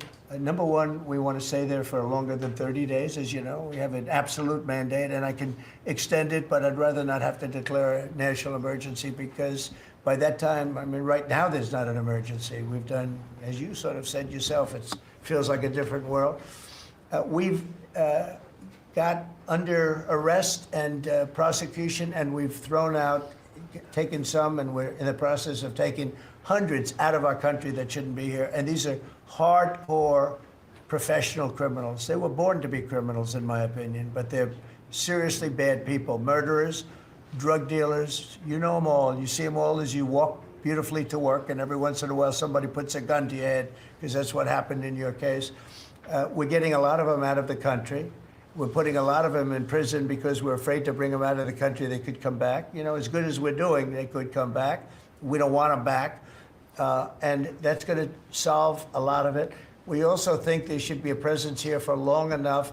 We should also work with our police department because you have very good police here. Very good. We're working very well with them, by the way. And we have to work together for a while. We have some people that are very tough and very strong working with the police. They're going to be able to handle it. And you know what? If it gets a little bit bad, a little bit, just a little bit, I'll bring them back in and we'll straighten it out and we'll make it perfect. You're going to be so safe in the city. And you're going to have the city beautified. We're going to be giving out, we're working with Clark, as you know, construction. They're the biggest. They're working with me also. We're building a beautiful ballroom for the White House. They've been after it for 150 years, employs a lot of people. It's going to be as beautiful a ballroom as has ever been built. And Clark is the big builder in this city. They've done, I guess, a majority of the good work, the big work.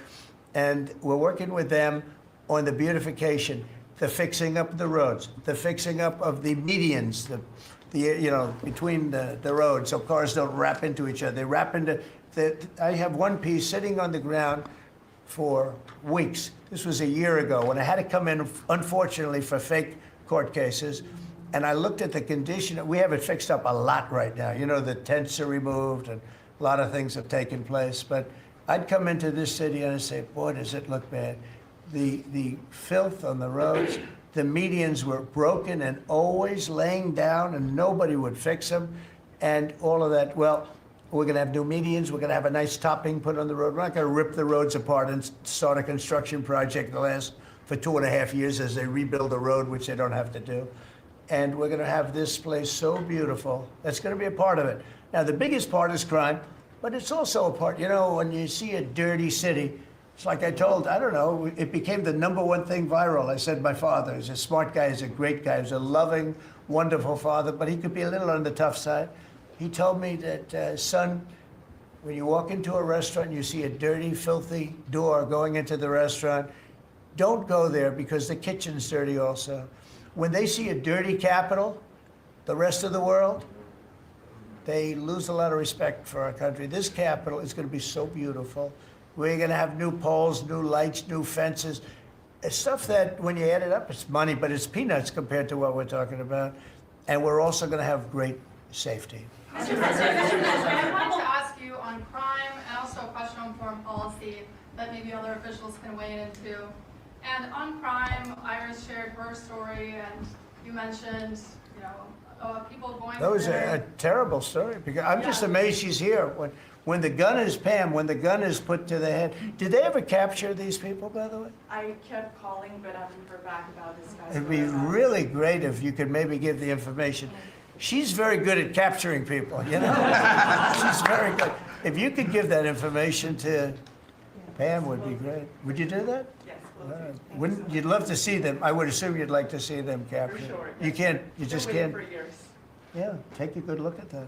So, Go ahead. So go ahead. Just a few weeks ago, I was out to dinner with my husband, and then, you know, we're taking the metro back, and then we get attacked on the metro. They're throwing things. Some teenagers, you know, throwing liquid at us. Oh, they're throwing things. They throw. How about where they chop down the granite curbs and the concrete curbs? But the granite curbs so expensive. You know, those granite curbs, nobody uses them because they're so expensive. And you see a guy chopping them. and handing out big chunks of them like a brick because they couldn't get in because people were stopping them from walking out. A little bit unusual when you're walking with a bag of bricks. Generally speaking, Sean, that's not a good sign. Right? That's not a good sign. But they now come in with hammers. They can disguise a hammer, and they start pounding the concrete and the granite, and they hand out chunks. And those people take those chunks and start throwing them at cops, or they stand on the top of bridges and they drop them down into the windshield of your car, and you get killed running into a light pole. It's those days are over. I wanted to ask you, Governor Hochul, Kathy Hochul said that she spoke to you on the phone, and you said you might send National Guard troops to New York. You mentioned that. So will you? I'd love to do it if she'd like. I get along with Kathy. If she'd like to do that, I would do it. See, look, New York has difficulty like other, and I don't want to make this bite. I want to make this like friendly, but the places we're talking about happen to be virtually all Democrat run. Now, take a look at your 25 places that are most troubled. Everyone, except maybe one, and it's way back in number 24 or 25, but essentially 25 out of 25 are run by Democrats, and cashless bail was a disaster. When they did that, and I believe it was instituted first in New York, but when they did cashless bail, that was a tragedy for this, because that's when it really started getting bad. When somebody kills somebody, you don't say you can come out, you don't have to put up anything. You put that person in jail and you find out whether or not it's true, but you don't give cashless bail with a promise to come back in a couple of months, we'll start talking to you. Because they go out and they kill other people, and you can't do that. The cashless bail has been, it's just a woke thing. It's got to stop. You see that, Christy, better than anybody. It's got to stop. It causes unbelievable, and we're doing that. We're stopping it in D.C. I would love to have the governor of Illinois call me and say, look, we have a problem in Chicago. We will stop that problem in Chicago in 2 months, maybe less, 2 months. We'll stop it. These are tough cookies we have working for us. These are tough cookies. These are not politically correct soldiers that I won't go into definitions of what that means, but these are not politically correct soldiers. These are rough guys. I watched it last night. I see it. I saw them the other day when we went down and we spent some time together with them. These are tough cookies. These are not people that you're going to laugh at and spit in their face and they're not going to do anything about it. And these people, they're afraid. These gang members who are bad people too. These are bad. These are just bad people. Ours are bad, but they're bad in a good sense, right? You don't understand that, Scott? And we can solve Chicago in 2 months. Now, then, as per your statement before, we have to keep it going, and we'll be able to keep it going. The first thing you have to do is get it down. We are very close to being at that position in D.C., and within a month, we will be, within a month from when we started, which is quicker than I thought, you're going to feel very, very safe. I think you feel very safe right now. But I would love it to have these governors, mayors call me and say, we'd like to invite you into our community because we have a problem and you can handle the problem and we can't. One other thing, sanctuary cities, they should be terminated. They're sanctuary for criminals. They're safety and security for criminals. They are very, very bad. And all of these places have big sanctuary cities, and all they're doing is protecting criminals. Okay. Questions about Lisa Cook. You have spoken out very strongly for a long time about what you see as the weaponization of government. Yeah. Is your administration weaponizing No. government by digging into the mortgage records of officials you don't like? No, they're public. I mean, you can find out those records. You can go check out the records yourself. And you should be doing that job, actually. You wouldn't do that because that's not the kind of reporter you are. But you should be doing that job. I shouldn't have to be doing it. If you did your job properly, we wouldn't have problems like Lisa Cook. Go ahead. You were going to say something? Go. Blue? Lisa Cook if she had voted to lower interest rates? On national Please. security. I think we a have to have follow- lower interest rates, yes. A follow-up question for you and Madam Attorney General on national security. We heard from Stephen Miller yesterday in the Oval Office that there are street criminals here in D.C. who are actually found to be doing business with transnational criminal cartels. That's right. overseas. And we know who they are, and we know who they're doing business with. And we're arresting the people, very strongly arresting, and we're keeping them there because, your laws here make it very difficult. And one of the other laws we're trying to get done, because you have 14-year-old kids that are just as tough as a 25-year-old kid, just as dangerous, and they carry the same gun. And we have to make a provision where they're treated like older people, because these are seriously tough, bad, they're children, but they're criminals, and they're really bad criminals. And they're used by older people because they never get charged, because you can't do anything to them. But we are getting that change, Pam, I hope, because you have 14-year-old kids that are evil, they're sick, and they have to be put away. Something has to be done, because you can't have a society where they're allowed to walk the street. You know that better than anybody. On your way to Alaska. I can't believe it. You're not tired holding that? I have a few more questions. How strong are you? How strong are you? Look at him. He's been holding that thing for 3 hours. You're a good fisherman. Well, Go ahead. On the way to Alaska, you had mentioned that there would be severe consequences if Vladimir Putin did not agree to a ceasefire. Yeah. After that summit that was rolled back, given the negotiations, is he back on the clock now? I want to see that deal end. It's very serious what I have in mind if I have to do it, but I want to see it end. I think that in many ways he's there. Sometimes he'll be there and Zelensky won't be there.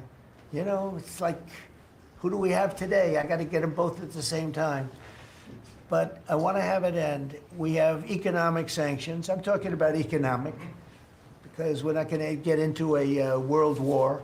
I'll tell you what, in my opinion, if I didn't win this race, Ukraine could have ended up in a world war. We're not going to end up in a world war anymore, but it would have ended up possibly in a world war. That would have been they were ready to trot.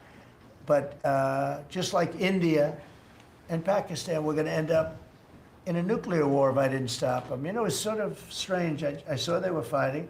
Then I saw 7 jets were shot down. I said, that's not good. That's a lot of jets, you know. $150 million planes were shot down. A lot of them, 7, maybe more than that. They didn't even report the real number.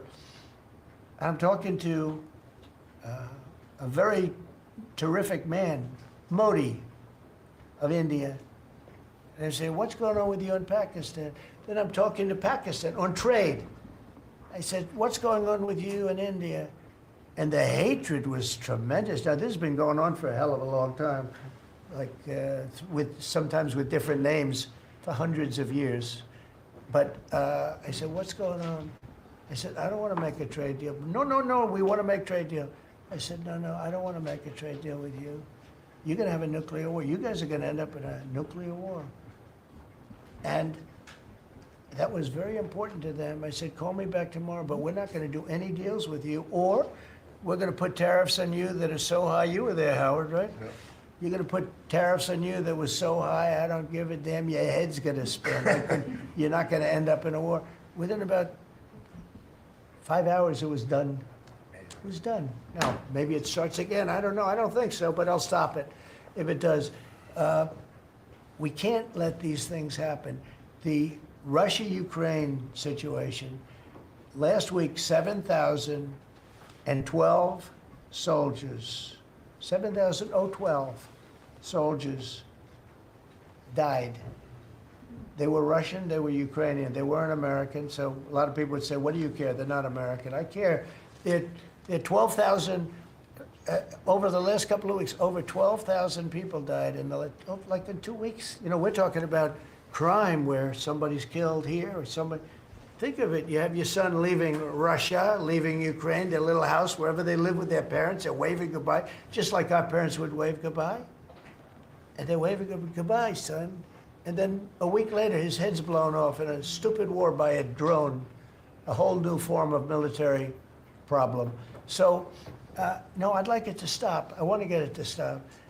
And it will not be a world war, but it will be an economic war. And an economic war is going to be bad. And it's going to be bad for Russia, and I don't want that. Now, I have to also see, because not everybody, you know, Zelensky's not exactly innocent either, okay? You know, it takes 2 people to tango. And I say it all the time. You got to get them together. I get along with Zelensky now, but we have a much different relationship, because now We're not paying any money to Ukraine. You know, stop that.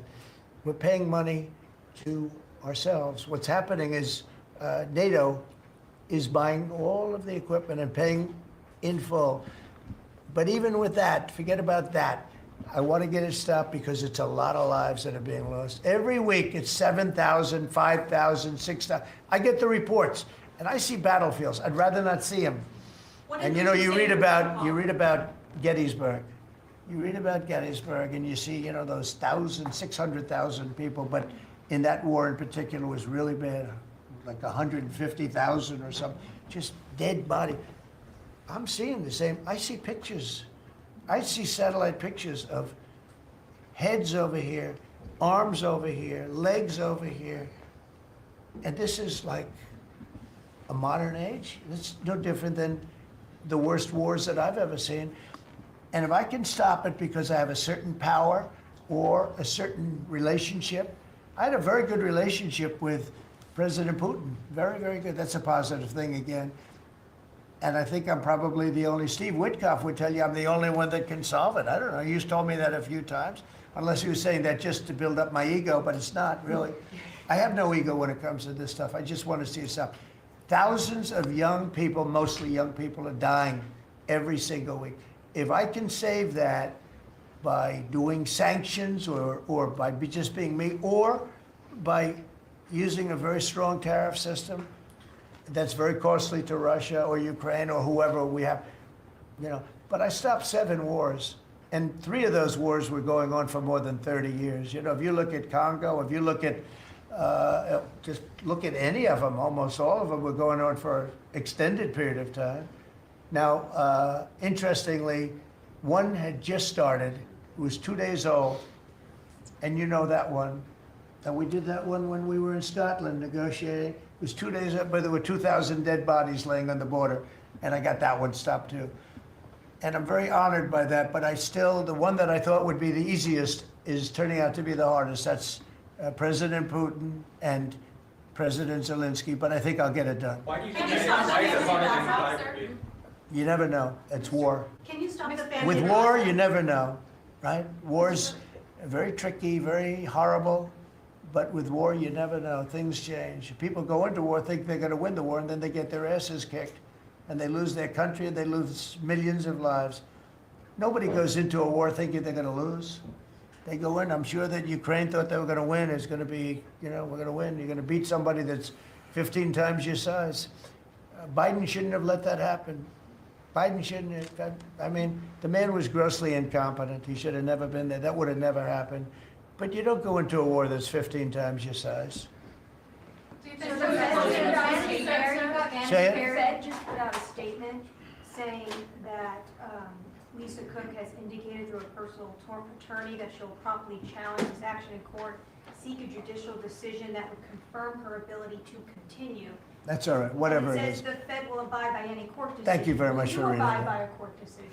I abide by the court, yeah.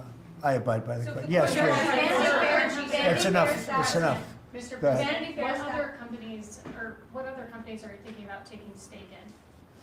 Well, you know, we didn't take a stake in the sense that it was reported. Everyone said, I bought a stake in Intel. No, I got it for free.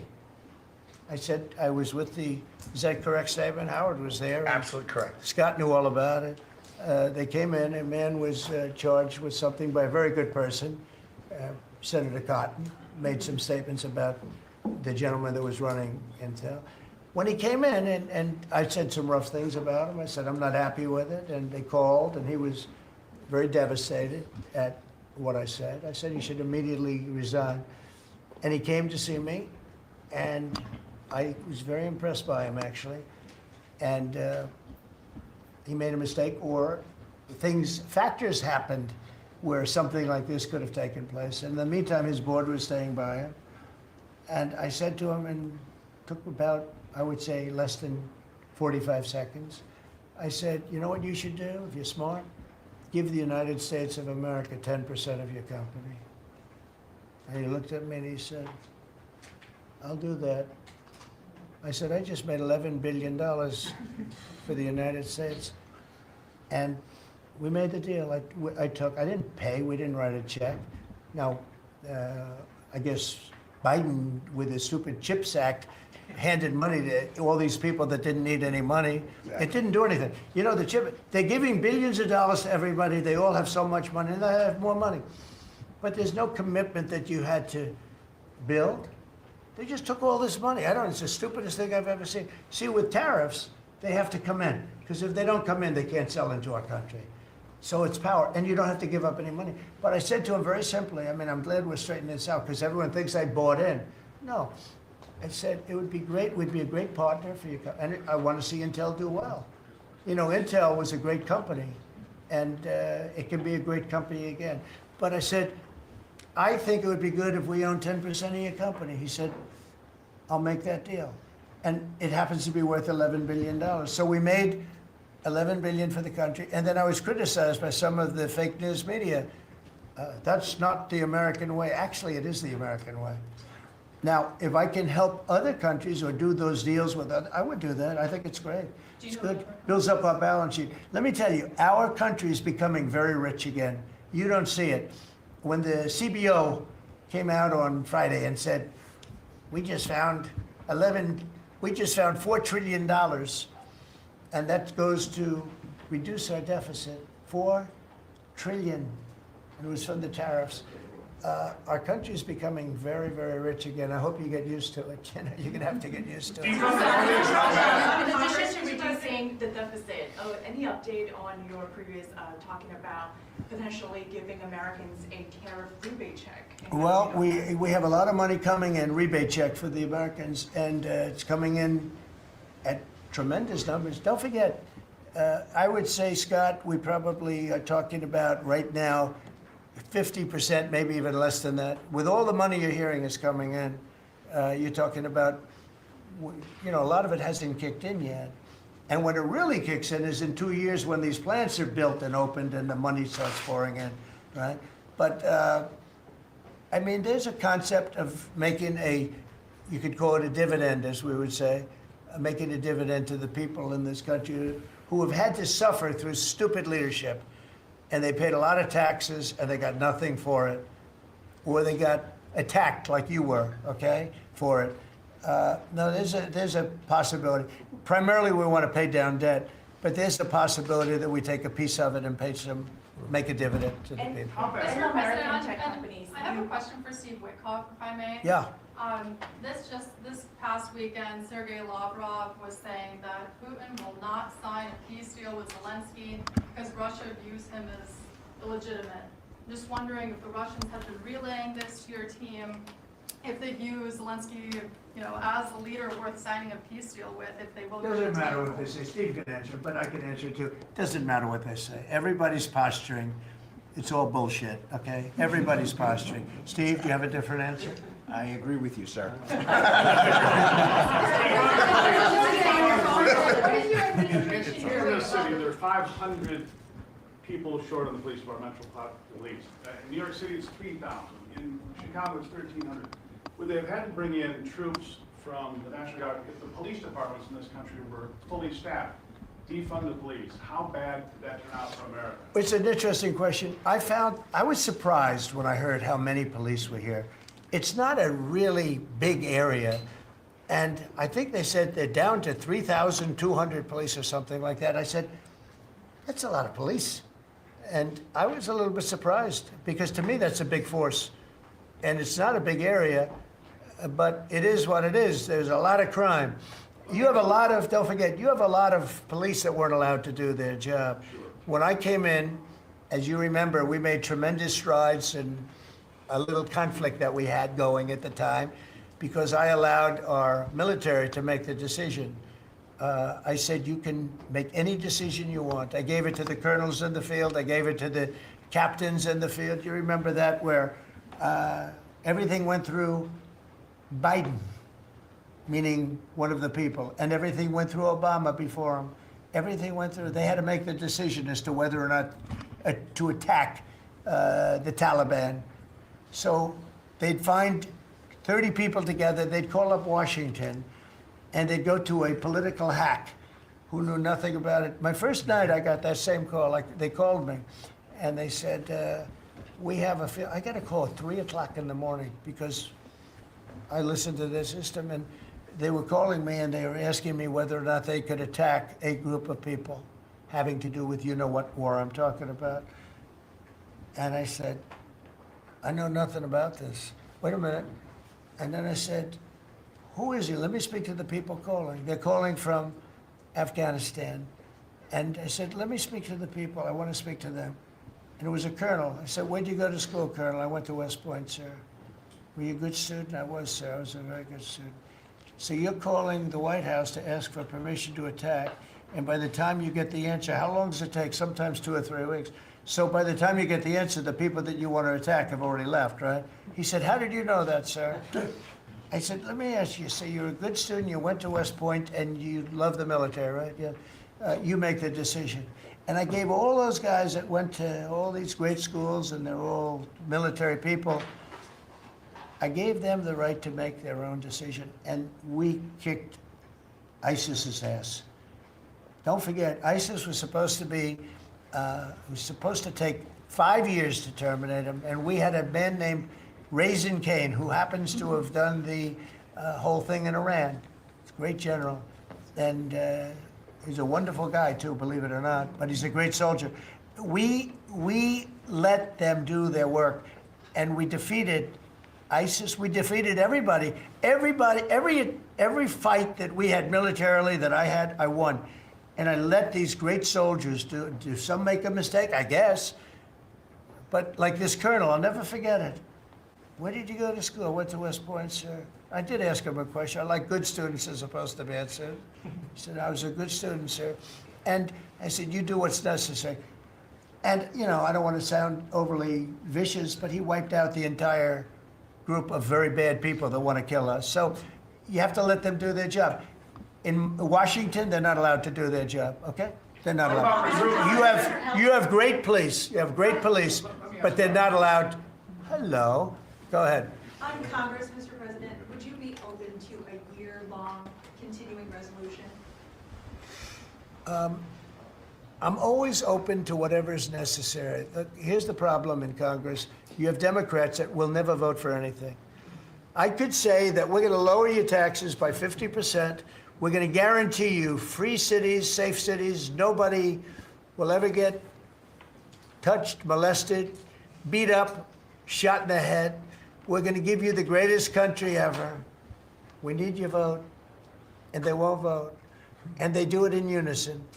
The only thing they do good is cheat on elections and unite. You know why they unite? Not because they're good or they're loyal people. They unite because they're afraid. They're afraid of the radical left. And you can't get their vote. So we have a vote coming up at the end of September. And I think we're going to pass it because we have the majority. And I think almost every Republican will vote for an extension. Because no matter what deal you make with these people, look at Schumer. He made a deal a year and a half ago, and after making the deal, he's been almost run out of the party. He's not the same man. He's not the same man. He's finished. He aged 20 years. He's become a Palestinian, by the way. We call him our great Palestinian senator. But Chuck Schumer, and I wrote him a letter. I said, Chuck, that was really great. Thank you very much. And somebody gave the letter to the press, not me. And he was destroyed because they thought I was being sarcastic, and I wasn't. He made a great decision. It kept our country open. It was a positive. But you can count on almost no vote. I mean, I see things. I'll give you an example, crime. So we're going to pass a bill to stop crime. We may not get one Democrat vote, okay? We may not get one. So when you say continuing resolution, I guess so, and it's going to be passed exclusively by Republicans. On farm Mr. President, visas, why do you just you tell mentioned me in to Iowa draw that you the wanted to trees, see sir? some changes to the H-2A visa program for farm workers. Right. You mentioned in Iowa that you want to see changes. Do you want to see that before the fall harvest? Well, I love both groups, and we take care of our farmers, and we also take care of the people that want bad people out of our country. And we're working on something that's going to work really well. We take care of our farmers, but we also have to take care of those people that voted for me because they don't want criminals in our country. And we're working on something where we can take care of both. Mr. President, you were talking about the CDO report that two of your cabinet members were talking about. I remember back on Liberation Day, Many of us reporters covered your detractors, people saying that it was going to explode the deficit and therefore explode the debt. Who all has called you to say I was wrong? That's very good. You know the answer to that. Okay, yeah, please. Mr. President, Governor Pritzker said yesterday that he, at a press conference, that he would encourage nonviolent resistance to the National Guard if they were sent to Chicago. What's your response to that? He said what? That he would encourage nonviolent resistance if the National Guard is sent to Chicago. Look, this guy doesn't know what resistance is or nonviolent resistance is. He's a bad politician. It's amazing. I mean, if he didn't have the money, he wouldn't get any votes because there's no compelling reason to vote for him. The guy's a major loser. But it would be nice if he would call me. I would change my mind immediately. He said, you know, because everybody knows Chicago is a hellhole right now. Everybody knows it. It's not like he's saying, Chicago has much better numbers, right? Well, what's much better? You mean 100 people are going to be murdered? It's going to be much more than that. So I would have much more respect for Pritzker if he'd call me up and say, I have a problem. Can you help me fix it? I would be so happy to do it. I don't love, not that I don't have the right to do anything I want to do. I'm the President of the United States. If I think our country's in danger, and it is in danger in these cities, I can do it. No problem going in and solving, you know, his difficulties. But it would be nice if they'd call and they'd say, would you do it? And we do it in conjunction. Now, we work very well with the police because we naturally get along with the police. So the police and us work really well together, whether the mayor is opposed or whether, I mean, you have a really rotten mayor there too. He's got a 6% approval rating in Chicago. And I see black women wearing a red MAGA hat last night on television. Please let the president come in. My son was attacked. You have a force of black women. They're like only Trump. They want Trump to come in. And you see them, they're all over the place in Chicago because they're afraid to go out and they don't want their son or their daughter killed, just like your parents didn't want you killed. And we have a tremendous, look, it's not about winning elections because we want to have nice, fair elections. It's not politics. We want to see a safe country. You have people that want to see a safe country, and they're great people. You have great people in Chicago. The mayor is at 6% approval. He's an incompetent man. He should have never been put in a position like that. He can't handle it. You have an incompetent governor there. You have an incompetent governor in California, Gavin. I know him very well. He's incompetent. He's a nice guy, looks good. Hi, everybody. How you doing? He's got some strange hand action going. I don't know what the hell his problem is. It's a little weird, to be honest. There's a little something shaky going on there. But, you know, all he has to do is call me and say, we have the Olympics coming up. We want to make it really good and safe. And I'll put some really good, great American patriots in there, and you won't have any problems. Don't forget, it's loaded up with some stone-cold killers, some really bad people, some people that were just born to be bad. They're criminals, bad criminals, dangerous. And we can solve the problem for them very quickly. Okay, you know what I think? I think this. You have not had this happen for 4 years. You sat and you'd ask one question to Biden, and it was always the ice cream question, right? What flavor ice cream do you like best? I like vanilla. And that was the end of the conference. I think now we've done enough. These people are very busy. I want to just thank, this is the greatest, this has never been done before. First of all, a cabinet meeting was sacred. You'd never let the fake news media in. But the fake news media isn't all fake. It's, a lot of it is, but it's not all. I think it's a great thing. I think maybe it's going to be done in the future. I hope it's going to be done. But you really get the word out. I mean, we had, each one of these people spoke. I think each one, if I thought one of them did badly, I would call that person out. I would say, Christy, what the heck are you doing? No, but no, seriously, you have a very talented group of people. They get along, they work along together. And there's something really nice about just, you know, the openness of what we're doing. It's government. It's an open government. That's what we are. And we haven't made too many mistakes. Maybe we'll, but we haven't made too many mistakes. We've called it right. And I think you can be very proud of your country. We are a respected country again. We are really, right now, respected at the highest level, and we're doing great. And we're a very rich country again, very rich. And that's a good thing, because when we're rich, we can take care of poor.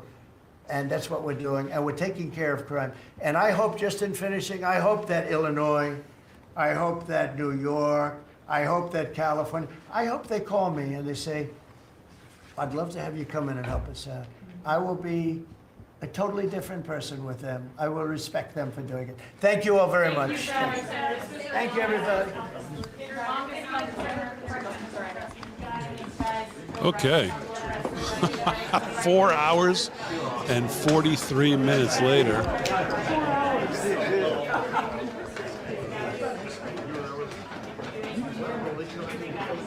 There goes the president. Wow.